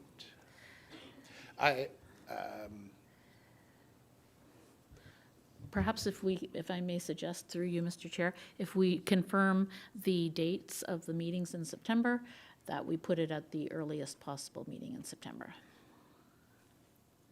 this is your motion if you would like to find that date, September 9th.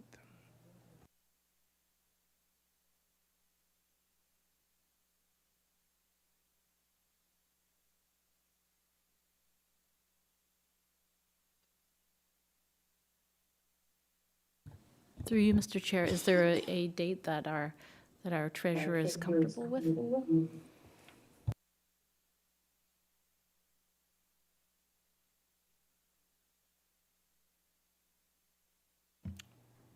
I personally, just for clarity's sake, I'm going to be voting no on this because I think this is going to cost the taxpayers more money preparing this versus what people will even expense, because it's for like a few months on $500, and it's not for a lack of transparency. I just think that now we're asking the staff to do the annual report twice. So I am going to be personally voting no to this because I think I'm going to be voting no because I'm not in favor of it, Councillor Leahy. Through you, Mr. Chair, my motion is intended to address the fact that we have put in additional stipulations in this year, next year as an election year, and that since there needs to be accountability and transparency, and I believe that it may cost a little bit more. That's the same reason why we have an integrity commissioner and why we have external lawyers to deal with certain situations, that there is a certain price to be paid in order to maintain the accountability and transparency of the democratic process. So rather than voters not having all of the information when they are going to the polls, I think they would appreciate having all of the information with regard to councillor remuneration.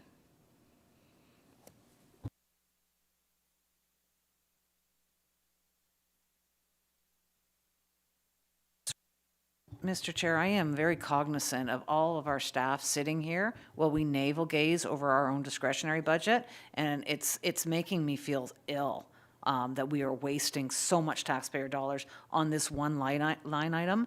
So let's just call the vote and get it over with. If you want to report in September 6th, September 30th, May, I don't care, but let's get back to our budget. This is ridiculous. So Councillor Leahy, the way that the motion is written right now, are you satisfied with the way that it's written? Yes, thank you, Mr. Chair. So the motion was called. Any further discussion? All those in favor? All those opposed? Motion fails. Okay, still with the Mayor and Council's budget, is there any other items from committee members, not council, committee members that wish to be tabled? Seeing none, Mr. Marshall, back to you. So through you, Mr. Chair, I think at this point you'd need to receive the Mayor and Council budget. And then after that, then we can move on.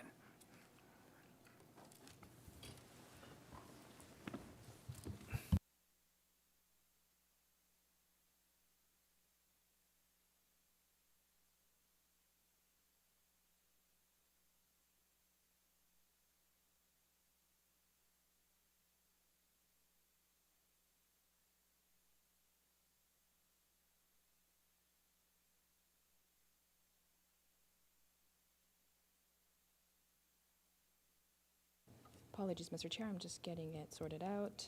So this is the final, I believe, motion for receipt that General Manager Marshall was referring to. Wonderful. And that is be it resolved that Mayor and Council 2026 tax supported budget review be received. Who would like to move that? Councillor Crothers, I feel, okay, Councillor Crone is going to do it. Yeah, Councillor Crone lifted his hand up. Any discussion? All those in favor? Motion carries. Mr. Marshall. Thank you, through you, Mr. Chair. We'll move on to a review of the Fire and Emergency Service budget. Chief Main Prize is going to step us through. Thanks.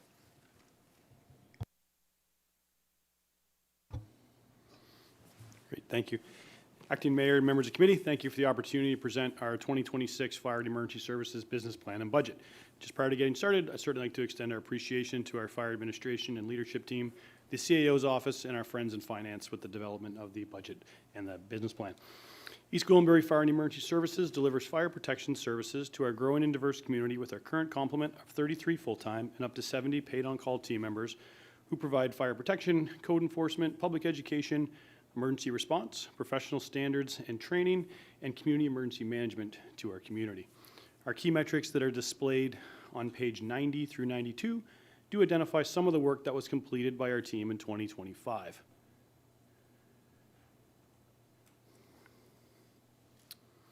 The metrics related to our inspections, plans review, and fire safety plans are largely driven by community requests, complaint, and new development. The metrics around our public education identify a new way we've determined to deliver education within the community with less focus on passive and more focus on direct communication or direct education to the members of our community. Around our training, we've undergone a significant change internally where we're utilizing new metrics to capture, our new software to capture our training hours. During this process, we did estimate a little bit low, but we're actually quite happy to report that so far in 2025, we've exceeded over 10,000 hours of training with a real key focus on delivering improved and an expanded scope of training through new learning contracts with the OFM. The data related to our operations. So far in 2025, we've already exceeded last year's total incidents and are currently projected to increase again by an additional 10 to 12% of emergency incidents, including the number of year-to-date incidents where more than one emergency has occurred simultaneously. Before I move into the operating budget, is there any questions related to the overview of our key metrics? Members of committee, any questions regarding the metrics the chief just presented? Back to you, Chief. Great, thank you. Our 2026 operating budget, starting on page 94, submitted for your consideration, includes a number of changes to support our organization's goals, including enhanced staff health and safety through improved personal protective equipment and training, salary and benefit costs associated to staffing and collective agreement obligations, uniform standardization to create consistency amongst all of our staff branches, significant technology changes internally to upgrade our software to manage all staff functions and enhance data collection and analytics, and technology changes from our third-party vendors where we receive emergency communications and radio system network access, and the addition of 4 operations firefighters to increase the minimum on-duty staffing complement to improve our level of service. And just before I take a pause to answer questions, fortunately, I can offer an early Christmas gift.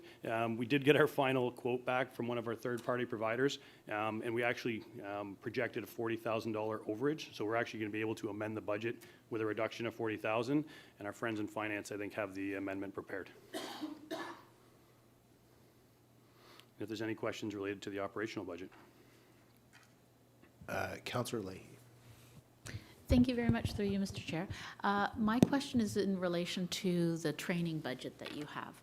I noticed in a former slide with the metrics that in 2025, there was a little bit of a downturn in terms of training. And so I'm wondering if the training budget is too much, too little, what would be the reason for a slight downturn, and what is your plan for training in the future? Thank you.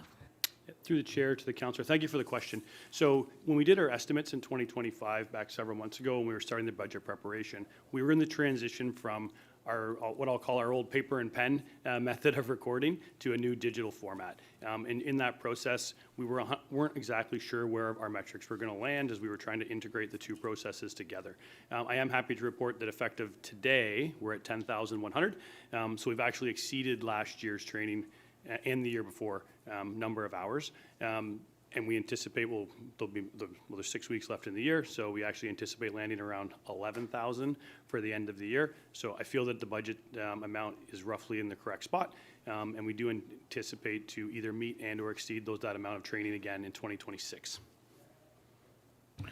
Thank you very much, through you, Mr. Chair. I just want to acknowledge that and I appreciate that in that specification that you indicated, so that we do know that you are receiving, the firefighters, both full-time and paid on call, are receiving robust training, and that will continue, and that it's going in the right direction in terms of training. So thank you very much.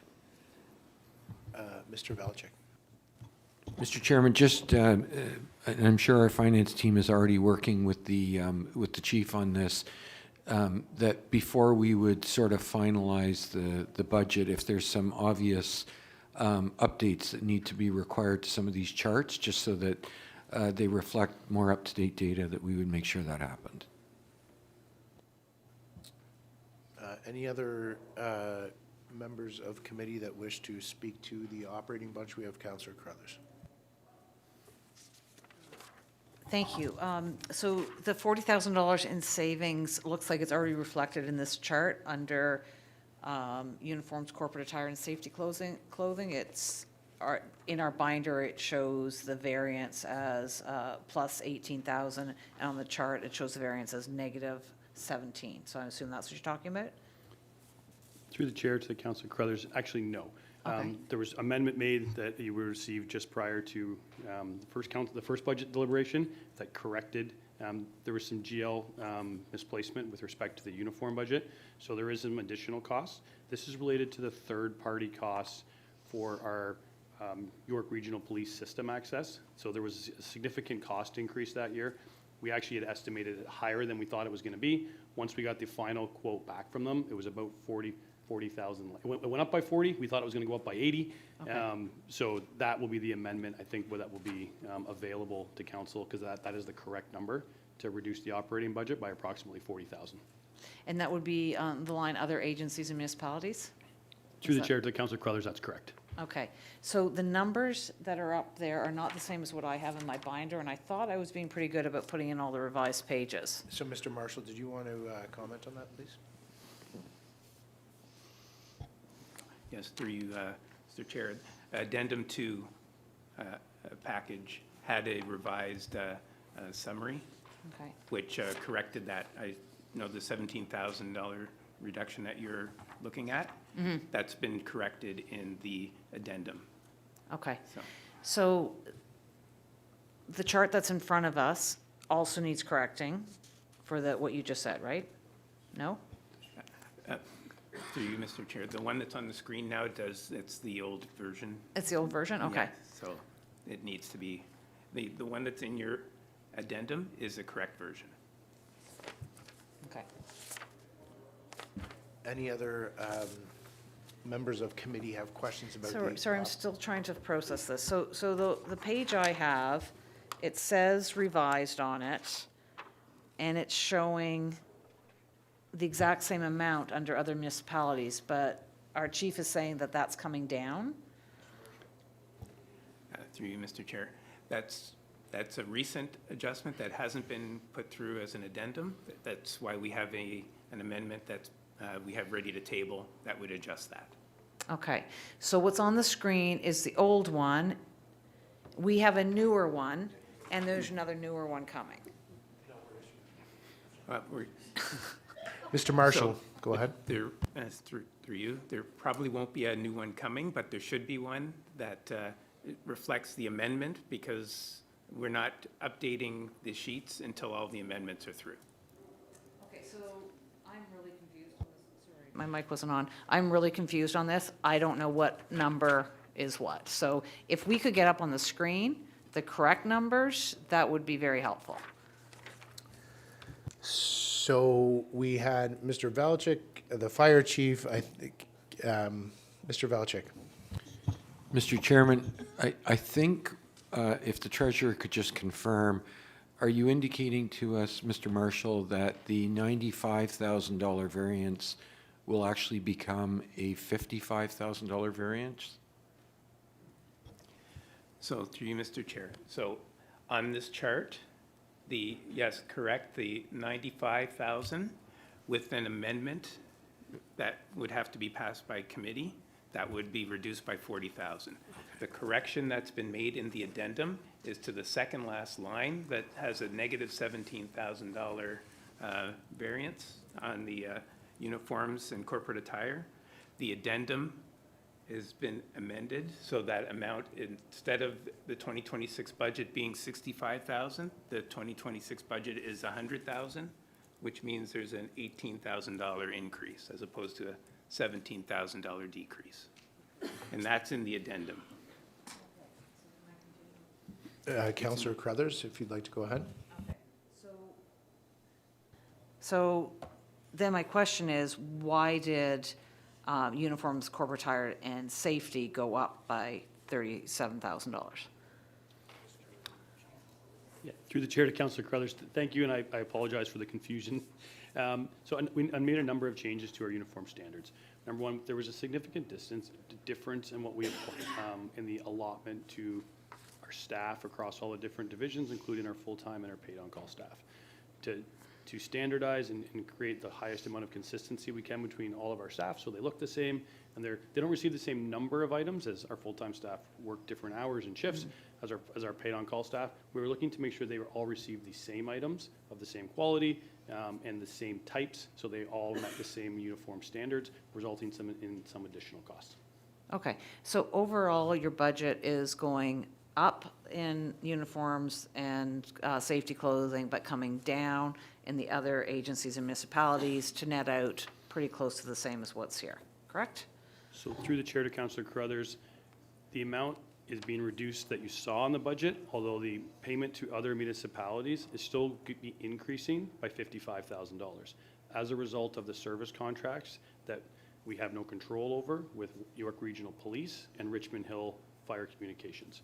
So there is significant increases in our costs for our radio systems and communication systems, but not as much as we had originally projected. Right, so the $95,000 increase is going to be reduced. Okay, so with that reduction to the budget and the increase in to the budget page here on the screen, those will net out to be minimal. So the total budget should stay the same as what's on the screen once you correct the clothing line and the other agency's line. So through the chair to the councillor, I believe would actually be a reduction of about 22,000, unless my friends in finance can correct my math. So while Mr. Marshall's pulling that up, so I know that Councillor Roy DeClemente also wanted to continue ask a question, but I also recognize that Councillor Carruthers is working through her list of questions regarding the operating budget and is seeking clarity on this item. So we've heard $35,000 added under uniforms, $40,000 coming off under other municipalities, but now we're hearing there's a $20,000 difference. Like, the numbers just aren't adding up. That's why I would really love to have a page we could look at that had all the correct numbers, because the page is on the screen. It's like, yeah, but don't look at this and don't look at that. And it sounds like it nets out to the same, but now the chief's saying it's $20,000 difference. It should be 17, 18, then 40. Go ahead, Whitmer.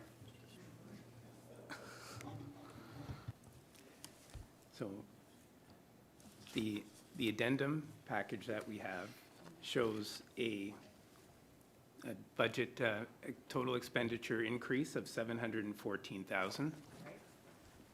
If you reduce the $40,000 that would be required under an amendment, you get the $674. So what you see up there is $679. So there's a difference of about $5,000.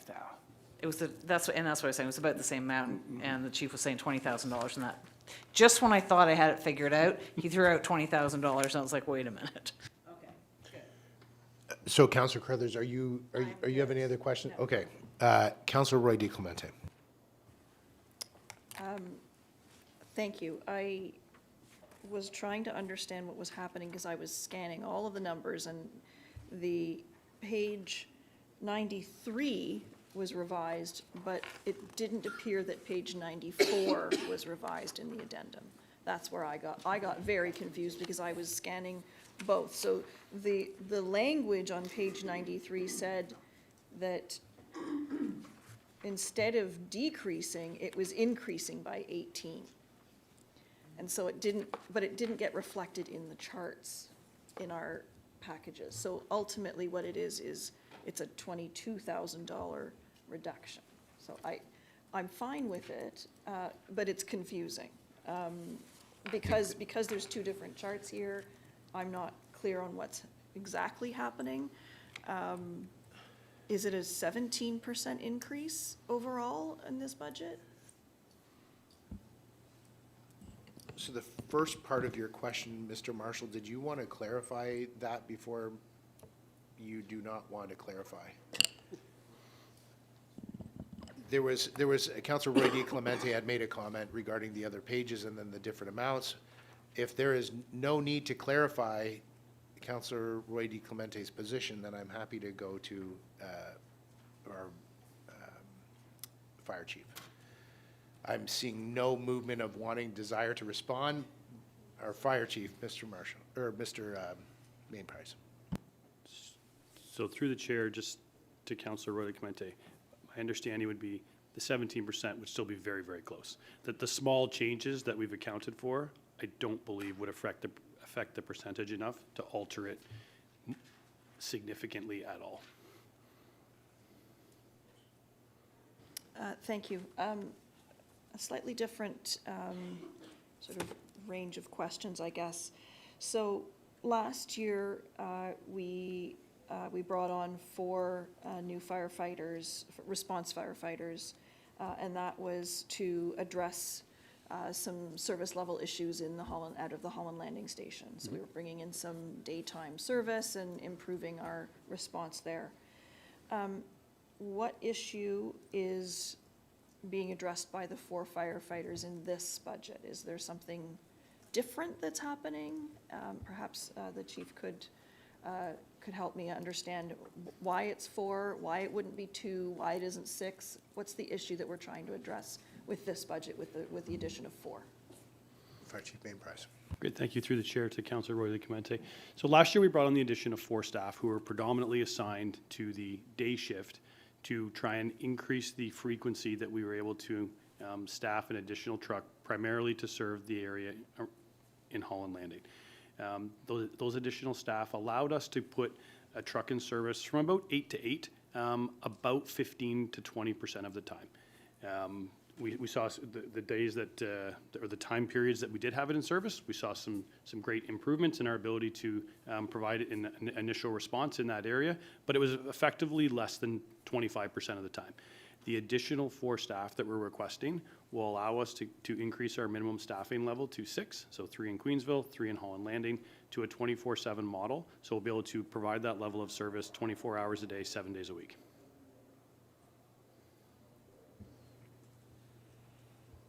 Follow-up, Councillor Roy Clemente? I think that this level of investment, it's at least $500,000 worth of investment, I think, is something that, you know, when we start talking about our messaging to the community about this budget, that is the sort of very clear communication that we need to share with the community, to say that this is an investment in community safety. On top of the prior investments, historic investments that we're making, we're continuing to improve, and that we're taking that service level from one level to the other. And I think having 6 firefighters on 24 hours a day, 7 days a week is a really clear thing that people can understand. Thank you. Thank you, Councillor. Any other, Councillor Leahy? Thank you very much, through you, Mr. Chair. I'd like to draw everyone's attention to the summary of the results of the 2026 Business Plan and Budget Survey. And in the category of priorities, in terms of property taxes and under fire and emergency services, there were many, many supportive comments. And if you look at the graph, so we've asked the people what their opinion is on things, and if you look at the graph, their desires in terms of priority and safety being one of them are highlighted there. So that's what I'd like to point out, that the people have spoken. And they have such comments. I'll just highlight a few comments that the residents submitted as part of the budget survey that was put out to all of the residents by the town. More fire protection for our increasing population size. Let's see, time for our fire department to catch up with the communities around us. Emergency services are far behind staffing and stations compared to surrounding towns. Our town continues to grow, but town council is not adequately supporting our fire and emergency services. The level of fire and emergency service we provide, e.g. taxpayers, is extremely low. So, and it goes on and on about, we really require full-time paid emergency services in Mount Albert, especially with the increased population due to new housing. And I could continue quoting for another length of time, but I think we all get the idea that it is supported by the residents that we continue to invest and increase staffing levels to provide 24/7 coverage. Not in Mount Albert yet, maybe never, but in Mount Albert, but we are increasing the service levels at the other fire station. Thank you. Thank you. Is there any other questions or comments to the Chief, Councillor Crothers? I just have a question to staff about the budget survey. Is it a scientific survey? First question. Secondly, what percentage of our residents responded?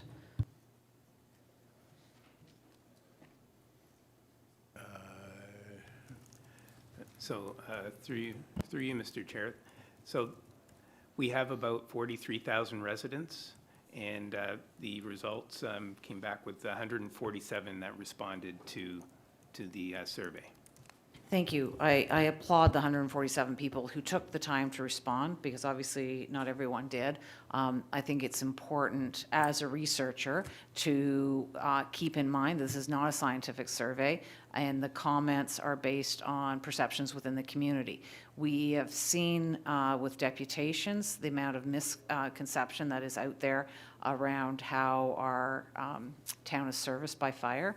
And to me, when I read those comments, I thought, wow, we've got work to do in communications, letting our community know what the plan is, that we are not full-time, we are a hybrid system, and what that actually means, what that looks like to response times and that sort of thing. So I would like to ask our chief, knowing that you've seen the survey, you've seen the comments in there, our residents, 147 residents, large portion of those are feeling that we are understaffed. How do we communicate to them that our chief feels that we are properly staffed with this increase? Or that at least that we're on the road to where we want to be, right? I don't like seeing that we have residents out there who feel that we are not doing our jobs, that we are not supporting fire enough. This is the big 17% increase, over $1 million. This is the largest investment in our budget. And to hear that residents still don't feel safe is worrisome to me. And how do we correct that communication so that residents can feel safe? Chief. Yeah, through the chair to Councillor Carruthers, thank you for the question. I think fire will certainly work collaboratively with our communications team post-budget, to confirm and to highlight the proposed budget. We'll see, and but even if depending on where it lands, one way or the other, we'll communicate our service model, how we do things, and then certainly we can prepare some statements and some communications around the significant investments that were made last year, again this year, fire master plan in process to gather more data and to create a future plan as required based on what the fire master plan generates. The council will see for consideration next year.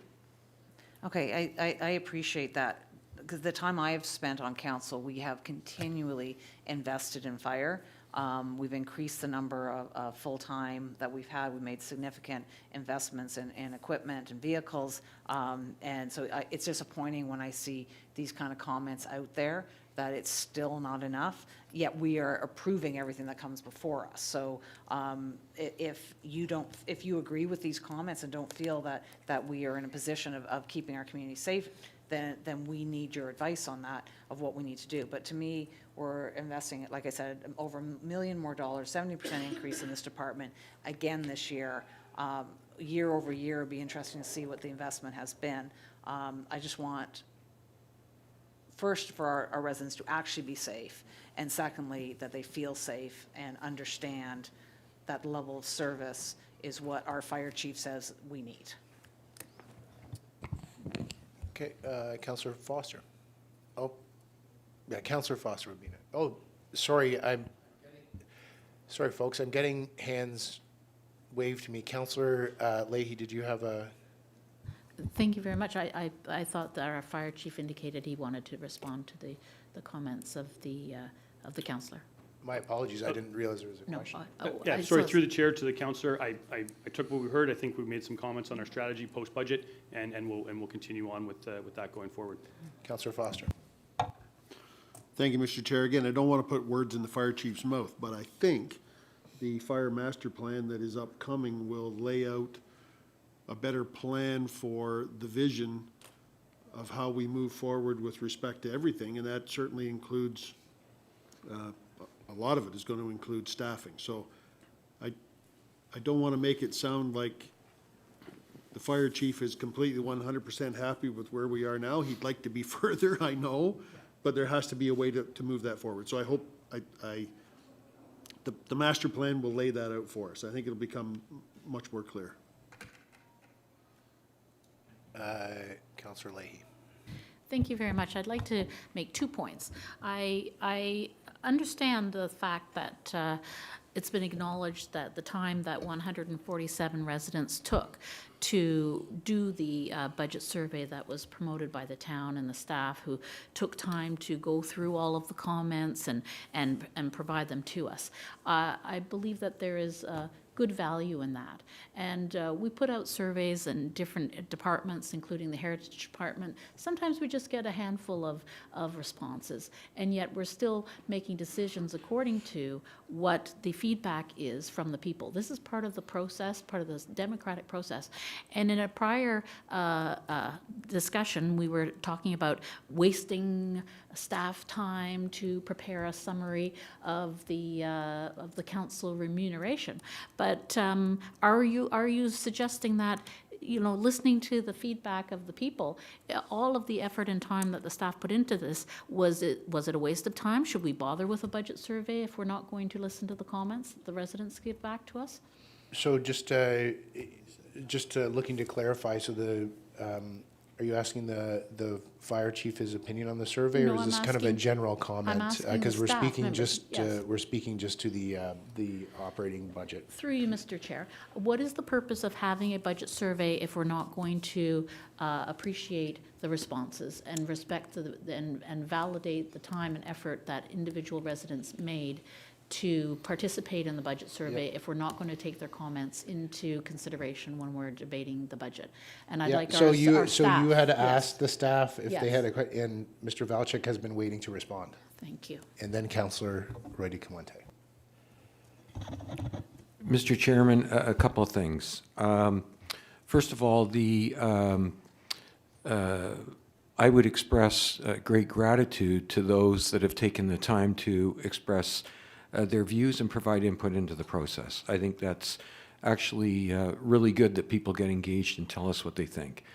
I would also say that we have an incredibly experienced fire chief and an experienced team of people that are providing advice to this budget committee on what they believe they need in 2026 to operate the fire service in a manner that they believe meets a reasonable standard for public safety in 2026.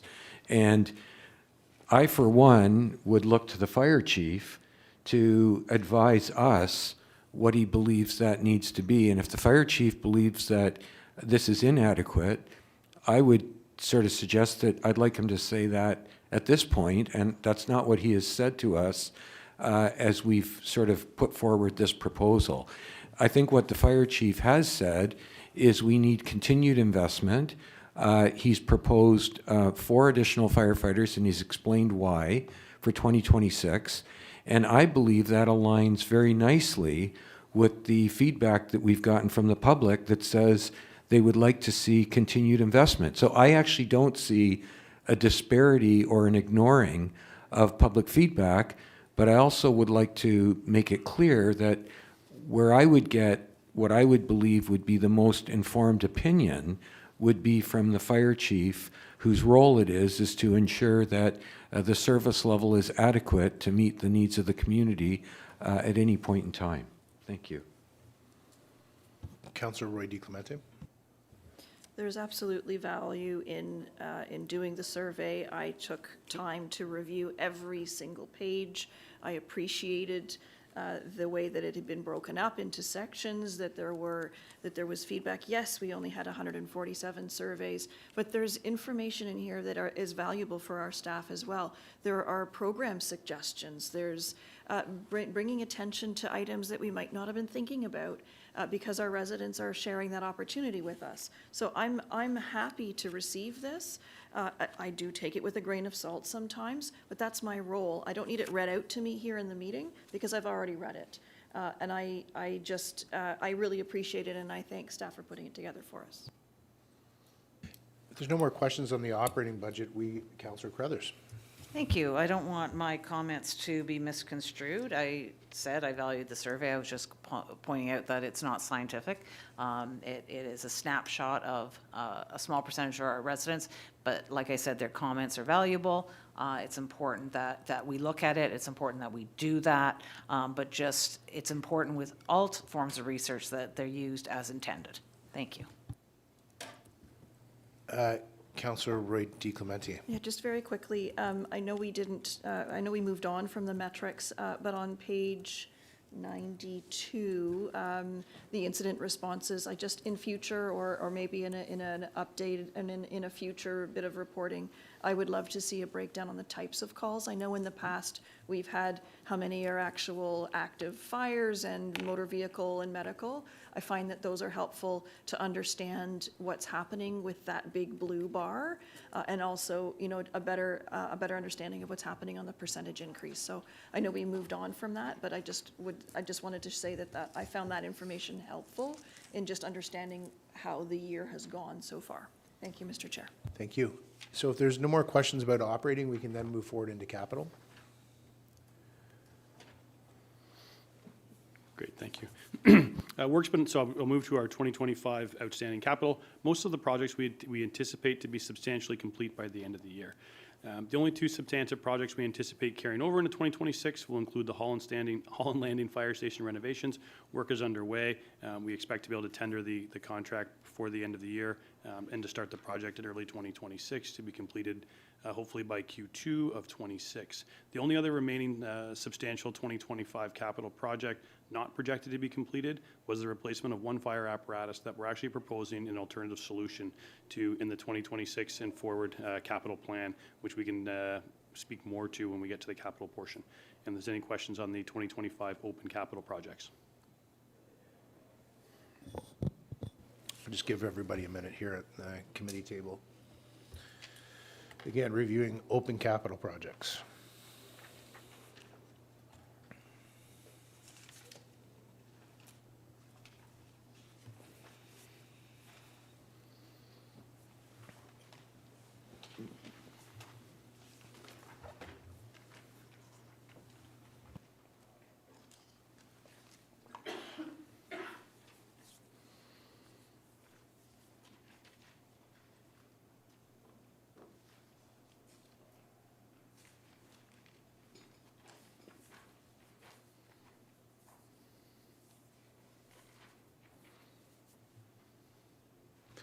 Councillor Foster, any thoughts on open capital?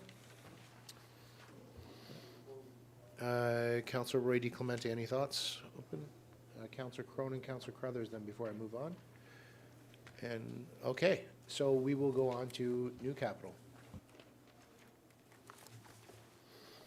Great, thank you, Chair. Moving to our 2026 capital, which is on page 162, and includes a number of requests required to support our short and long-term plans. A new feasibility study to support a new fire station in Sharon, a multi-year apparatus replacement program to ensure satisfactory performance and life cycle, including the addition of a reserve apparatus that was not previously included in our fleet inventory, equipment standardization to ensure the greatest extent possible all of our staff at all stations utilize the same equipment in all situations to streamline training and operations, continuation of our bunker gear replacement program to support our cancer prevention program, and some new cleaning equipment to support our personal protective equipment decontamination.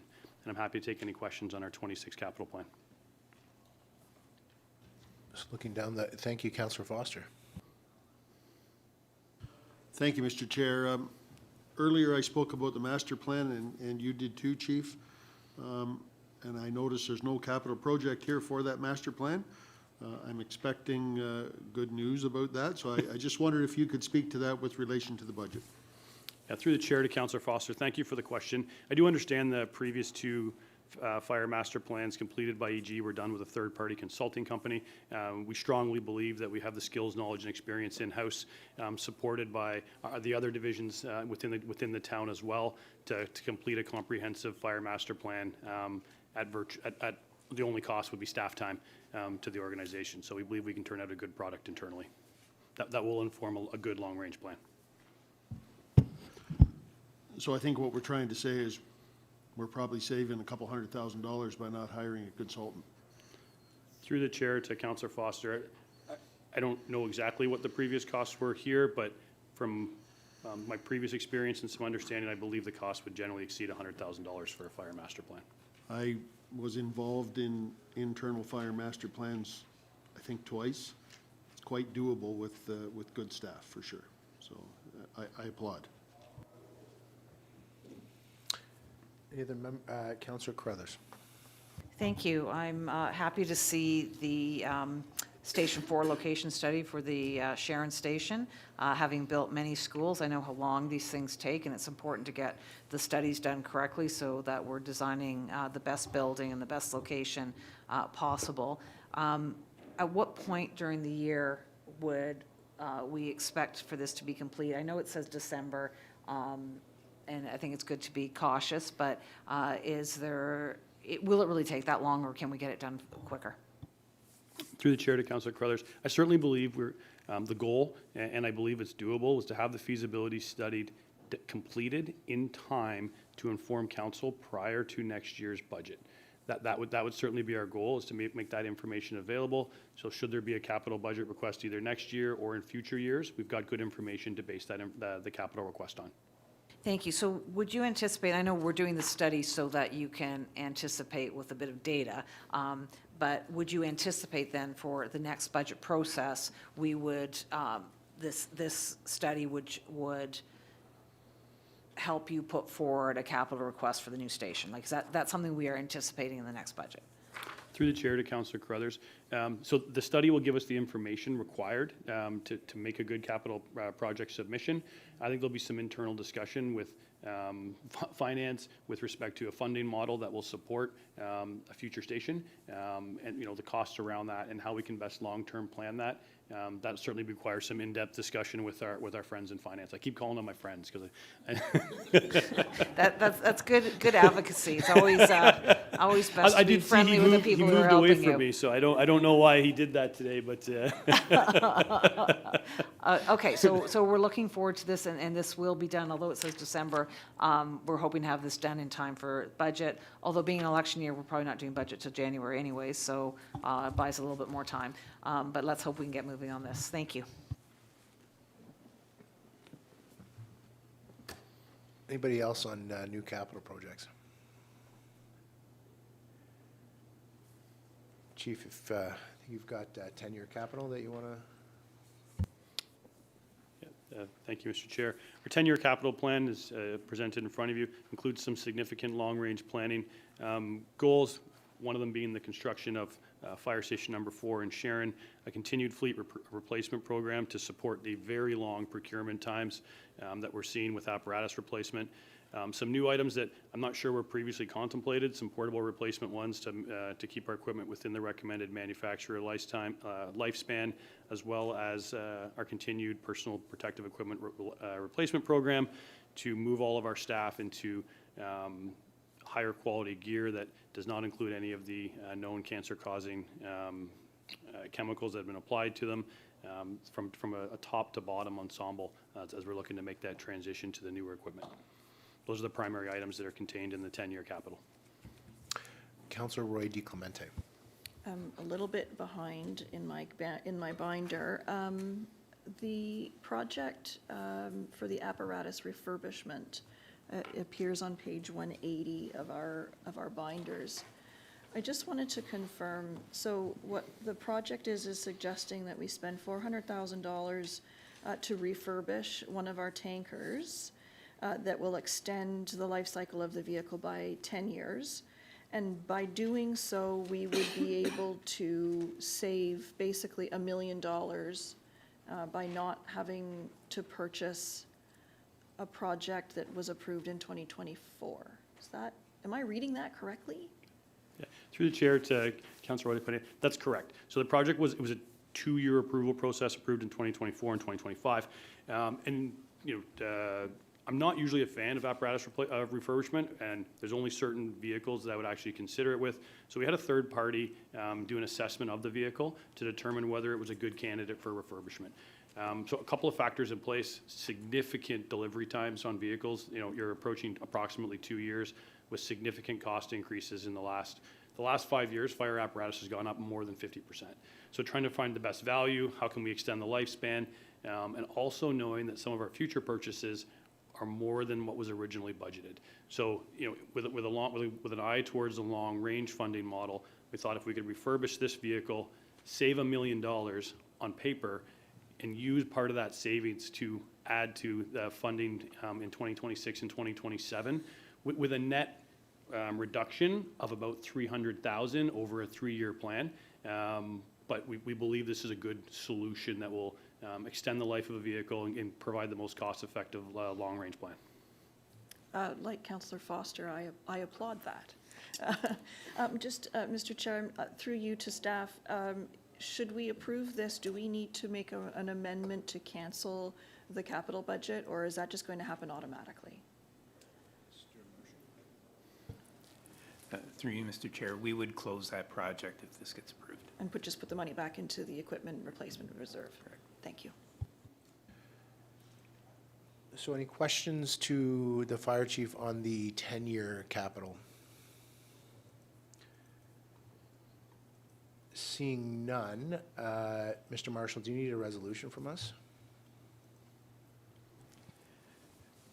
Through you, Mr. Chair, yes, we need a resolution, and if you wanted to deal with the amendment in the operating program, we could do that as well. We do have a chart.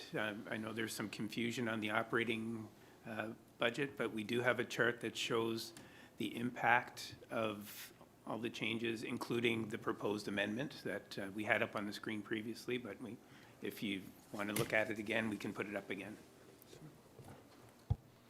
So I like the housekeeping idea, if we can get the right words together so that we can just clean things up right here, right now, as we're sitting here. If that is the will of the committee to be able to do the housekeeping on the amendment for the, I'll call it adjustment.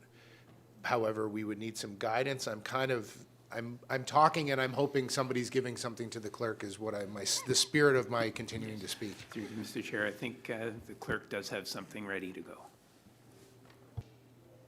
Through you, Mr. Chair. So I think, I'm just going to bring this up. Oops, sorry about that. This is not Can we put the other one in as well? So, Mr. Chair, there are two motions. One is in relation to the receive of the various different components of the fire and emergency services, and the second one is in relation to the amendment. Okay, so I'll read the first motion. Be resolved that the Fire Emergency Services 2026 tax-supported budget, 2026 capital budget, open capital projects, 10-year capital status review be received. Can I have a mover? Councillor Foster. Any discussion? All those in favor? Motion carries.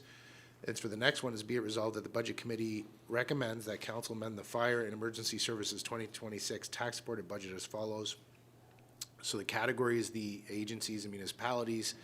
The budget amount is the $312,459, and we're amending it to $272,459, and that's a reduction as per that contract as the chief spoke about. So looking for a mover on that. Councillor Foster will take that again. Thank you, sir. Any discussion on that? All those in favor? Motion carries. Thank you. Thank you, Chief. Thank you to your team. Thank you.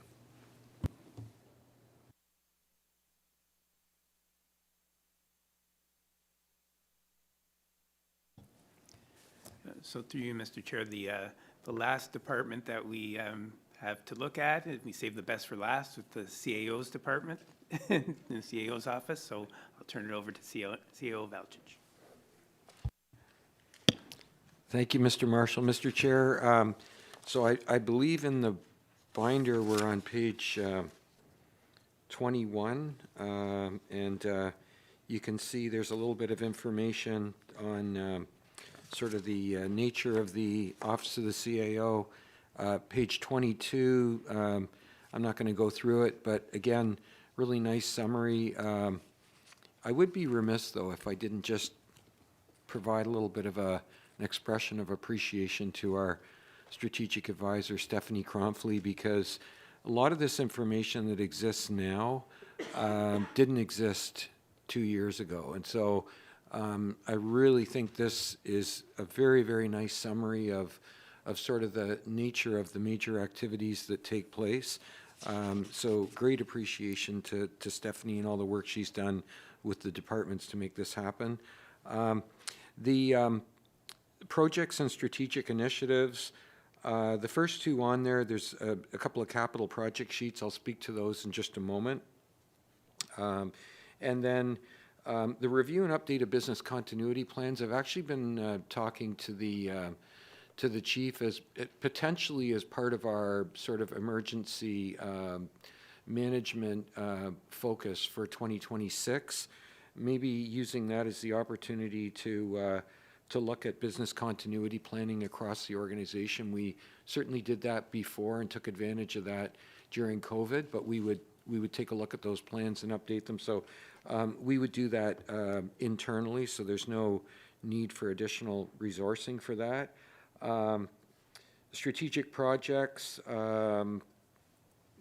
certainly as those come along, we'll deal with those as we become aware. And preparing term and review and initiate planning for the new strategic plan. One of the things that will happen in 2026, given that it is the year of the municipal election, we'll be doing our final kind of strategic plan annual update, but because it's the 4th year, we'll look to make that sort of a comprehensive term and review update so that you can see how you did and how the administration did over the course of this term of council relative to the strategic plan that you approved. So we look forward to that. Okay, so going over to page 25, there's an operating budget there. I'm not really going to say anything because there's, unless you have questions, Mr. Chairman, I'm happy to try and answer any questions you might have. If Members of committee, our CAO is asking about his operating. Is there any questions on that? Seeing none, go ahead. Oh, sorry, my apologies. Sure. Councillor Roy D. Clemente. Perhaps, you know what, I'll wait for the new staffing pieces, because I'm looking at the salary and benefits line, and with the addition of another person in that department, we're looking at almost $1 million in operating costs in that one area. So I just wanted to draw that to committee's attention. Mr. Chairman, just wondering if our treasurer could comment on that, because I'm not aware of, I'm not clear what's being referred to. Could Mr. Treasurer? I believe it's it may be a capital item. There's an item in your capital budget that I believe would mostly be an individual's salary. We're just, so We can move on. respectfully, I would say, like, we're just talking to operating, and then we'll get through to outstanding capital and tenure. So operating. Seeing none from council members, Mr. CAO. Mr. Chairman, thank you. So now we move over to the capital budget summary. There's 2 capital projects in there. One, and I do want to point out, relative to the initial capital budget sheet, capital project 26001, both capital project sheets have been updated, but 26001 has been updated to reflect what I think is more appropriate language and a bit better clarity on exactly what that's for. So it now is, the title is Council Onboarding and Orientation, and there's an explanation in there in 26001 as to what are the major components. I think previously the wording was not as accurately descriptive of what that is for. And that clearly is a project that only happens in the election year. It doesn't happen annually, so 2026, you'll see that. I don't know if there's any questions on that, Mr. Chair. Otherwise, I'll go to the next one. Not seeing any, so Mr. Chair. Yeah, I was going to say, did you want to speak to each one as you read Yeah, them, there's or? only 2, so I can speak to the Okay. next one, and Go ahead. that's it. We also have one called Resident Service Experience and Improvement Lead. So we've also refined wording in here just to make this a little clearer. And I just, there's 2 things I want to mention here. Number one is, certainly, I guess if I was to go back, just kind of reflect a little bit, Councillor Crone often has said, he refers to kind of the 3 primary metrics of measuring organizational performance, and he talks about, your financial state of affairs, what are your employees saying, and what are your customers saying.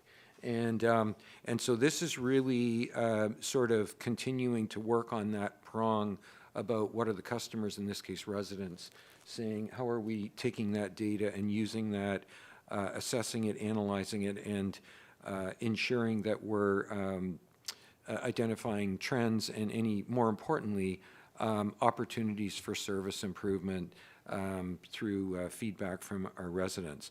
The one thing I do want to make mention, though, on this project We've gone, and in the spirit of sort of understanding that we're trying to sort of minimize or reduce project costs wherever possible, I do believe that that project cost could be cut in half, and we would still be able to make significant sort of advancements. But I would suggest that an amendment reducing that by 50% would be appropriate. So that's all I have to say at this point, Mr. Chairman. Councillor Crothers. Happy to make that amendment.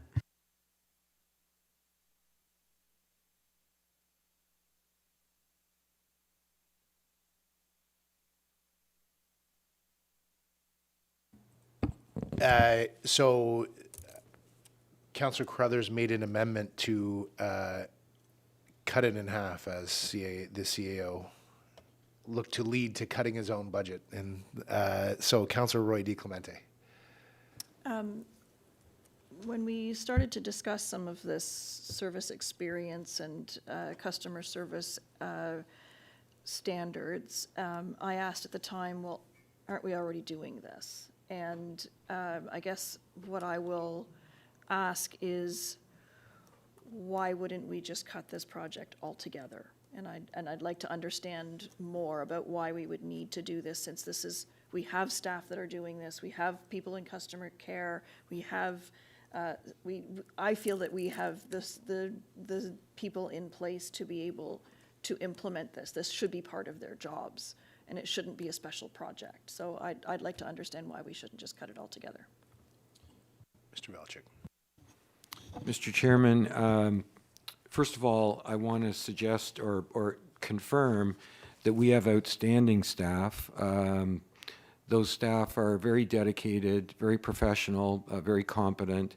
And I guess if I'm talking about staff, maybe I'm going to take an opportunity to talk about staff for a moment.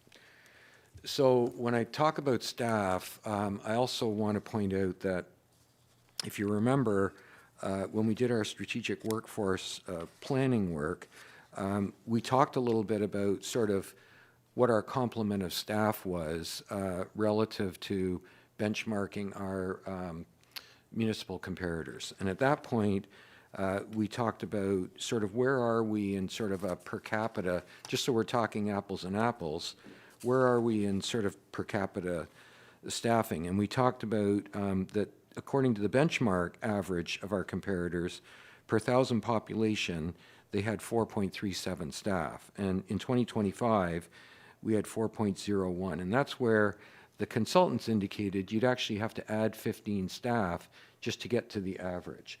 So one of the reasons that we've been able to operate very lean is because we're continuing to refine some of the tools and some of the processes that we use to make sure that we're operating as or more efficiently than those in our industry and in our sector. So in this case, do we have dedicated staff that are working hard and that are paying attention to customers? Absolutely. Where we have room for improvement is in how we collect that data, where we store that data, how we analyze that data and use it to inform process and service improvements. And so in that sense, there is more work to do. And I can also say that what we don't have, and doesn't mean we can't operate the way we're operating, but what we don't have is well-defined inventory of service standards. And so when it comes to, what is a standard response time for a particular type of inquiry or issuance of a permit or whatever the services that we're providing, what is the service standard so we can benchmark our performance against that a little bit more objectively, objectively, that's where I think we can do more work and mature a little bit more as an organization. So that's what this is about. It is not to indicate that our staff need to be reminded on the importance of customer service or importance of clients or treating people in a proactive, professional, and respectful way. But it is about how we mature and use some of the systems a little more efficiently and collect that data in a way that we can inform decisions we're making around process and performance improvement for services. So that is almost a continuous effort, but there is room to grow in that area. Councillor, you have a follow-up question? It's not so much a question as I guess it's a difference of opinion. For me, an inventory of service standards should be something that we should A, already have, or B, that should be developed internally, and that we shouldn't need to spend over $100,000 establishing those. This is work that is kind of straightforward as far as I'm concerned, having worked in customer service and call centers and all of these sorts of metrics. Again, it's a difference of opinion. That's all it is. Mr. CEO, did you want to respond? Well, to that, Mr. Chairman, I would Councillor? just say it is pretty straightforward. And if we had 15 additional staff and we're operating at the same staff levels as comparable municipalities, we wouldn't be asking for a time-specific resource to assist us. Thank you.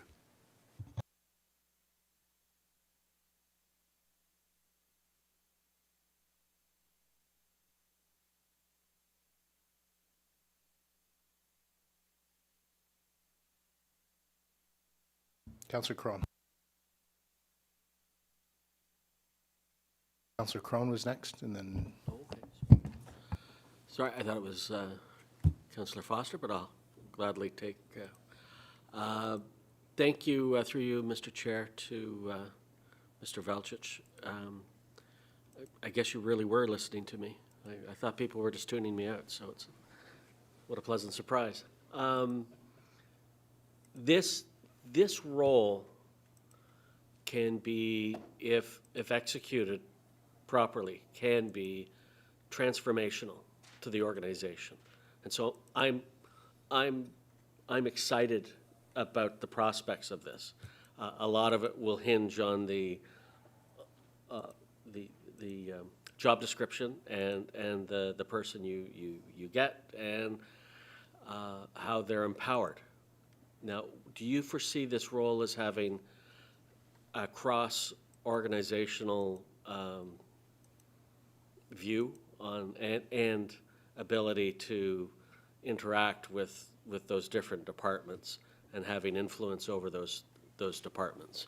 Because I know people in their own silos can get very territorial, and it's hard to sometimes instill change. Mr. Chairman, the answer is yes. Great. Now, just to follow up, Mr. Chair, do you foresee this as having a continuous improvement role throughout the organization, looking at processes and systems and how we can get to better efficiencies? Mr. Chairman, as you're aware, we've had a sort of continuous improvement mindset and culture now for a number of years, and this will continue to build on that, absolutely. Sorry, through you, Mr. Chair, do you foresee this person as like the champion of the organizational champion for continuous improvement?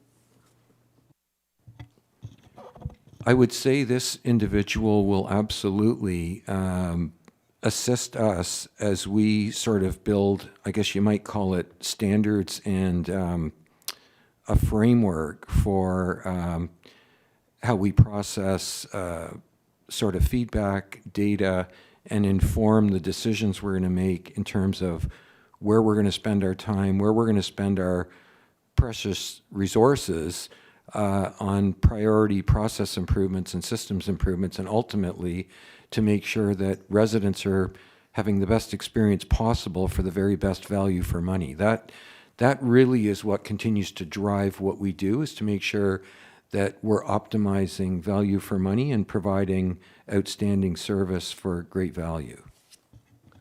Through you, Mr. Chair. Thank you for that, Mr. Velchich. I'm excited by this. I think, as I said, if executed successfully, we could become a best practice for other municipalities to look to. So, thank you, Mr. Chair. That's all.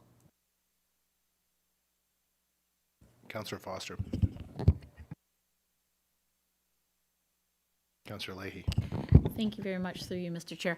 I just wanted to say, well, it speaks to the fact that you just acknowledged that there are three metrics of defining success, and one is financials, and one is are the employees happy, and the other are the customers happy, who are the residents. And we have to remember that the residents are at the top of this pyramid, and that we are all here, all of our salaries are paid for by the residents, and so the area of customer service should be paramount. And I understand as a councillor, there are always situations where, you know, not everyone's satisfied, but there's always room for improvement. And I think because of this request that you have for a time-specific resource to assist everyone, this would ensure that the right person was in the job who could coordinate all of the customer service needs that we have at the town. And I think we would be doing a disservice to our current staff if we didn't support the staff as a whole with the right people in the right positions and the right number of people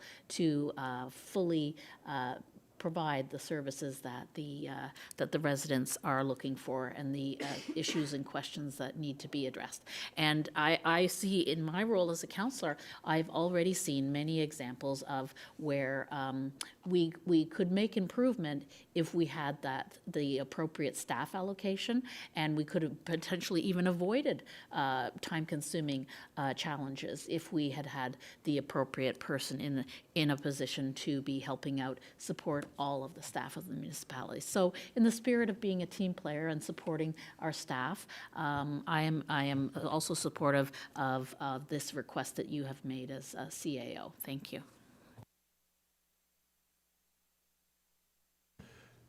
Okay, so Councillor Carruthers has moved a motion to amend the budget. It says, be it resolved that the Budget Committee recommends that Council amend the Office of the CAO 2026 capital budget from the 226,100 that has been tabled, and amend it down to 113,50. Further discussion? All those in favor? Motion carries.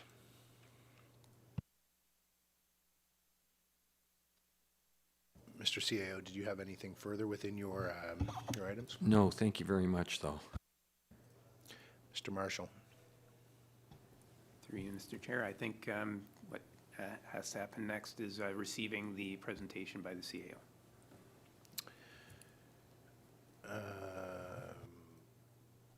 Thank you. Multiple screens I'm looking. So be it resolved that the Office of the Chief Administrative Officer 2026 tax supported budget and 2026 capital budget review be received. Moved by Councillor Leahy.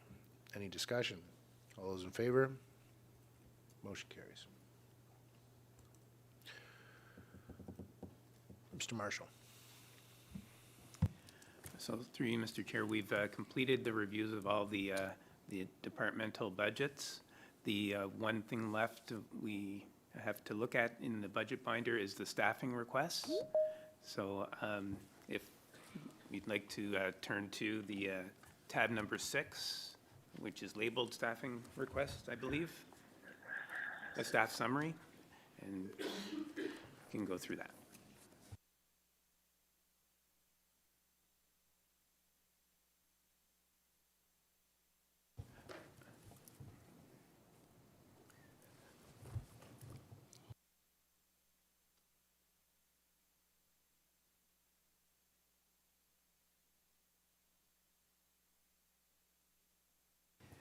So through you, Mr. Chair, I just would like to remind members of committee that these staffing requests are included in the budget right now. So if there's any adjustments to these requests, there would need to be an amendment from Budget Committee to adjust them.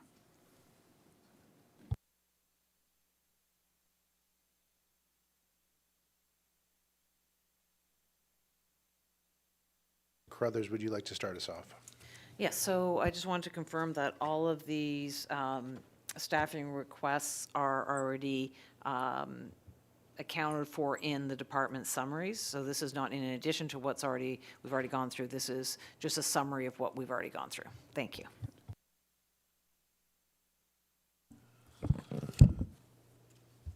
So I'm not sure if we want to just allow the committee time to review these items. Councillor Roy DeClemente. Thank you. Perhaps we could start with the communications assistant. We have a capital project with a new website happening. We've just added another project for our customer service standards. I'm just looking to understand why we need yet another new staff member in communications this year. Ms. Gandhi. Through you, Mr. Chair, this is not a net new person. This is somebody who we have been funding through part-time dollars, essentially cobbled together from various sections within corporate services. So it is not an incremental increase in terms of number of employees. It is to solidify an individual who has been with us for 3 years now, and who has been essentially waiting every year as to whether or not our contract is going to be extended. So this is really recognizing the support that the individual provides. They provide the day-to-day support for our social media channels and our website. And you've seen the individual at our various events where we need to capture photos and gather material for our social channels. So you'll note in that line the incremental the position is offset by $75,351, and that's the part-time dollars that we're reducing so that we can then put in a full-time position.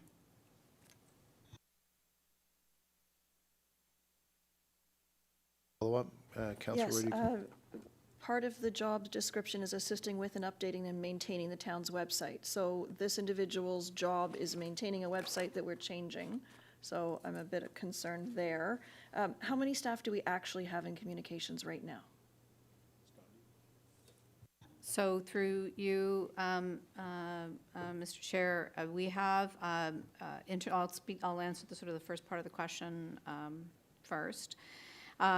We still have a website that we need to maintain and update, and our social channels that need to be updated. The updated website is not a lift and move to another site. It's going to be a complete revamp. We've heard all kinds of feedback around usability and navigation, and so the new website will be an entirely new website that we are going to be putting in place, and for that we require resources. It means a lot of rewriting of content, and it also means a lot of changes, and where we can, engaging with whatever we can do to allow for client feedback and also user forms, et cetera, et cetera. So that's sort of the first part of the question. In terms of the second part of the question, we have a communications director who serves both communications and customer service. And we also have, sorry, I'm just going to pull the exact number up for the communications branch so that I have the accurate number. Just bear with me for one moment. We have a communications, sorry, I'm just going to grab this. All kinds of data at my handy, and this one wasn't here.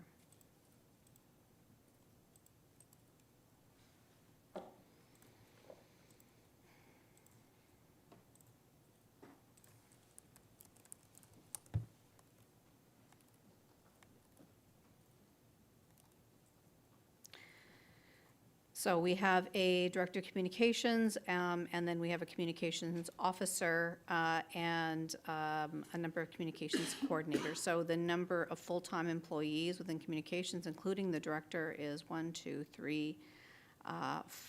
3 individuals, and then the other individuals we have are on contract. And how many are on contract? Currently, we have 3 people on contract, 1 person. 2 people are currently funded under the Health and Active Living Plaza budget. 1 person is the individual who I indicated is funded through the part-time dollars.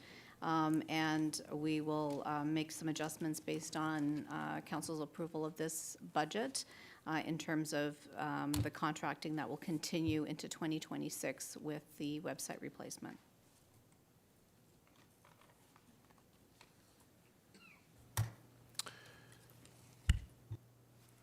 Any other members of committee? questions or comments? Yeah, Councillor Roy DuClemente, thank you. So maybe I can frame my questions in a slightly different way. So we're looking at this chart on page 1 of 23 with all of the new staff. And we have, it sounds like we're in support of hiring the 4 firefighters. We are committed to our Health and Active Living Plaza staffing, which we knew about. That's 7 new staff. And then we have 6 more positions that are being added. We added historic levels of new staff in 2024 and in 2025. And we've got another 13 new staff here. And instead of picking and choosing, for me, I'd like to see that number come down and come down dramatically, because we've got 7 already here. And when we talk about respect for the taxpayer, when we talk about the impact on the tax base, the ability for our residents to pay, all of these things, I'm really struggling to, instead of picking and choosing which position I want to support or not support, I'd like the organization to say, here are 2 or 3 positions that we can put off until 2027 or something like that, because this is just, quite frankly, it's too much, and I can do what I think, but I'd prefer to hear it come from staff. Mr. Valchek. Mr. Chairman, it's a really important discussion that we're having right now, and I actually really appreciate Councillor Roy DuClemente's line of questioning on making sure that are these absolutely what we need at this point in time. So I really want to say I respect the line of questioning. I just want to go back and share with Council. I've heard over the years that some have said, especially in the last few years, it seems that your staffing is outpacing the growth in population. Why are you adding so many staff? And the interesting thing is, I would actually prefer a model that aligns with population growth. But if we were to do that, I just want to remind Council that from 2016 to 2024, population growth was 65%. Our staffing growth was 51%. So we are not keeping pace with population at all. And what we do as a staff, to Councillor Roy DuClemente's point, is because we have respect for the taxpayer and because we value every dollar that we spend, we push off staffing requests until we absolutely believe that they are necessary. If we were to align it with population growth, because it does appear there's been quite a bit in the last couple of years, we'd have significantly higher staffing levels right now. But we push those off until we believe they are absolutely needed, and we make sure that at that point in time, we have no other choices, including part-time staff or other efficiencies or contracted work. And so what you see before you is actually sort of delayed hires relative to population growth over the last decade.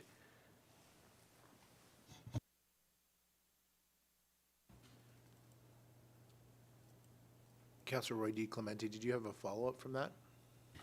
I don't. It's just that I'm not going to pound the table and say I'm not getting my way, but I'm not hearing what I want to hear, which, and of course I look to my colleagues here. I don't remember exactly. I think it was 13 or 14 every single year.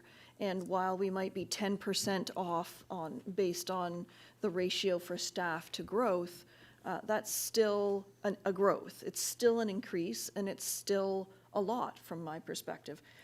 Personally, I see things that I would cut that are not of importance to me, that I don't see necessarily that are part of our core business. And obviously, if I'm the only person making that argument, I'm not going to get my way, and then that's fine, but I still feel the need that I absolutely have to express that. That is also part of what we're hearing from the community, is stop hiring so many staff. So just as a comment, we did make the amendment or maybe we did, or I can't remember, a manager of roads. Have we addressed that as it's sitting on our screen right now? We haven't. In my head, I was thinking that was addressed because the manager of roads, it's sitting in two different spots. It's my understanding that comes out. Mr. Marshall? So through you, Mr. Chair, during our budget presentation, we made a proposal on how we could adjust the impact of the province eliminating automated speed enforcement, and that included the elimination of the manager of roads position, but that was not, no. Is there any other discussion around this table? Councillor Leahy. Thank you very much, through you, Mr. Chair. So my question is with regard to the new staff request for access and elections analyst. My understanding is that, and I'd like you to confirm if it's correct, that this is a one-year position. It's not a position that goes on for all 4 years of the term, and it's just a position that is needed during leading up to an election year.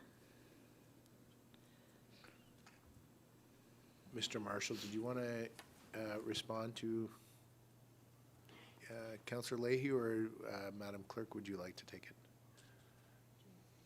Or Janice? Okay.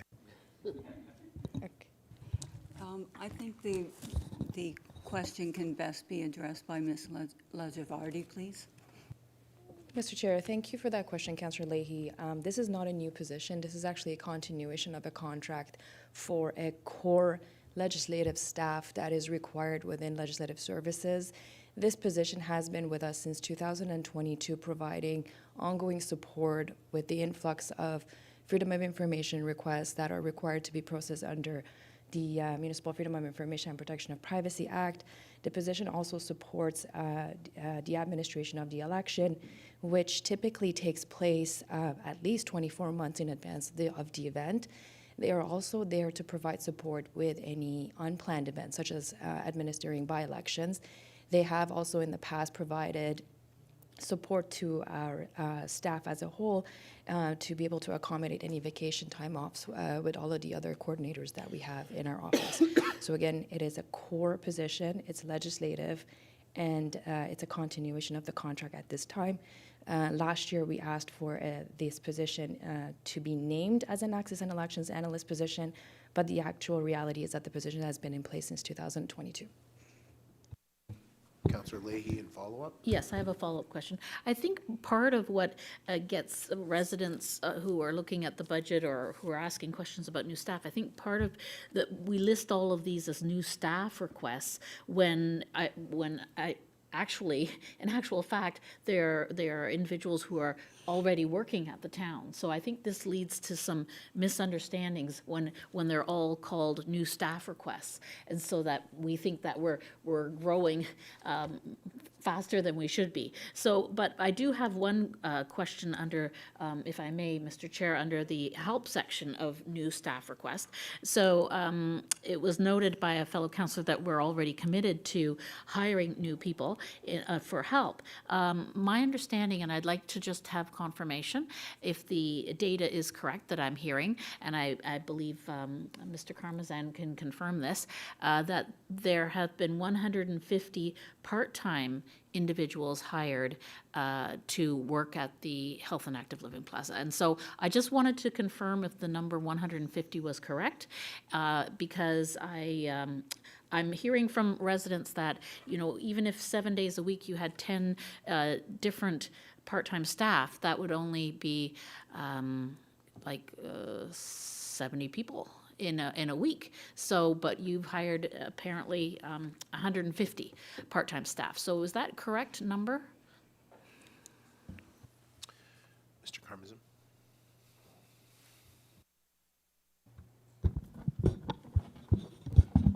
Through you, Mr. Chair, that is a relative number, so that number will fluctuate by season.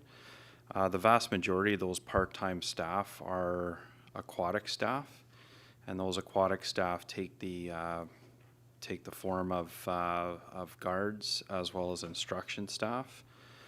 with a revenue offset. In addition to that, I will remind council, the building is open from Monday to Sunday, and it only closes for 3 hours per evening. In addition to that, we have facility staff that are part-time, programming staff, permitting staff, that would all supplement the entire complement of staff at the Health and Active Living Plaza. And again, those staff are directly correlated to revenue offset. So we can easily adjust our staff, but then we would have to adjust our revenue offset in correlation with that staff. Council, thank you, Mr. Karmazin. A follow-up for Councillor Leahy on that specifically? Yes, to do with the health and active living request. So I just wanted to clarify, thank you for that description of how we arrived at approximately 150 part-time staff. But with regard to the recreation and health programs and events coordinator, is that another position that isn't actually a new staff request? There's someone already working in that position?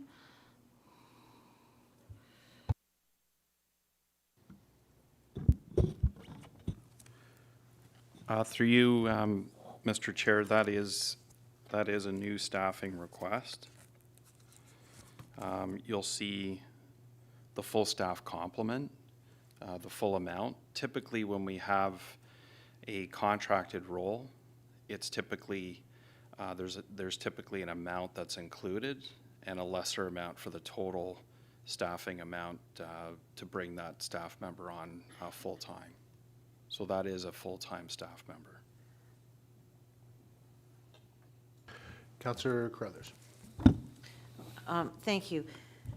I think it's important to note which of these are conversion from contract to full-time, because I think people look and think there isn't these holes that need filling. And the reason there isn't these holes that need filling is because, as Councillor Leahy pointed out, some of these people are already in position, but they're under contract and not full-time. So I think when we're looking at this, and when we're looking, I made the point at the beginning that all of these are already in these budgets as they have been in the past. So it's just that now we're putting them on the tax base as opposed to coming out of capital as a project. So I think it's really important for us to understand that more clearly, and especially for our residents who are looking at that and thinking there's going to be 13 more people in the buildings when that's not necessarily the case. I did have a specific question about access and elections analyst, and perhaps it was answered, but there's a lot going on here. Why is it 0 under FTE and it's not included as part of that 13 total? Ms. Marshall? Through you, Mr. Chair, I believe that's because it's proposed to be a contract position for this year. The clerk can confirm, but I believe that's the reason why it's not an FTE. Through you, Mr. Chair, I believe that's a correct explanation for this, yeah. Okay, so why is it on the new staffing list if it is a contract? So we were just saying that some of these people have been contracted in the past, and now this is new full-time people. So I'm just confused about this, and at the same time, if you could answer about the funding offset. So through you, Mr. Chair, I can answer the second one first. The funding offset is from the elections reserve. Okay, yeah. So, and for the first part of the reason that this is on the list is this is the first year that it's proposed to have a tax levy impact. Before, it has been funded fully from reserves. So this is the first year that there's a proposal for partial tax levy impact, and that's why it's been included here. So should it not be then a 0.5 because half of it is being having a tax levy impact? Like I just don't understand why. Usually when it's a contract, there's no tax levy impact. So if this is half a tax levy impact, why would it not be a 0.5? So through you, Mr. Chair, contract staff do have tax levy impacts as well. Okay. So it's not necessarily, when we do pilots, sometimes we fund Right. those pilots through reserve, so it doesn't have a tax levy impact. Mm-hmm. But there are some positions that are contract that have tax levy impact. Okay. Still trying to wrap my head around this. So it's a contract, and maybe this is for our clerk, it's a contract. Why? Why is this, you were saying that the person is needed all the time, so why would it be contract? Through you, Mr. Chair, I believe the intent initially was to assist in lowering the pressure to the tax base. But the reality is, in an ideal world, we would be requesting for this position to be converted into a full-time position just because of the nature of the pilot that we have been running for a number of years, and obviously refining the role so that it's more technical in nature in terms of the various different legislative divisions that this individual is providing assistance to. I would also want to let council know that the loss of this position would be tremendously a negative impact to the legislative services in terms of, as council is already aware, some of the timelines that our office has to adhere to, specifically with respect to MFIPA. When the election year comes around the corner, the position gears up more so in terms of the support they have to provide for election purposes.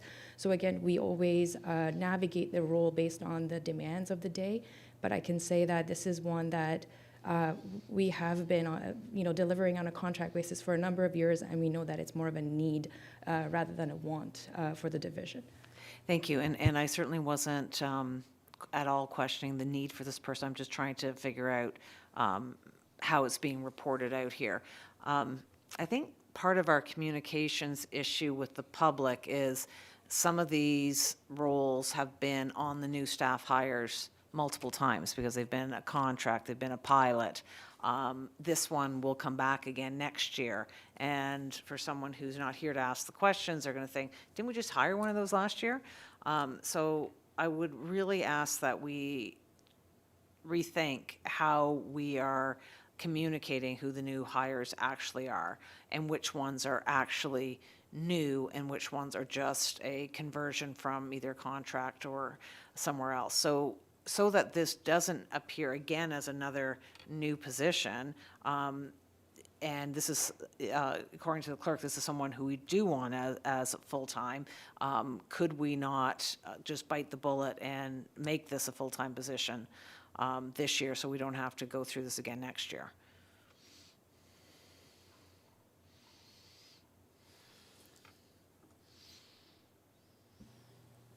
Is there a question, Mr. Valchik?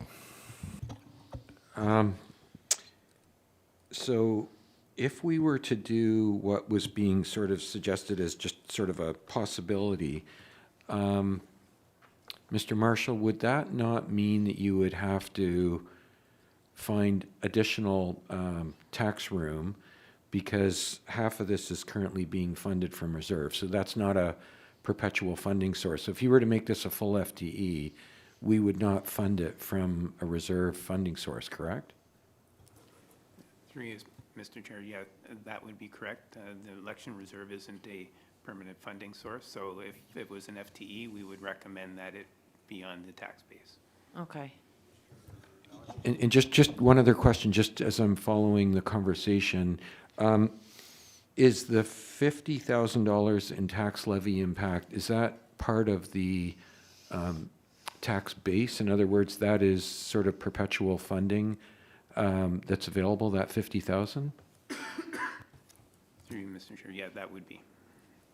So then I guess the only thing I guess I would sort of also wonder a little bit is there a reason then that that isn't being listed as, say, a 0.5, since half of it is funded by a perpetual funding source?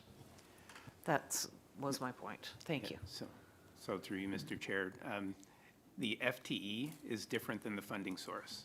So if we want to make it a permanent employee, that would be an FTE. The funding source is kind of separate from that fact, how we fund that FTE. So this isn't proposed to be an FTE, so it's a contract position, so it wouldn't be included. Doesn't matter whether it's funded from tax or reserve or anything, it wouldn't be included as an FTE because it's a contract. Mr. Chair, if I can continue on this. So again, it seems unfair to our staff to be constantly on a contract, and if the intention is we want to keep this person, we need this role, we need to put it in the budget. And also for clarity to our residents who are reading this and seeing, all these new people last year and all these new people this year, and not realizing that some of those people last year are also on this list because we haven't bit the bullet and actually signed them on. So I just feel like we need added clarity for the public and for our staff who are waiting to see if their contract is renewed. I don't think, it doesn't feel very fair. Councillor Cron. Thank you, Mr. Chair. Councillor Crothers was unsurprisingly going the same direction I was. I think sometimes we do ourselves a disservice by trying to shield ourselves from a tax rate increase by putting it through capital. You can only do it for so long, but eventually you have to make the commitment. And I agree wholeheartedly. It speaks to the kind of organizational culture that we want here. If you keep putting somebody on contract, they will become a flight risk, and we'll lose them. So if you want to attract good talent, you have to treat them well. I know staff, when working and contributing to the contents of this budget, I know the wish list for staffing was much higher, and that you went through efforts to whittle it down to what it is today, and so that is appreciated. Although I acknowledge what Councillor Roy DiClemente mentioned about, the public. It notices the staffing that we've been hiring. Having been on public payroll before, and technically now I still am, the public is never happy about hiring us. Or paying for us. That's just a fact of life. That being said, I think it might be worthwhile for staff to go back, take another look at this list, and if there's no changes to it, you come back and there's no changes to it, then at least we know that you've taken another kick at the can. I do want some greater clarity. I'm not sure I completely understand what is going on with the manager of roads. Are we keeping them? Are they out? Help me understand. I'm sorry, I've lost the thread here. Mr. Marshall. Thank you, through you, Mr. Chair. So currently, we had budgeted for a manager of roads position, and the offsetting funding was the fines that we were going to receive when we implemented the automated speed enforcement program. So with the province saying that it's going to be banned, we presented a proposal for mitigating that impact of the loss and fines. And part of that mitigation was to remove the manager of roads position from our FTE request. So right now, council didn't act on that proposed amendment, so that is to be determined. If council wishes to proceed with that amendment, then we would remove that manager of roads position from the FTE count. All right, thank you. Mr. Valchik, did you want to say something? Yeah, just on that, I just want to be clear that we have discussed this with Mr. Molinari to make sure that operationally he can still make this work and that it doesn't cause a problem for him operationally. So I just didn't want anyone thinking that we're sort of doing that without respect for what the operational needs are. So Mr. Molinari thought that he could make that work for 2026.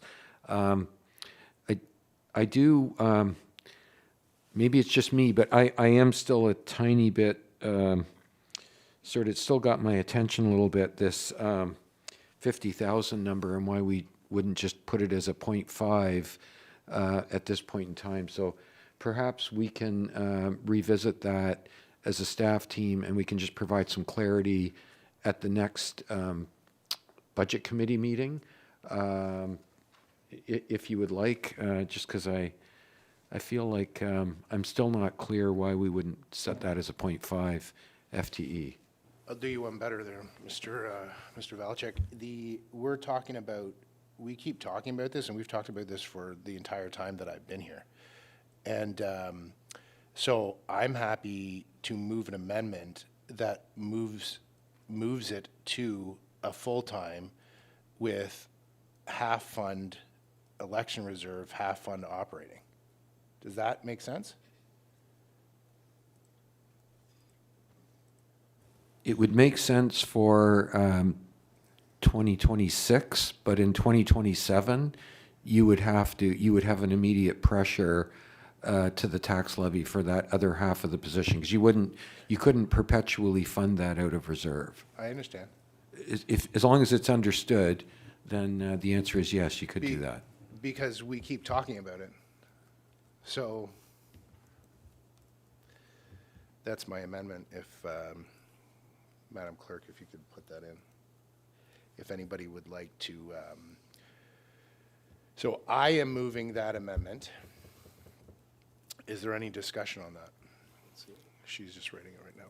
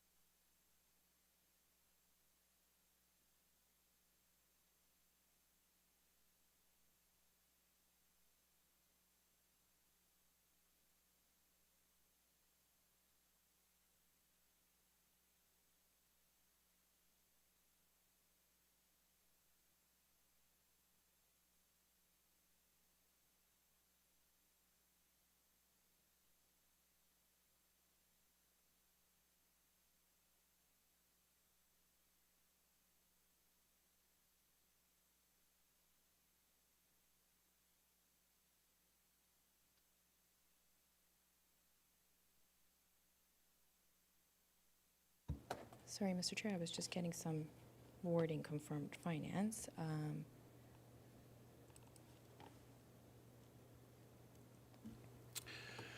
So I'm moving that modify staff request to make the contract position a full-time position.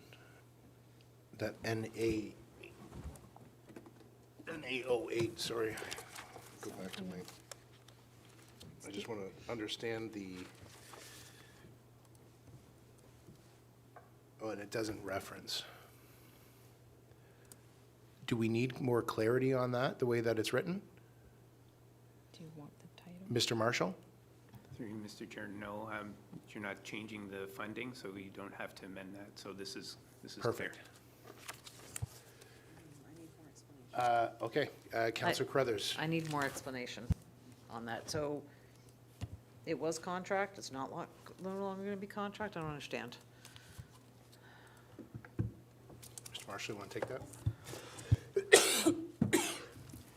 Through you, Mr. Chair, the budget includes the position as a contract position. this amendment changes it to a full-time equivalent position. However, we're leaving the funding source the same.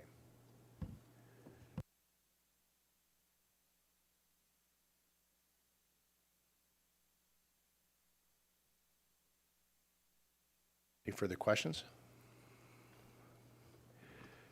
Seeing none, I'll call the questions. All those in favor? Those opposed?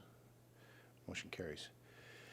So on housekeeping, sorry, I don't want to call it, we have NA07, the manager of roads. I'm happy to move that.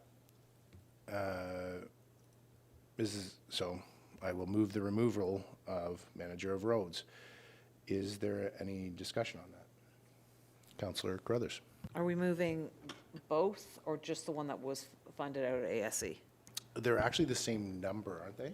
So it's the same person, but it's a 0.5 and a 0.5, so half being funded out of ASC, half being funded out of growth. So my understanding is if they're like the same person and they have the same like NA-07, I believe this motion addresses both of them. If, does Mr. Marshall, do you have any concerns over that? Through you, Mr. Chair, no. They were split because part of the justification was for a service level enhancement and part of the justification was for growth. That's why they're split, but it's the same, it's one position. I understand it's one position, but do we not, it's only half of it that we can't fund, so we don't want to keep the other half. So Through you, Mr. Chair, it's actually the full amount because the full amount was going to be funded from the fines from the ASC. okay, it said it was growth, but okay. Further discussions on the removal of the position? Call the question. All those in favor? Those opposed? Motion carries. Do we have any other items on the, or any other positions within this that we can speak about? And I will just say too, we have another meeting next week. So this does not mean that this is done when we walk away from here today. But this is just a good opportunity to be discussing. So do folks have any other amendments that they wish to speak to on staffing? I am conscious that it's 4:15 of a long day. Yes. What do we have left for next week? I will defer to Mr. Marshall. So through you, Mr. Chair, next week we have the water and wastewater budget to be presented. And then after that, it will be any other amendments that committee wish to put on the table. And I'd just like to remind committee that I think templates were sent out regarding the amendments, how you could write them. So if people had amendments in mind, they could table them as well. Mr. Valchik. It might be helpful, Mr. Marshall, for next week, because there has been a number of amendments that have been processed as we've gone through day one and day two. Will committee be supplied with a summary of those so they at least know what they've already dealt with going into day three, just so they're not sort of confused about what's already been dealt with? Through you, yes, we were planning to put a summary together of the ones that were already dealt with by committee. Okay, so next budget committee, item G is next, oh, do I need to receive the staffing report or, okay. Where am I looking here?